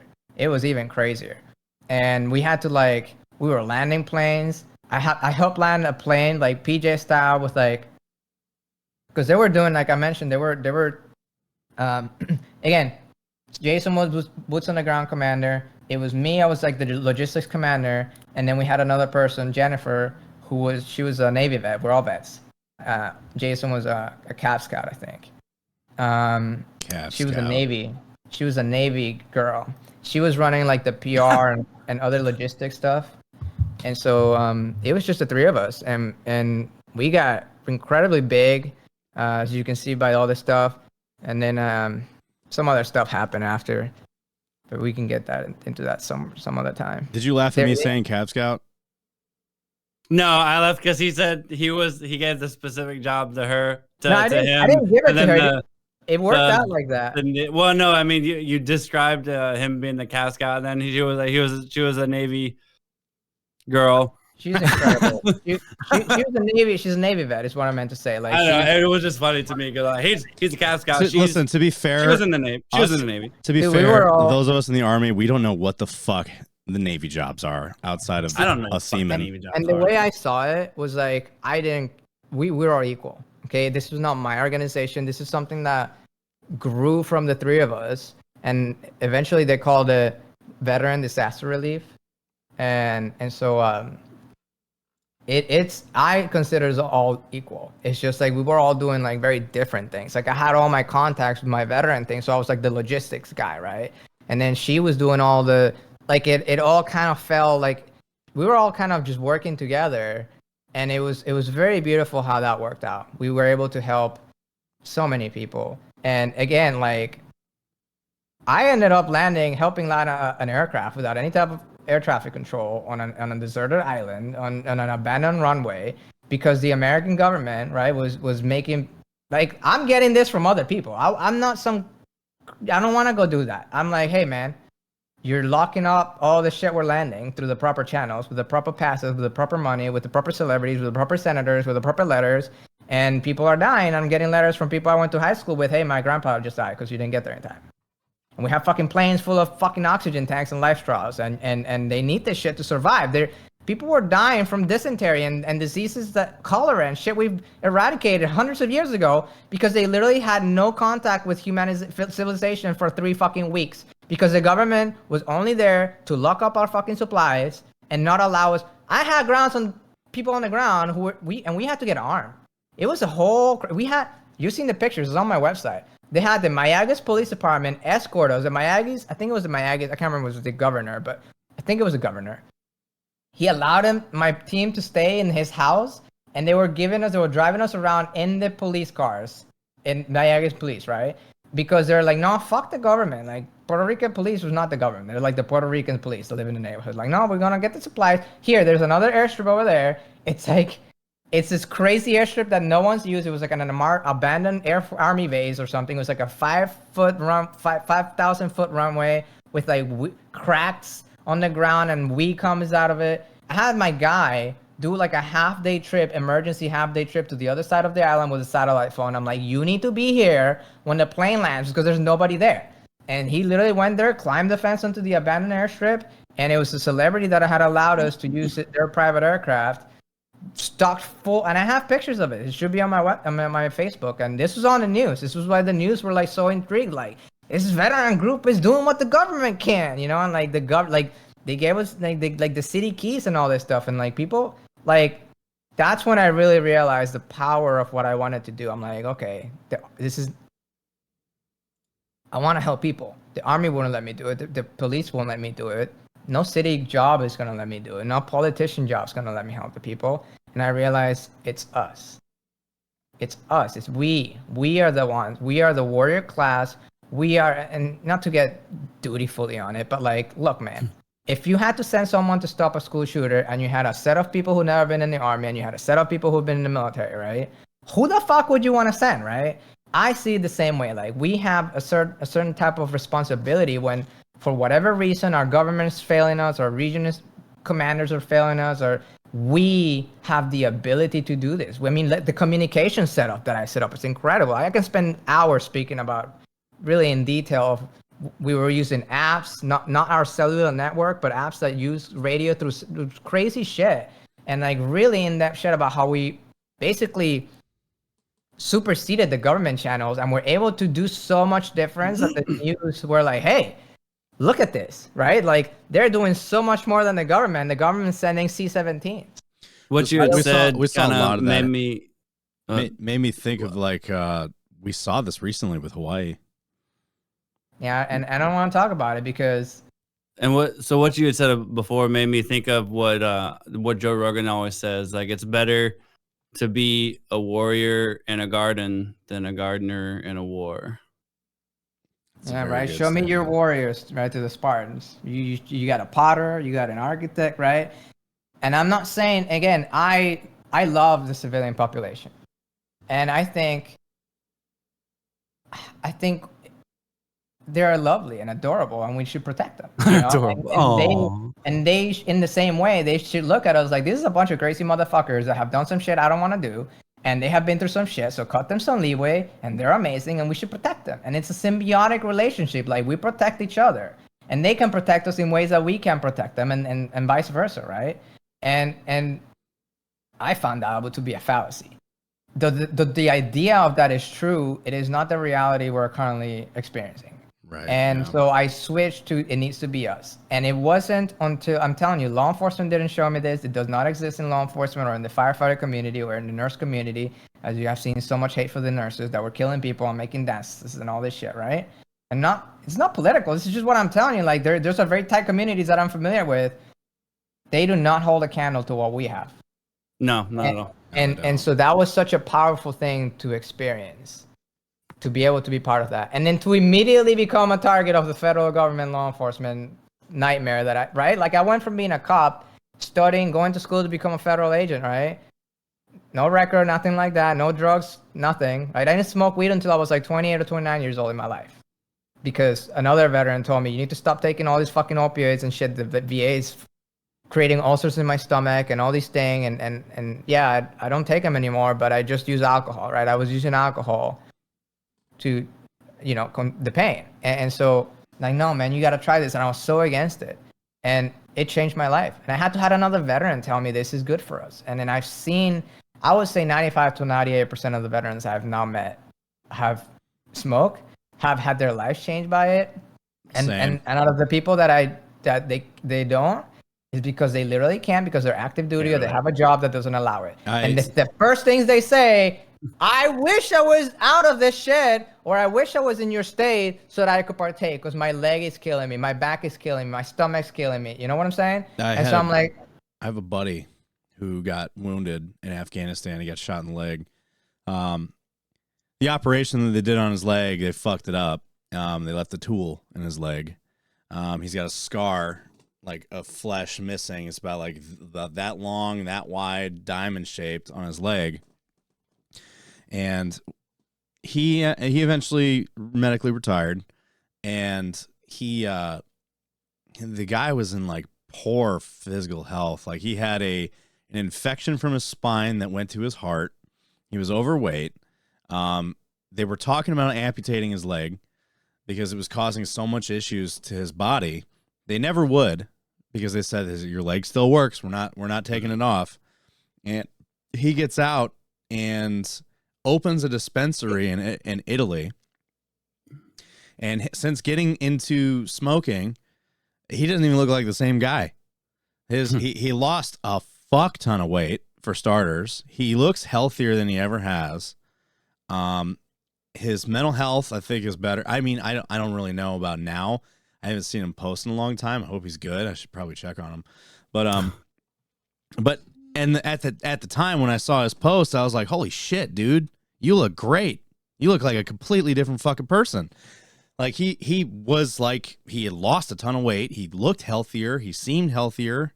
And I didn't even know that he was even into weed. And like, he opened a dispensary, and like it is life-changing for a lot of people. And it is going to be here's a critical factor that we really haven't spoken about. So hemp is going to be a game changer for the veteran community, because hemp is like an all-wonder material. You can make rope, you can make concrete, it's called hempcrete. There's an infinite myriad of things that we can now, and there's companies here in Texas who are full sale going on this. Okay, they're just obviously have a lot of funding, but this plant has helped so many of us in so many ways, and I feel a connection to it, and I feel that if we were able to grow this and have an industry where we have veterans working in the plantation, right? Or whatever you call the weed farm, right? And then we have the integrity weed. Like veterans working. Hey, you're also the mechanics for the John Deeres, right? And you take a veteran out of the streets and be like, hey, go work here. We'll teach you how to fix this, and then basically introduce them and give them a skill. And then, hey, you want to help build houses? Eventually, you can build your own house, or like. I think I have seen so much, and I was actually working on this. I wrote I don't have to call it a paper, but I wrote a notarized statement, I would say, in like 2015, that I was looking to combine basically the veteran community with VR for mental health and hemp for also mental health, and also so the ability to create. When you smoke the hemp plant, it unlocks a lot of the trauma, and you create it flow, right? And so I want basically to have an area where we can use the plant for our economy and use those dividends to then create, like, hey, we're gonna create a warehouse here, and there's gonna be the motor pool for the guys that want to work on engines. And we're gonna create a warehouse over here, like Unbox Therapy, and we're gonna have a 2-story tall, all just gaming in there. Gaming community, Nico knows tech. We got, the narrator. We all within our community, right? And if one of the guys says, hey, I'm feeling a little down, I want to go work with the cows or the hemping farm, right?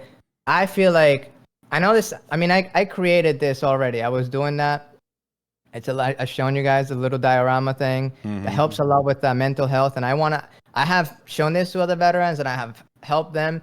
In fact, one of them made one of those. It's a walking stick. He grabbed a stick. He found that stick over there is a real stick. Sanded it down, polished it, coats of varnish and everything for me. And we were like helping each other out, you know? This helps a lot. And if we could have an area, right, a community, like, I don't know, like 100,000 acres of land or something like that, with like a budget, right, made from the hemp cells. And you know, this sounds so crazy. Every native community is literally doing that right now. Oh, Look up right now what native, today to this very, I am telling you, it's days old. Every few weeks, I get a different tribe have passed, and they're growing because native tribes are not considered sovereign. What is it? Not considered the sovereign land or whatever, so they can do whatever the fuck they want, right? They're not federal. They're using the hemp industry not only to sell weed, but to grow materials and to expand. It's not just weed. There's a whole infrastructure around this shit. You make fuel. You can make, you can make biofuel out of this shit, like ethanol. Like and the natives are doing that because they have, billions of dollars from obviously the casinos and stuff. But if we had something like that, we would give them a run for their money. And we would basically take care of the problem of they're saying, oh, the veterans are a problem because they're all crazy PTSD. Fine. Give us your tire, right? Give us our people back. Let us do this in our community, right? And I want this to be a little bit of a sovereign, kind of like not a sovereign land, but like I want the same legal protections that the natives get, right?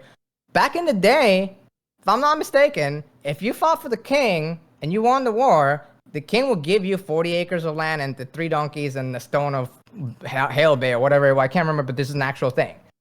It stems from old common British law, right? Old British common law. Stop caring about the British in 1776. Right? But it's supposed to be like that. Like you fight for your land and you come back and you get a piece of land for you to work and live off that land. As that is what the old warrior class was, right? That's what I mean. When I talk about the warrior class, I have a connection to it. And I feel like I have seen enough of this around to know that we're all thinking the same thing and we all want the same thing, but we're all separated and we're being divided.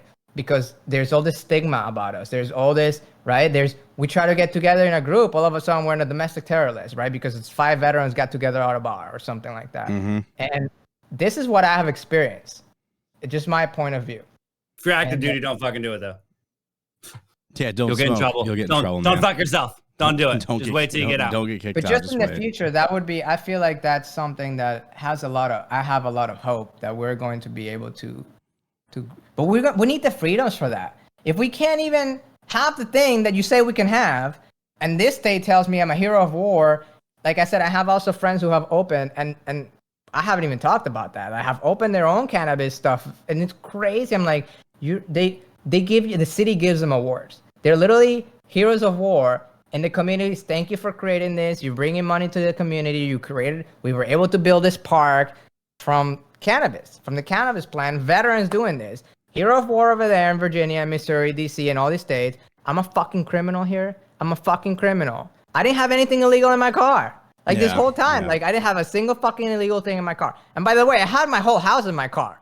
It's like if I would have had something illegal, they would have fucking found it, right? I have literally my house was divided between like 2 or 3 cars. Right? Like all literally cardboard boxes full of shit and black bags full of wet clothes, right? Because the whole flooding, basically whatever we could solve. I lost a lot of shit. I lost like half my shit, right? Like he lost more than that. And so we don't even have the freedom, again, the 14th Amendment. If I'm free, if my rights are protected in all these states where you can use the smell of marijuana to make me a criminal, that dude used the smell of marijuana to make me a criminal when I didn't have marijuana on me. I don't know how much louder I can say that. I'm hoping that things eventually could change. I mean, these guys can't be in office forever. They really can't. And something's going to change at some point. The life expectancy some of them are like pushing that limit. They definitely are. Yeah. I think some of them are past that life expectancy and they're just like, we're just living weekend at Bernie's. It's community would be the message I would end with, I really agree. One way or another, whatever you're going through, get with us. That's why Regiment has been a life changer for me. I concur. I absolutely concur. That's how me and Brock know each other. Yeah, that's how we met. Well, Faraz, He was dressed a little differently back then. I was dressed like a woman in my stream, and he was like, "What the fuck's happening here?" I'm like, "It's Halloween. I don't know." Oh no, it wasn't Halloween. It wasn't Halloween. I was doing a drag stream for funsies, but Faraz, man, it's a lot of shit, man, and I hope you're like I hope your court date when it comes up, you're taking the appeal. Yes. I'm taking the appeal. So, it's taken a lot longer than I thought to get an answer from them. It's been a couple weeks, but it shouldn't have any issue. I'm just basically gonna be a conviction. I've never had any convictions. They said that they're not looking to take my firearms. That as soon as I get this, basically it's just in between a higher than a traffic ticket, but before DUI type of conviction. It's not gonna affect anything. But, I mean, at the same time, they've already taken my due process, so I don't trust your word, right? Right. Well, yeah. You kind of give it, like, basically you gave them what they want, and hopefully they just fucking let it go from there. You know, just like, here's the misdemeanor. It's on your record now. Goodbye. And I feel like we could keep an eye on it. Like, I'm definitely gonna keep an eye on it. Oh, and I would hope you do. Aware. So if this happens here, it doesn't even have to be an RG guy. If this happens, maybe I could let you guys know or whatever, and be like, hey, this happened to a veteran in another town here in Texas, and then maybe we can make it like, I don't know, start the ball rolling. I don't know really how this would work, but I know they're out there. It's just you'd basically have to catch a news article. You know what I'm saying? Because the courts don't tell you. They'll have told me, like, yeah, this is bread and butter. Every Tuesday we do this. You're not the first. Like, there's a reason why you're being it's like a system to you. Like, we just do this every day, buddy. You're just another one. You know, like, and I'm like, I'm not gonna go to trial on, like. If Venezuela called me back and they're like, hey, we need you back for you left in some suspect circumstances, but it's different now. It's 2023. There's justice here. Can you come back and just explain yourself? I'd be like, no, because I know that I was right, and you're not gonna care, and you're gonna kill me. You're gonna put me in a fucking hole somewhere, you know. And that's how I feel about this. Like, that's how I no longer do I have any differentiation between our court system and like I said, in other countries. Well, man, I hope other vets listen to this and take this advice and kind of use it as some awareness, especially in Texas. And that'll help something, if anything, comes of fruition for you. And if you guys, I mean, you guys have seen, I'm sure you guys have seen and you've said other veterans. This has helped other veterans. I'm not pushing for meth for vets here. I'm not pushing for coke for vets. I'm not pushing, and it's what I've heard is some other veterans. Damn it! Yeah, like I've seen it help. It's helped me. I mean, again, there's so many things where I would be like, it seems to me like if there was really a system, somebody would have caught this at some time. It's like, we don't have any weed against him. He's a veteran. He's in a program for veterans to have this thing, and he's saying this Delta 8. I'm not even saying it's Delta 8, but I could say it's Delta 8, but I didn't have anything. But I had Delta 8. What you gonna do? That grinder was mine. It's Delta 8. It looks like weed, right? You did you test it to see if it was THC or Delta? No, we didn't. Okay, then what? Then why am I showing up to court, right? And so, like, the way that is, I've seen the process. I'm like, holy shit, this is literally like, I can feel the other veterans going there. There were just none of them in that court that day on me. And from every I have called other counties, I have called other places. All these people keep telling me the same thing. This is happening all over the place, and you're not gonna win here because there's a major political tug of war happening, which you have physical evidence of. If you can reference to the viewers, the 2 documents I sent you were a news article and a case law from about a month ago stating that Dallas district attorney had put officers on the stand where they said they could not tell the difference by smell between hemp and marijuana, and that they would need a chemical test to tell the difference. You read this, right? Yeah, I did. So why the fuck am I 2 years into this? One failed red flag law in it. One door of my house kicked in. By the way, I haven't put enough emphasis on that. If the cops raided all of the smoke pit one night, like, just say like 10 of us, what about they gonna make it? No. You know what I'm saying? I'm saying, like, statistically speaking, it's a very dangerous situation. If you grab 10 veterans and you do that unjustly, you're putting them in a situation that's extremely dangerous. And this is happening with such ease, right? That is what's dangerous to me, is such ease. And she was like, what is this? Is regular Tuesday. You have weed, boy. You can't have guns on weed. You know how many times in some Texas accents I've been told that? You can't have guns on weed. I'm like, listen, lady, I did not have weed, okay? And the whole guns versus weed thing is debatable because Florida just passed a thing where you can have your guns on weed. And it is absolutely unconstitutional for them to remove your ability to own and carry firearms because you smoke weed. We do things differently here in Texas. Yeah, so... Only two things come from Texas. If you see him Full Metal Jacket, you fucking know the answer to that one. if we can get if this has happened, if you guys know anyone that this has happened to, if this happens to you with weed and all this stuff, by the way, it doesn't really matter what state it is. The Ain't moment gonna be shit with me for weed. Nothing. Zero. None of it from me. If anybody's listening. He's active duty. He has to say that. It was the same with the Army with Salvia and X21 and all this stuff. Oh, I know. Trust me, the briefings I get for the bath salts happened because a dude in Florida ate another man's fucking face. So I remember when that happened. You know what our next step though needs to be? You'll have to come on as a guest during one of our regular episodes. Talk about some. You want to go down gaming some and some we hilarious, stupid some fucking gaming stories news. and the wild shit. Some of the shit we talked about today. Fucking Navy reservists being strippers. People like soldiers wanting to be serial killers and telling their parents. Yeah. Just hire hitman.com. Hirehitman.com. That's all I need. Fucking some reservists. We reported on there was an airman that wanted to hire Hitman. Yeah. I think I remember that. But Faraz, thanks for hanging out, man. Thanks for telling your story. I'm sure a lot of it was fucking hard to tell, to kind of relive. We'll get this story out there though for other people to listen to. I'm sweating up a storm right now. I'm sure. Thank you guys. You guys, I know you gave me like 3.5 hours that day, and today it's been like what, 4 hours at least? 4, yeah. So I mean, again, those 7 hours you guys have given me have calmed my spirit.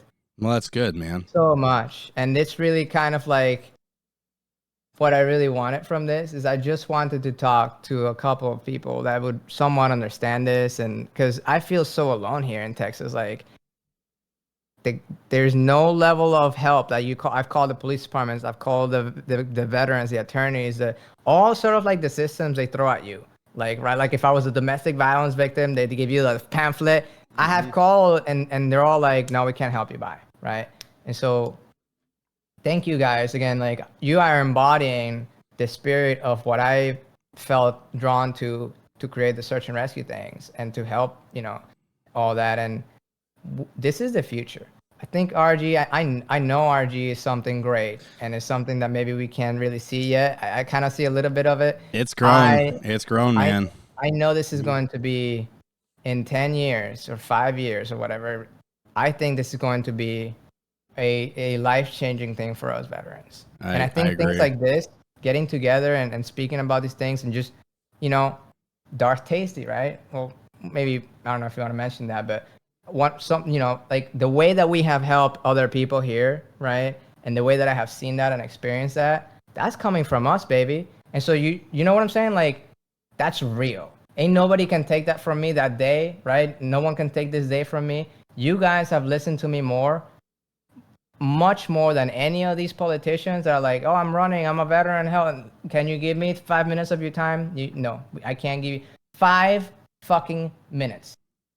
Can't give you. Sorry, I can't talk to you because there's a current legal case, blah, blah, blah, blah, right? Like we don't do that to each other, right? No, I feel like we need really like, thank you guys for showing me that love. Well, of course, man. Of course.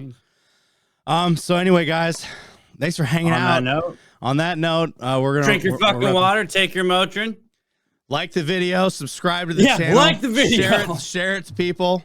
It's a very important episode, so tune in for the like and subscribe and share this one specifically. Comment, engage, all of it. But because YouTube probably doesn't like us. We already know that. If you guys have issues, if you're a veteran and you have issues with TDIU, right? I can help you out with the it's a benefits, one of the benefits program, TDIU. I'm very well known, versed in it, and I've helped people here in RG. And so, what's your Discord handle again? Falcon 141. We'll put it in there. We'll put it in the description. And anything, whether it's law enforcement related or relationship related or anything, like you can come to me, any of us, you know, like that's why I feel drawn to RG. It's like I get to actually, I feel like a cop in a way, like how I wanted to do, like I wanted to help people, have the authority of the city on me to help people.